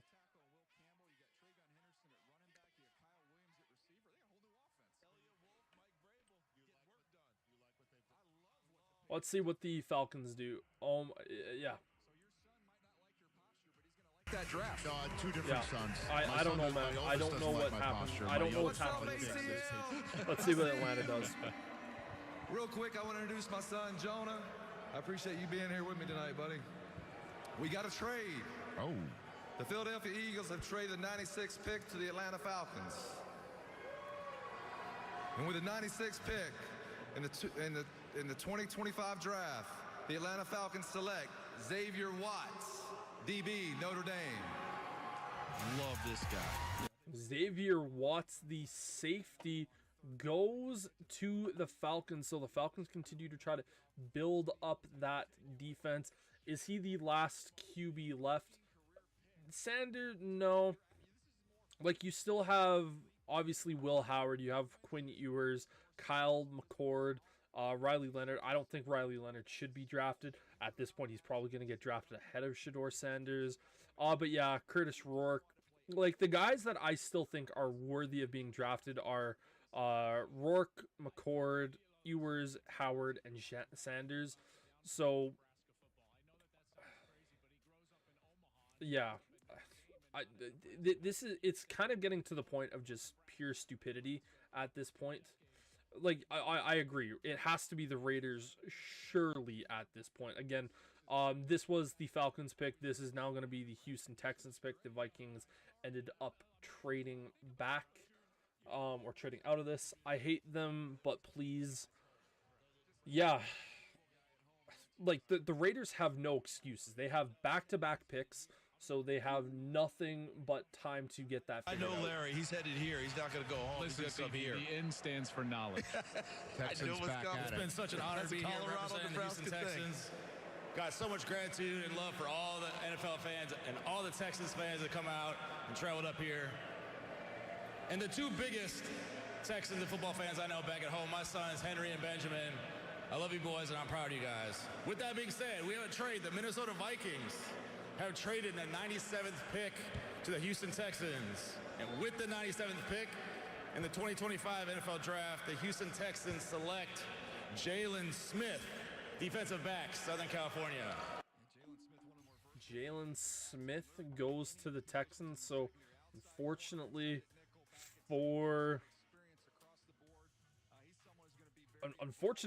for the Texans, they haven't done a ton to rebuild that offensive line enough to my particular liking. But yeah, Raiders have back-to-back picks here. We're getting close to the end of round number 3. Only 5 more picks left. And then we head off to tomorrow, where we could potentially see Shedeur Sanders still on the board. Have the Chiefs picked good? I think they've picked fine. I have nothing wrong with their picks. Like, we can take a look at it. Again, yesterday, Josh Simmons is a great player for them to ultimately snag at that point. Then they ended up drafting today Omar Norman Lott and then Ashton Galati. Both solid picks there. No real complaints. You can't be upset. Noah Williams, yeah, another decent pick for the Chiefs. If he goes undrafted,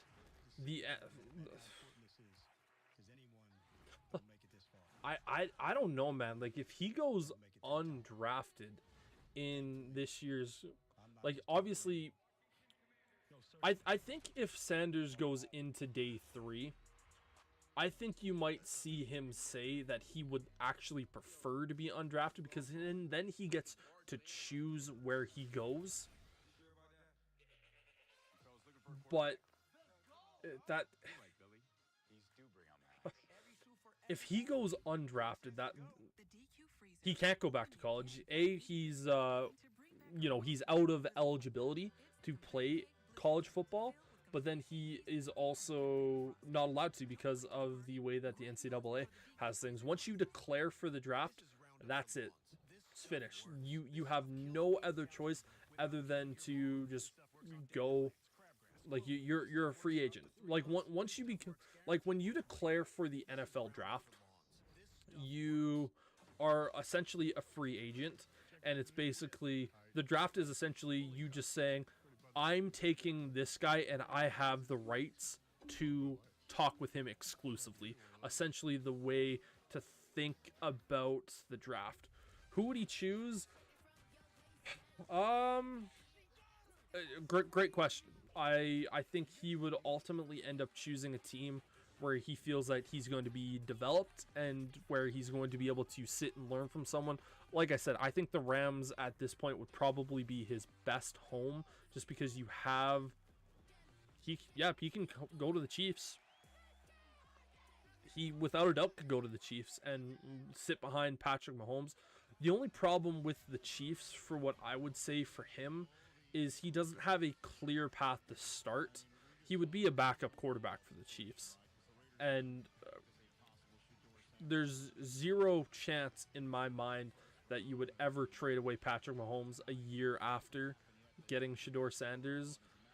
So it's a weird thing for Shedeur, of where like, the team that he chooses needs a quarterback that is on the final year or the final years of his deal. So either like a year or 2 years left, someone that they can potentially move on from, and where he can also learn from a head coach with a good offensive scheme. So again, you look at a team, for instance, like the Rams. That would be an area where you could go to.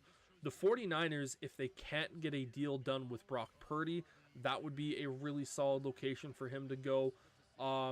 Minnesota with Kevin O'Connell. That dude knows how to grow and develop quarterbacks. So I could see him potentially going to a team like Kevin O'Connell and the Vikings. But there's going to be a lot of question marks. Now, I was just about to say there's no chance he goes undrafted, but at this point, I was not going to sit here and say at pick number 99, he's still going to be up on the board, or 98, 99. But let's see if the Raiders end up picking him. Another one is currently on the clock. Let's go, Raider Nation! Every meaningful opportunity I had in my life came because of the Raiders, and I'm very thankful.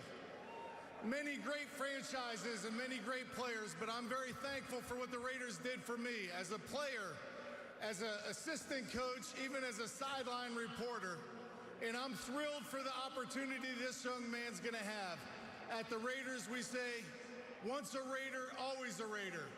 And this man's going to have a great career. With the 98th pick in the NFL 2025 draft, the Raiders, the Las Vegas Raiders, select Caleb Rogers, guard from Texas Tech. That's really high for Caleb Rogers. That's a really high spot for Caleb Rogers to go. Like, I like Caleb Rogers. I think he's an interesting looking prospect. He's got the size and the skill set to be an NFL tackle, but he's a project. He is without a doubt a project. And again, playing at Texas Tech, he's not necessarily going up against the highest level of competition. This was a guy that I definitely saw as someone who was like a 5th, maybe like a 6th, 7th round pick. But at pick number 99, if the Raiders don't do it, who the fuck knows? Like, I genuinely do not know. Like, I knew Shedeur Sanders was going to be a player that you had a lot of conversation about, because you have a player that when he started to fall, and you knew this was going to be a conversation all day long. But coming into the day, you thought like it could have been the first pick today. Well, let's see what the Raiders do here. Las Vegas. Raider Nation, we are back. I am so thrilled for these young men. What an opportunity they have. Extra Wisniewski. With the 99th pick in the 2025 NFL Draft, the Las Vegas Raiders select Charles Grant, tackle, William and Mary.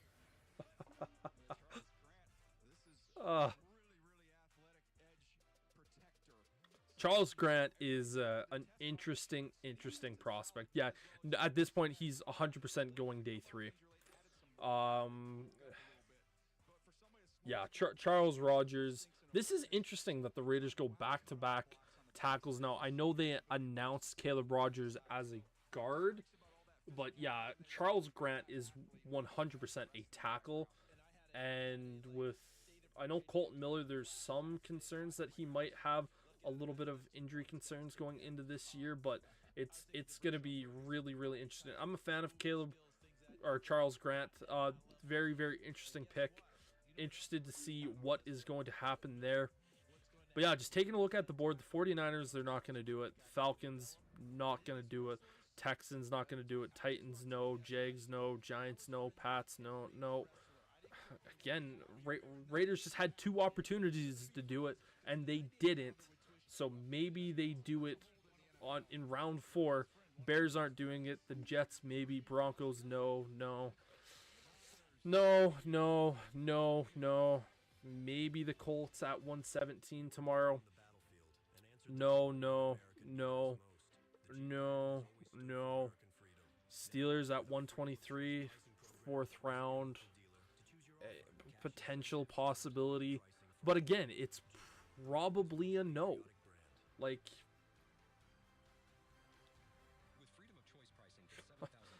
I have no idea. I have 0 idea. Like, this is...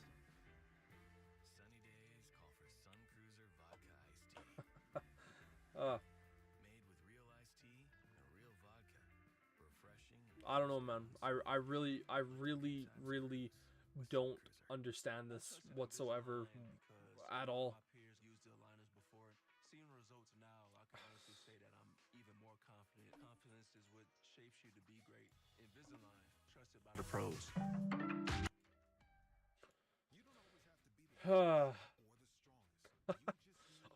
I never thought I would be this annoyed at what is happening to a quarterback that I didn't even want. But like this is ridiculous, man. There's nothing more I can say other than this is just pure utter ridiculousness. Shedeur Sanders should not be on the board. Looking at my draft board where I had Shedeur. Now, mind you, I was low on Shedeur Sanders. Shedeur Sanders was my 44th player in this year's draft, guys. Like, that is where I had him. And so, like, I had him as a mid-second round pick.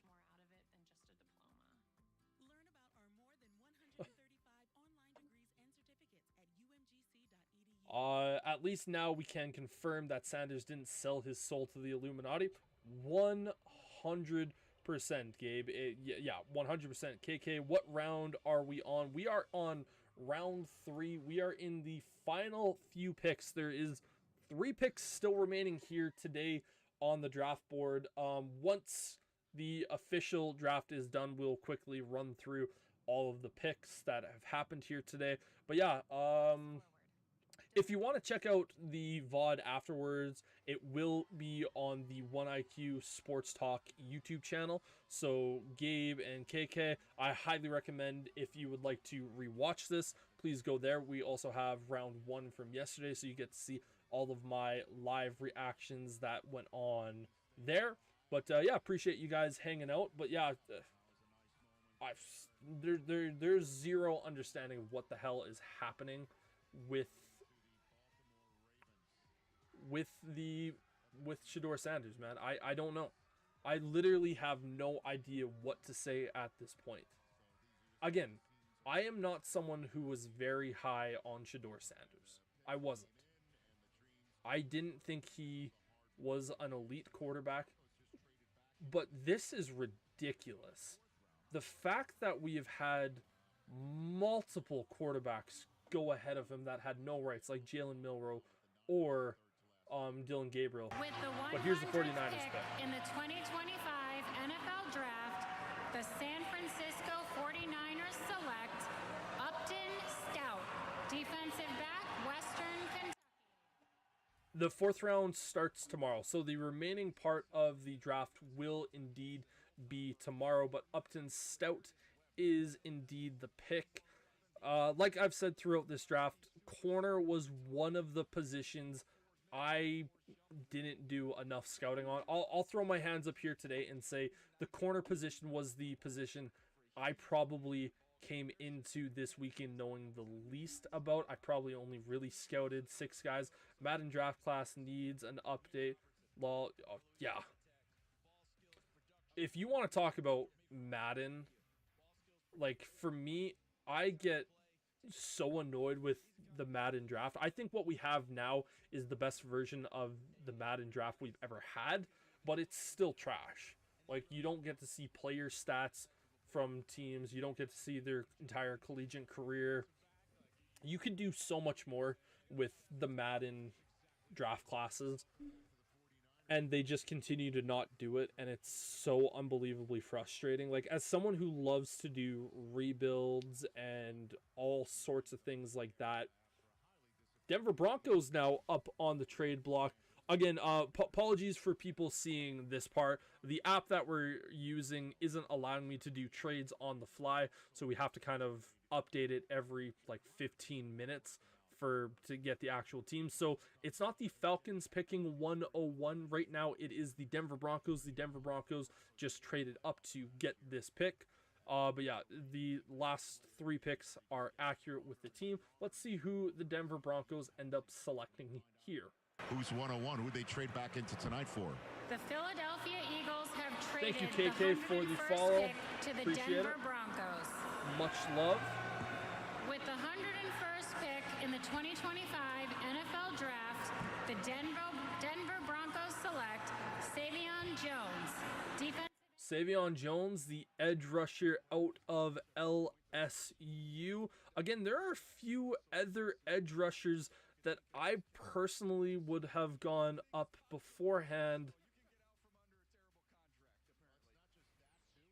Oh my god. Yeah, okay. I don't know who the hell tried to have that last message, but don't be coming into the chat trying to spew that racist shit here. We don't play that game, man. Like, don't no. Like, I don't care if you don't like the player, you don't think he's a good player, or you don't even think he's a good guy. Don't be spreading that shit in my chat. Stop it. I'm not even gonna repeat what this guy ultimately said. Minnesota Vikings are the final pick on day number 3. But again, KK, we very much appreciate you giving the follow on the Twitch. Make sure to check out the YouTube as well at 1IQ Sports Talk, where we post. If you're a big football fan, we do a podcast every single week. We also do a handful of videos. Doesn't happen every single week, but we do a lot of football content. If you're a baseball fan as well, we have that on the channel as well. It's really, really good stuff to listen to, and we highly recommend you checking out and subbing on the YouTube as well. But the last pick for day number 2, who does the Vikings pick? Can I get a Skull Vikings? Yeah. Get used to it. Oh boy, Stu needs to read the room, huh? That warms our hearts. With the 102nd pick in the 2025 NFL Draft, the Minnesota Vikings select Tayshar Felton, wide receiver, Maryland. Tay Felton, wide receiver.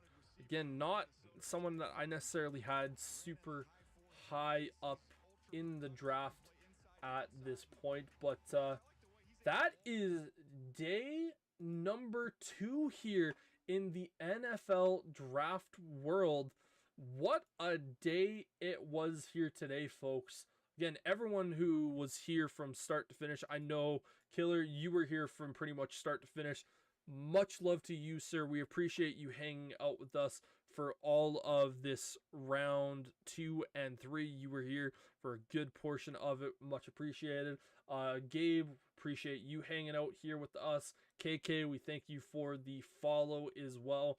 Much love to everyone who hung out here. Sterling and Will also coming in whenever they had the opportunity to. Again, my podcast partner Sterling, who, again, if you aren't familiar with our YouTube, go over there and check it out. And if you're a football fan, highly recommend checking out the football podcast that we do.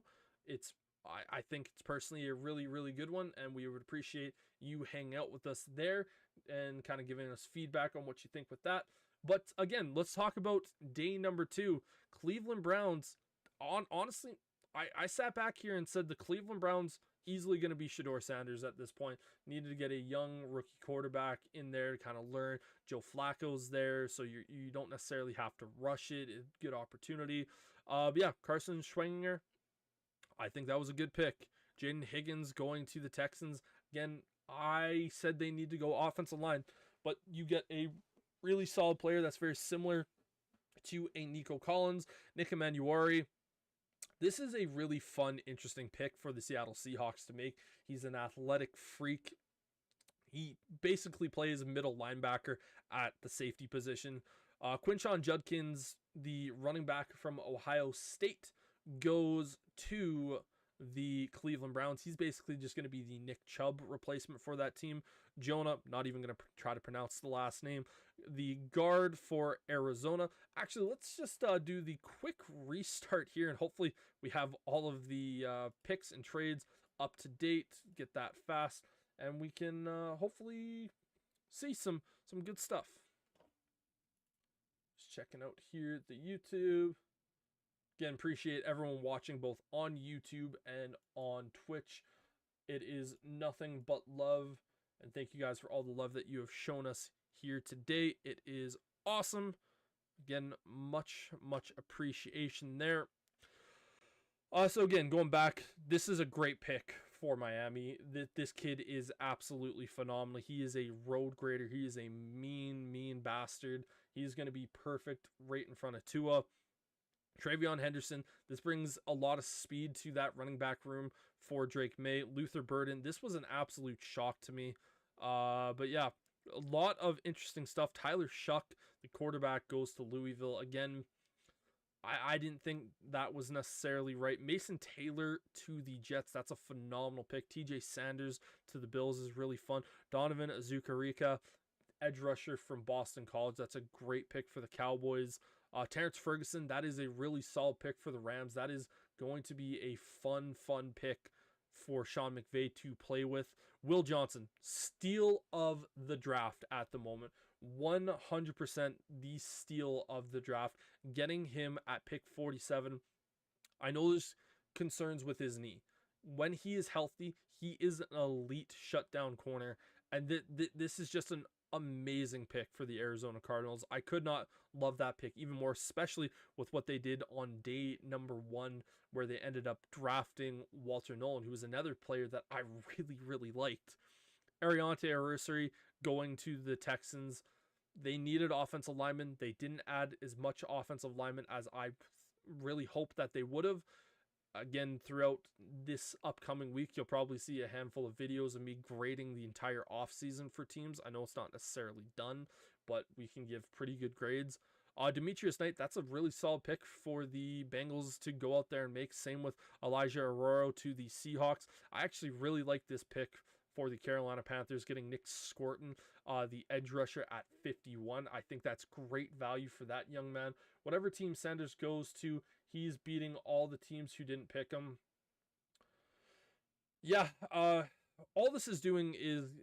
The one thing that I heard at the top of the draft today was, wherever Shedeur Sanders goes at this point, he's not going to be pressured to start, which is probably the best thing for him.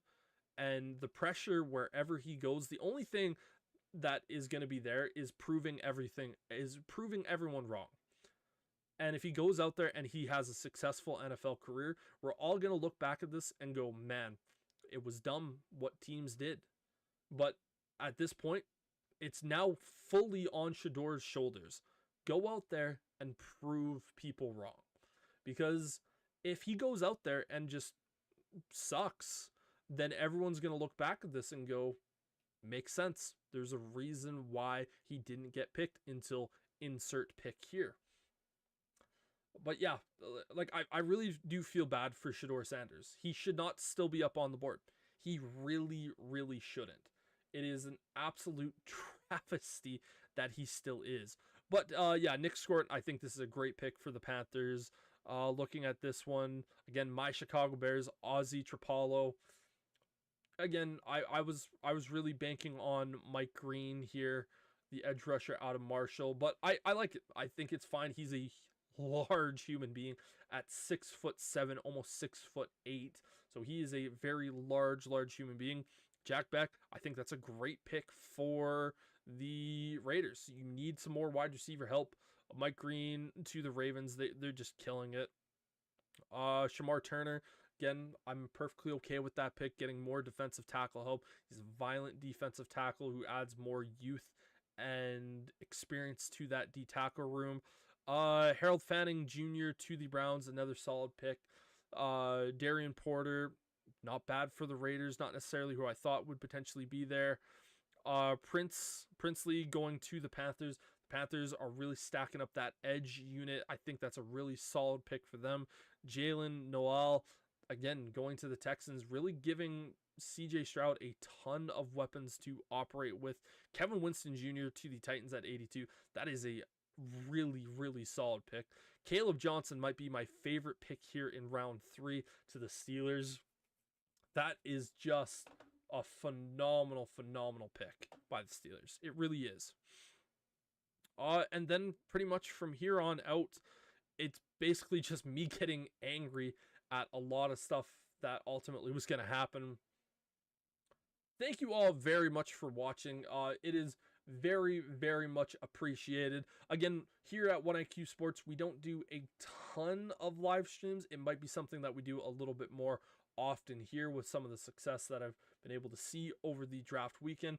Very much appreciate everyone who came out and watched us. If you're here on the Twitch stream and you were chatting with us and you want to stick around with 1IQ Sports Talk and listen to all of our football takes and everything else, go check out the YouTube channel. It is the exact same name as you see here. 1IQ Sports Talk is going, that is our YouTube. You'll be able to see us there. I highly recommend you subscribe there if you want to continue to listen to our football conversations, and that continues throughout the entire year. We might miss a week here and there over the rest of the off season, but other than that, we pretty much upload every single week for football. Again, baseball season, we also have that going on as well. But that is it here for me today. We've been streaming for 5 damn hours here today, man. Appreciate you all for hanging out with my dumb ass as we continue to sit back and watch all of these picks go by. But till next time, I'm Brendan saying peace.